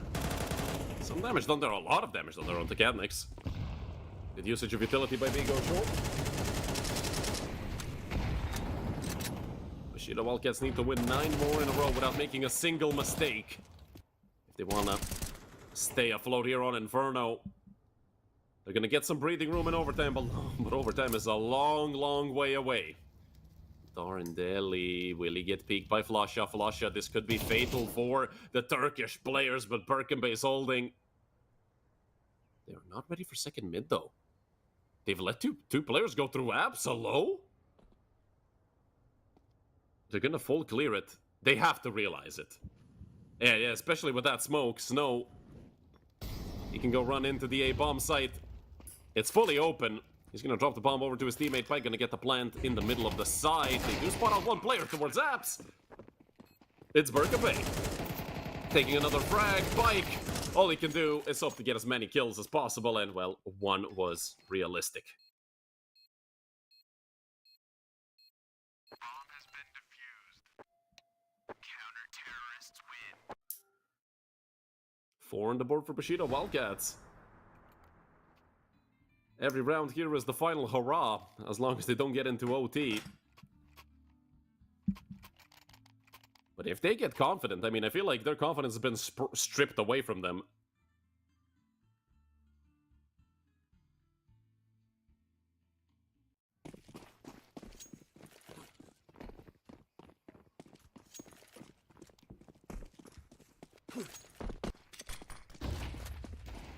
Zizix. Look to swing deeper into Banana. Some damage taken. And these pistols shouldn't really pose too much of a threat. They're all getting lined up. Only Twinkie left. Well, did get a kill there onto Darndeli. Gotta keep him under control. We saw how easily Darndeli can essentially carry the entire weight of Bushido Wildcats. Another dink, but it will not result in a kill. Veg takes him down.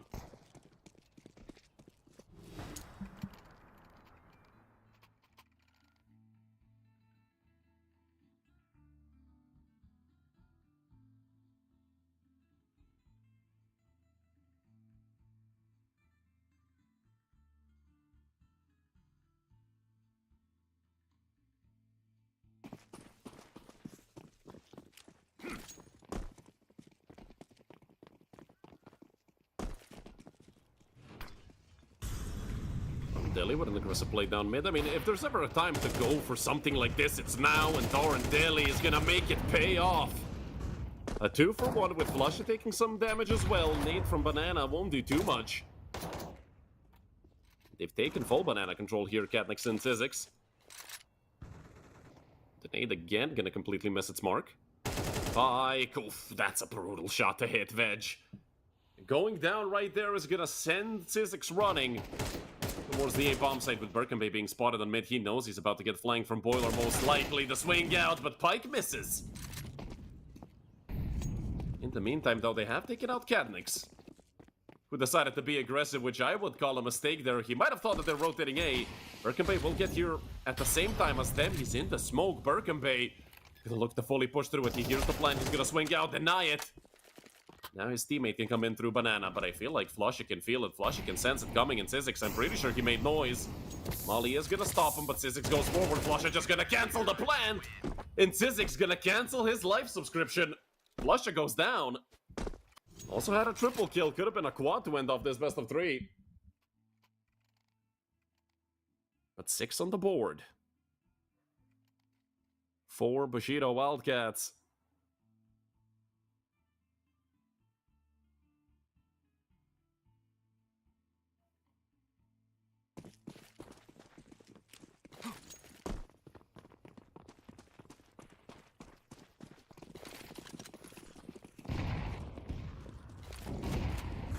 Molly out towards Banana. It's gonna be a mid push from Migo short. A bunch of utility being dropped here. Darndeli already getting a kill. And at like 12-8, 12-9, you start to think about, oh no, what if they do make the comeback from 12-2? Which, oh no. Oh no, hold on, the pistols have started running rampant. Veg gets ran over as well. He did get one, which is very important. Cadnix lets one player get through into the bomb site. That can be a plant if they want it to be. Know where Katniss still is. Another kill. He's being swung into. They want to push him together. They're not planting the bomb, and they're both gonna go down. They could have opted for the plant and gotten some extra money.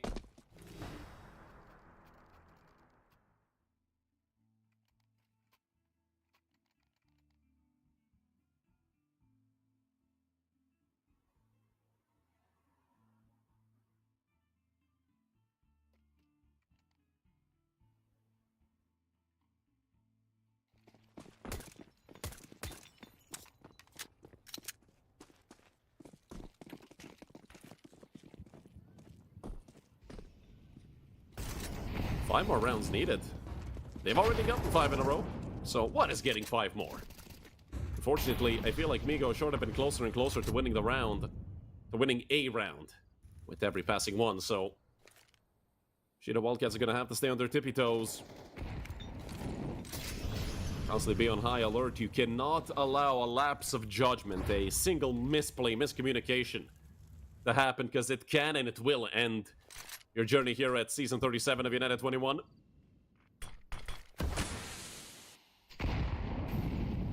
Smoke for CT.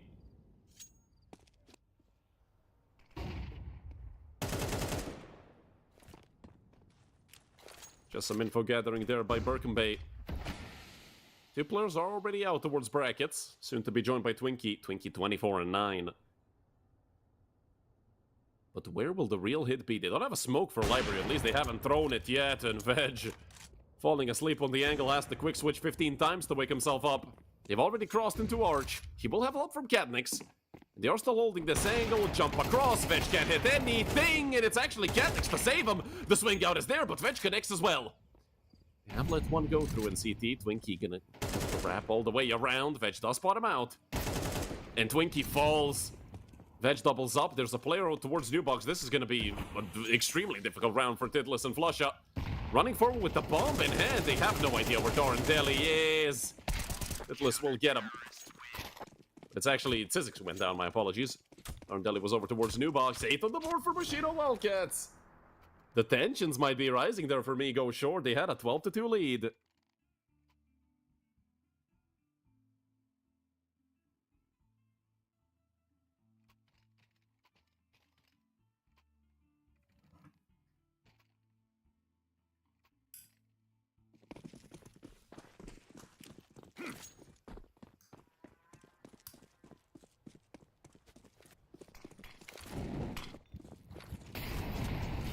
Needs down into Banana.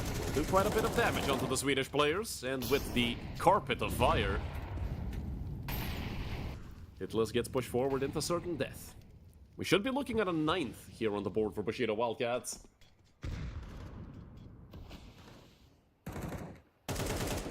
Katniss. Just gonna spam down through that smoke. Somebody might run into it, you never know. 3 towards A, 2 towards B. Tsizzix being in rotation over towards the A bomb site right now. Veg. Well, these are just random pot shots at this point.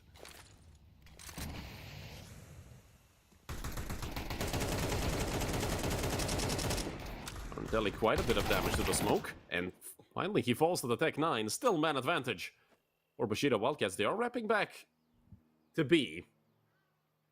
They have done so quietly though, so Bushido Wildcats aren't 100% sure about what's happening. They can only guess. And who else but Tsizzix to make the right call? Already towards CT. They do spot the player out towards New Box. The Deagle's not connecting. And it's gonna cost them. 4 kills for Katniss, who just went plus mouse 1 and absolutely destroyed them on that final push. 3 more rounds needed. It's closer than ever for Bushido Wildcats right now to go to OT. Migo Short. They just need one. They just need one misplay, one lucky break, one individually good play on their side. Don't forget, I mean, literally anything here is good for Migo Short as long as it wins them the round.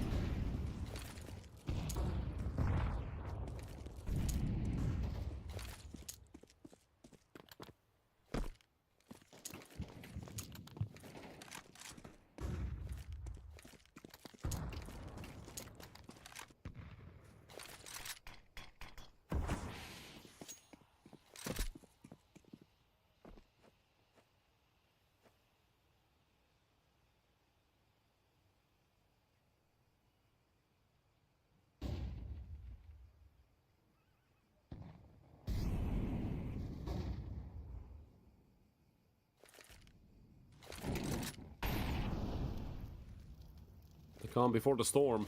Seems like Migo short are setting up for a hit towards Ace. Some minimal damage with that nade. Berkenbay wants to go aggressive.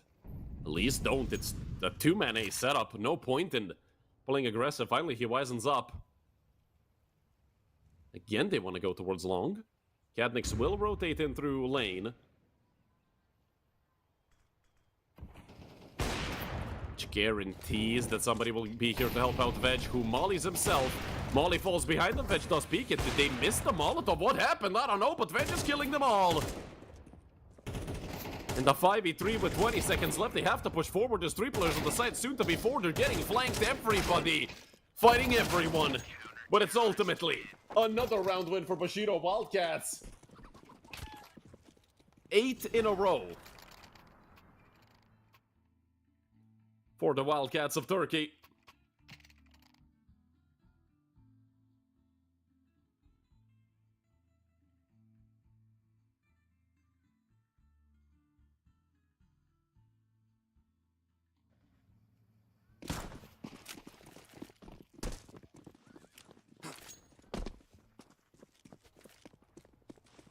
Michael down towards bottom banana. Nade for bottom mid.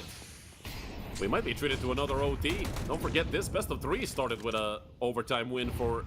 Actually, no, it didn't. It was 13-11 for Migo short. The previous best of 3 ended with overtime. This one might end as well. But if we go to OT, I'm betting my house on Bushido Wildcats if that happens. Because look at how confident they're going to be after winning 10, potentially 11 in a row. Although they have been stumped by this B push.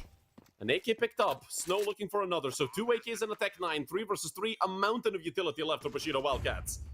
It's gonna be treacherous if they don't use all of it before they go down, if they go down. Molly missed, or rather Molly for the second box, so on to new box, Torrentelli clearing it out. Crossfire here for the coffin, only Pike left, 1v3, not a chance. 11 on the board for Bushido Wildcats.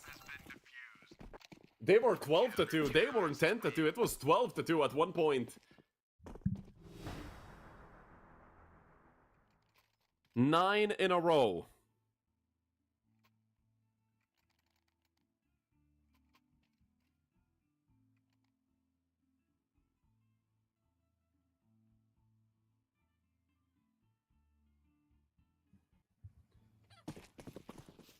Just one more.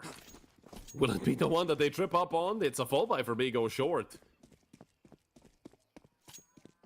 They put a lot of pressure onto Bushido Wildcats in that previous round. Yes, they did win it with 3 surviving players, but having to retake B, having to retake anything on Inferno is never fun. Deep nade for Banana, Titless. Gonna take over 30 damage from it. They will send one in return. More nades flying. You can tell Migo short. They needed 1 round. These previous 10, they needed 1, and now they need it more than ever. If you go to OT, Bushido Wildcats are going to be so confident. Although I wouldn't be surprised if we went into OT and Migo short won the first round of overtime. Because that's usually how these things go. You choke away 10 rounds in a row, and then as soon as OT starts, you remember that you could have won that entire time, but then it's probably too late. And already, a 5 versus 4, just 4 more kills needed for Bushido Wildcats. Migo short have decided to go towards the A-bomb site.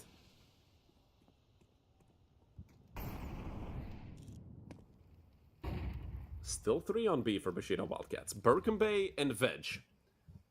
And the entire world against them, a minus flush up. Migo short. Where else would they go? But they are being fully quiet. Berkenbay has no idea. He's a meter away from almost the entire team of Migo short, but he does get the first kill.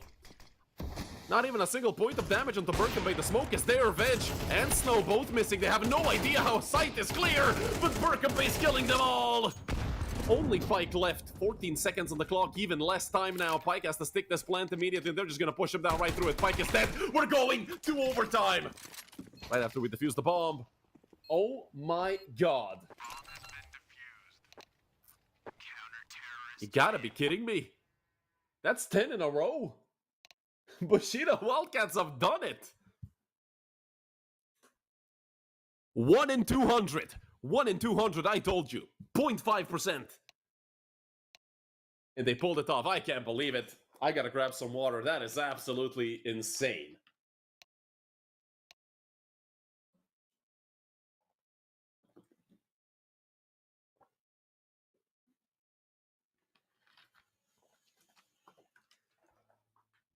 Well, I said I'd bet the house on Bushido Wildcats if they go to OT. Let's see if I'm gonna be sleeping on the grass tomorrow. Or rather, tonight.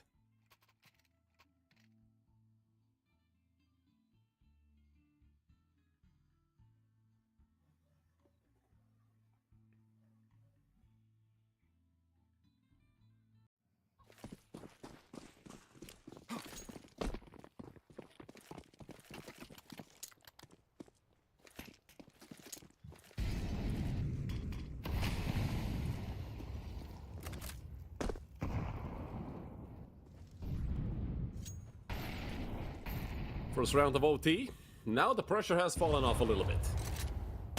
Will it lead to Bushido Wildcats stumbling? Or will Migo Short finally win their 13th? If anything, as consolidation. They've already gotten off to a better start than in their previous 10. Getting the 5v4 going.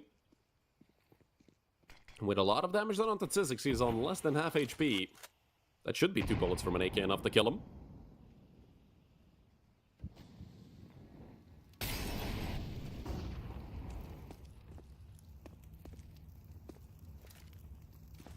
You're gonna look to drop a nade deep into pit, but again, we saw where Birkenbay plays, and we know that Veg is with him.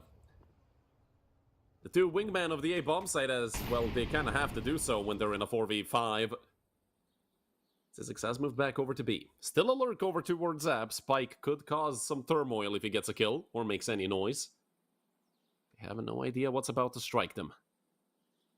Only 2 flashes on Darendeli that could be put to good use if they decide to push this. Will Darendeli flash into pool? Tzizix is here. But they've lost a player over on the A-bomb site. I wouldn't be sure if they can rotate. They do have enough time, though. 23 seconds left, and they're gonna send Titulus on a suicide mission just to keep these 3 players here. They finally realize this is most likely gonna be the A-bomb site. A gorgeous round being played out by Migo Short. Flusher just has to get the bomb planted, and he's gonna have more than enough time to do so. The wall bangs will not connect. But a 3v3 retake, not a single player is full HP on the side of Migo Short. This is still a chance for Bushido Wildcats to win their 11th in a row, which just sounds insane when you even say it. But Pike and Flusha have other plans. 4 kills between the two of them, they know where Veg is. And the 1v3 with an op is just not gonna happen, although there's no even point in saving. There's so much money in this format of OT.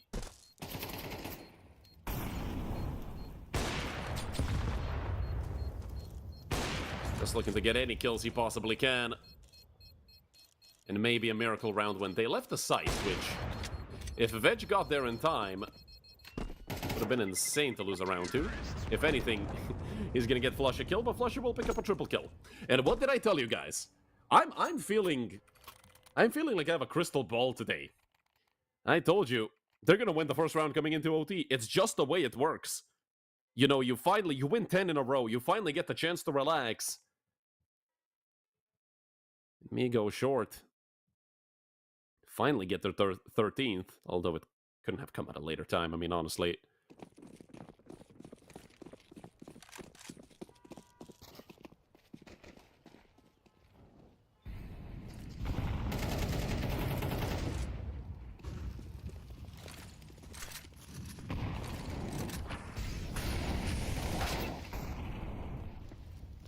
One-for-one trade to open up round number 26. Make that a 2-for-1 with Veg finding a frag on the op.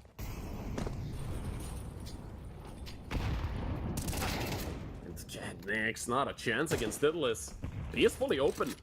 Darendeli is late in rotation through Banana. He will drop a defensive smoke. Gonna need the one towards CT as well. He does move forward, he is forced to. And he just runs into an AK. Birkenbay and Veg left. With Birkenbay getting that kill on the other side of the map, they know that Veg is alone. Veg has 7 health. He's gonna have to do everything. This is essentially a 1v2 for Veg. His teammate is still not in through CT, but Veg connects. And now has a chance at getting another, but he turns back towards CT. He has no idea on where Snow is. Snow just has to play time, and he's knife out. Birkenbay's there. 13 to 13. Well, we're all tied up once again. Bomb has been defused. Counter-terrorists win. And we go again.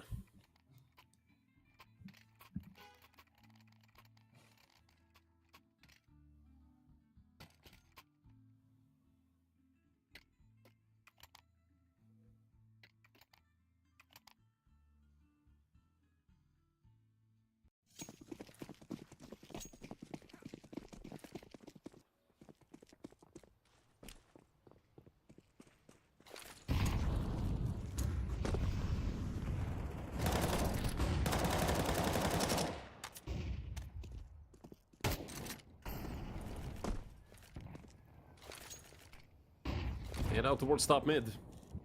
Only doing minimal damage to Snow.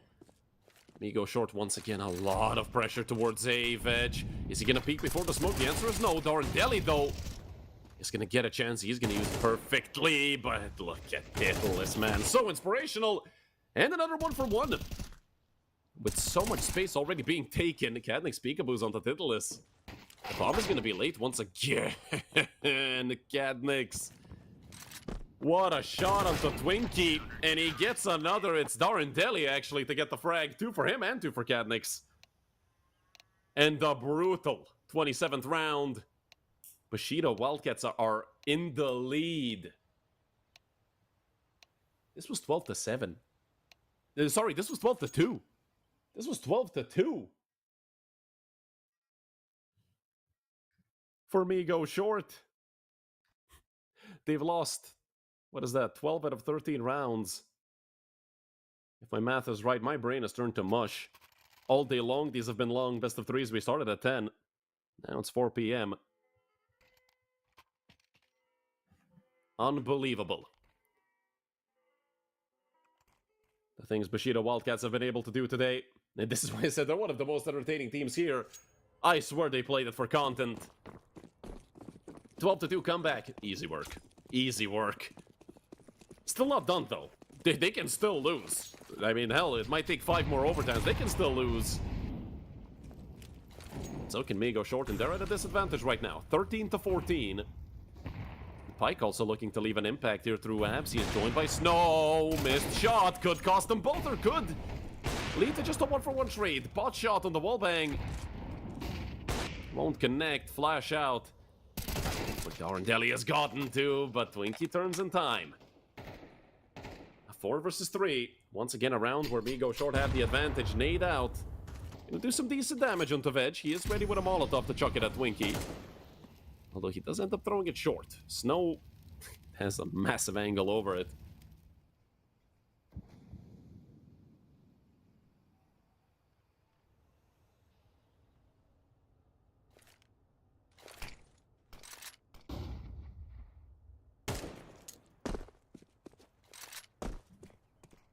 Veg does decide to run back to B. There should be a literal signal flare towards the B-bomb side for Migo short to rotate. Titleless alone towards CT. The double peek is gonna come through, and they both go down to Titleless.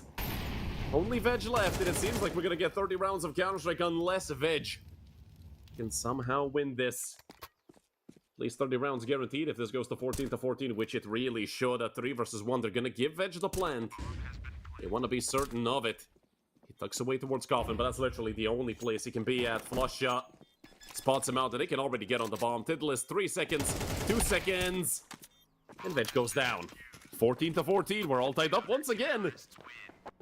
These two teams, I've said, they've been at each other's throats all day long, and I mean, I don't see anybody moving away with the scoreline too much.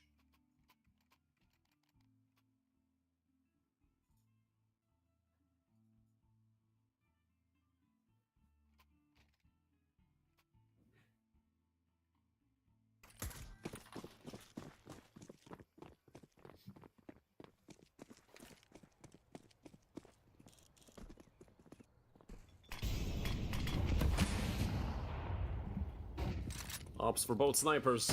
Nobody opting for a rifle yet. I mean, as long as they have money, they're probably going to be playing them. They did hear Birkenbait. That's probably going to give up Cadnick's position as well. You should be expecting a player for maps. Either side will do here for Migo short. Twinkie, a great shot onto Cadnick's. And already a man advantage, although turned around by Tzizix. That's the only B defender gone.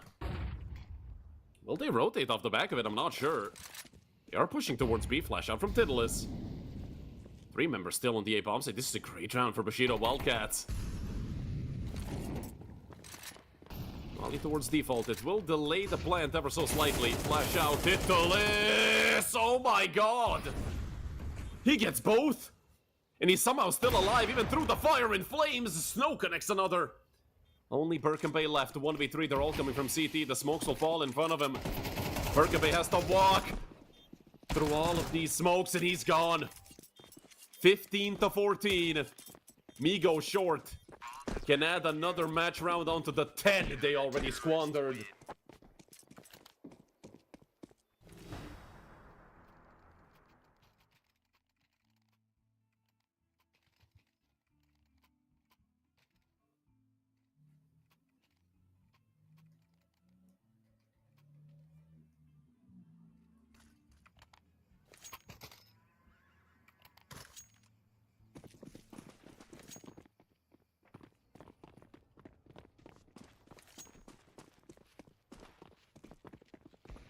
Will we get another overtime, or to finally be over? This day has been very long. Although we did have issues with both the stream and with players. Both of these best of 3 had about at least 15 minutes of just technical pauses from the player side. On the other end, we had about 20. Not 20, 15 to 20. 4-man set up towards B, and Veg already gets a kill on the flush out. This screams OT number 2, and it might be confirmed. Bushido Wildcats are 5 versus 3. And the chance of taking us to another OT. The 3v5 retake should never happen in a million years, although they did just lose Catnix, and they know where Dorandelli is. Molly out, Veg connects another, 21 for Veg, Dorandelli nearly lines them both up. With Snow being on 12 HP, this has to be 15 to 15. He will avoid the nade.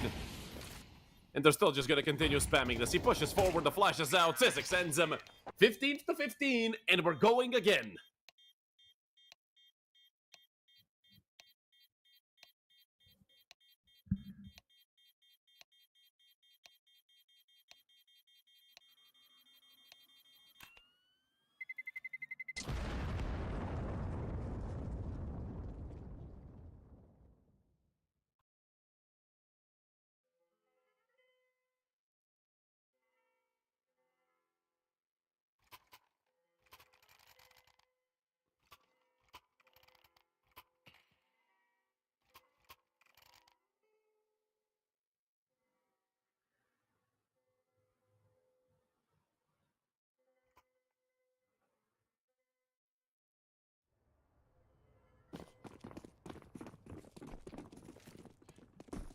Round number 31. Gonna get underway, and, well, you guys can tell neither one of these two teams want to get eliminated. But it all sort of sits behind a ruse of... This was a 12-2 lead for Migo short at one point. Bushido Wildcats, Dave fought tooth and nail. They've worked their asses off to get here. It would be horrible to see them go home on the other side. Migo short, what heartbreak would it be if you get eliminated on a map where you had a 10-round lead? Not sure who it's going to be worse for, but neither one of these teams, as I told you already, want to go home.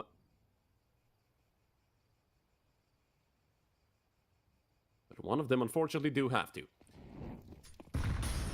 4v5, and they're just going to hit into A. Pike with a good peek. Common Collector drops down towards Mini Pit, but both him and Twinkie go down. Look at this, they're caught in the middle of nowhere. Dorandelli and Birkenbay doing everything. Doesn't matter that they had the man advantage. Doesn't matter. There was a 5 versus 3 at one point. Veg is already going around. Tech 9 in hand. Down goes Snow. Only one player left. Flush up, and he's caught. 3 for Dorandelli, who's woken up. Don't forget he was like 8 and 15 at one point, but Dorandelli makes it work.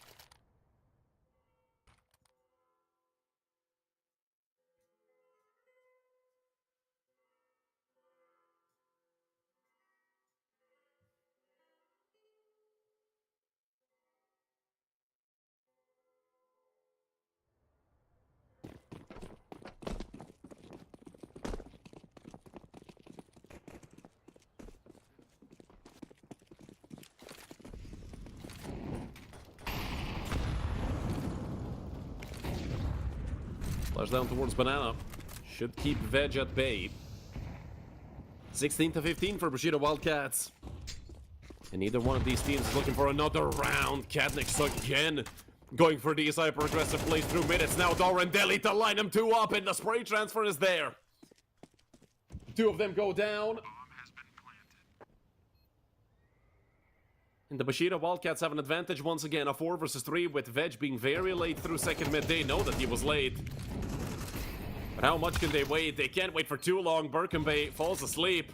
Immediately punished for it. The op is still on the flank. That should mean the end of Titulis, or maybe not. Almost. Pushed through the smoke, and Dorandelli closes it out.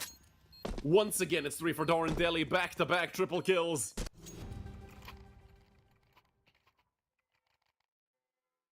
$17 to 15.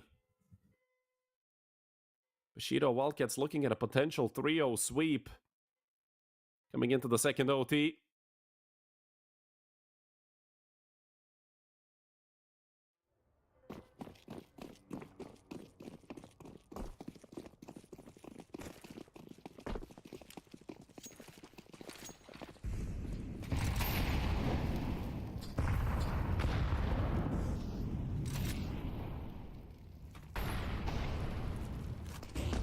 Strike found by Snow.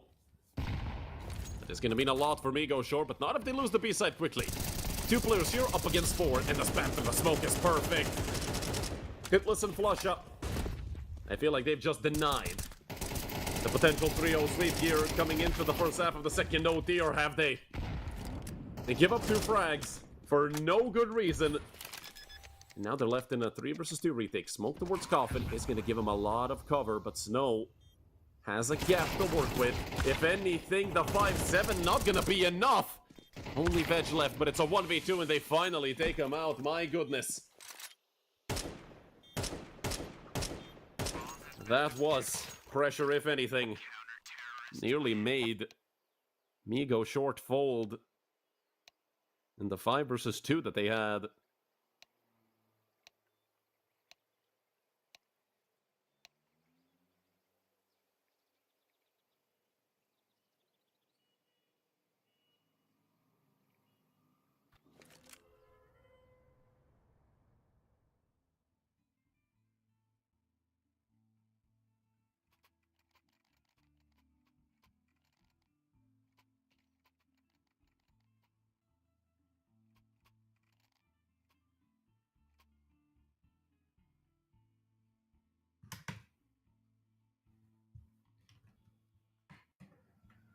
One round separating these two giants, who, mind you, are fighting for survival. You already know the story.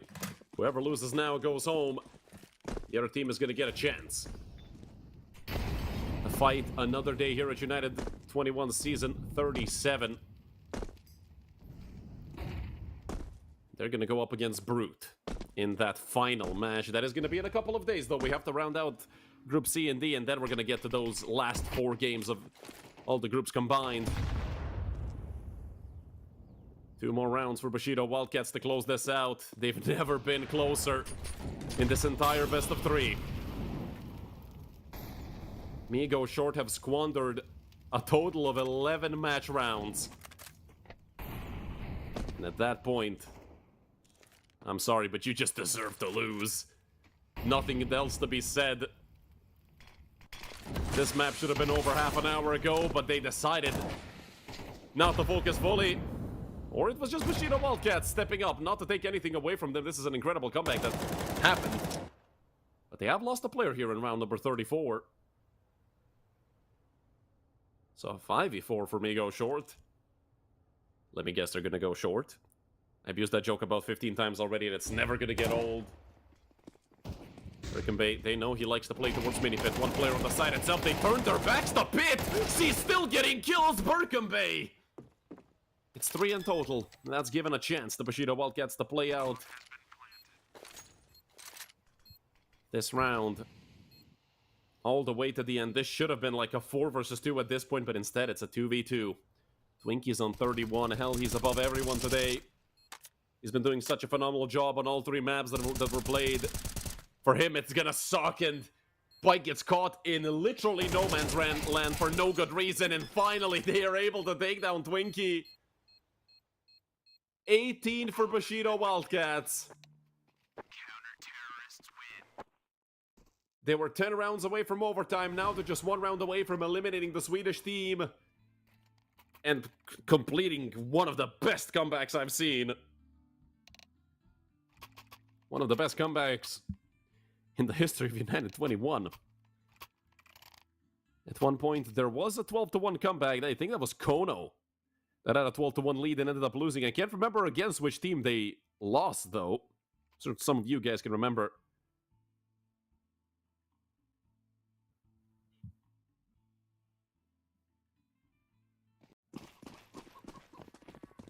But this is absolutely insane what's happening right now. And I feel like now that Bushido Wildcats have gotten the match point, they're gonna look to close it out. What a peek from Catix on the secondary up off the back of the boost, off the back of his teammate. I think Tizix was a step stool there. Well, actually, it could have been I think it was Deli, actually. 4 more kills. And Bushido Wildcats are about to complete the impossible.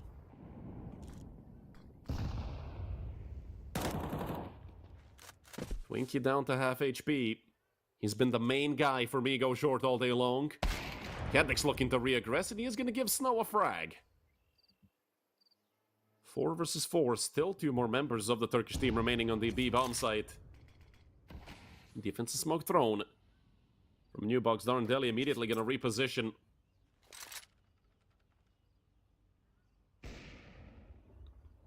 Upshot wildly through the smoke from Veg. There's a Molotov there as well. Not sure who threw it exactly. You can tell Migo short, they're stumped. They have no idea what to do here. They will look to fake B.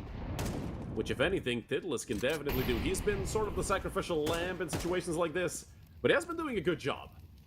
This should at least keep these 2 players for a bit longer here towards B. But they should realize that this is any time now. Deli still towards New Box. Tidless shot through the smoke. He hasn't made much noise. Now he does, jumping up. In the meantime, Twinkie gets one, and now it's all on Burkenbay here towards the side. Burkenbay! This man is incredible. Somebody stop him. Snow left. It's a 1v3 turned 1v2 for Snow. He needs the 4K in total. Does he have enough time to go into mini pit movement? Lets him down just a little bit! And it's all over! 11 chances for Migo short to close out this best of 3 and eliminate Bushido Wildcats, but it's gonna go the other way.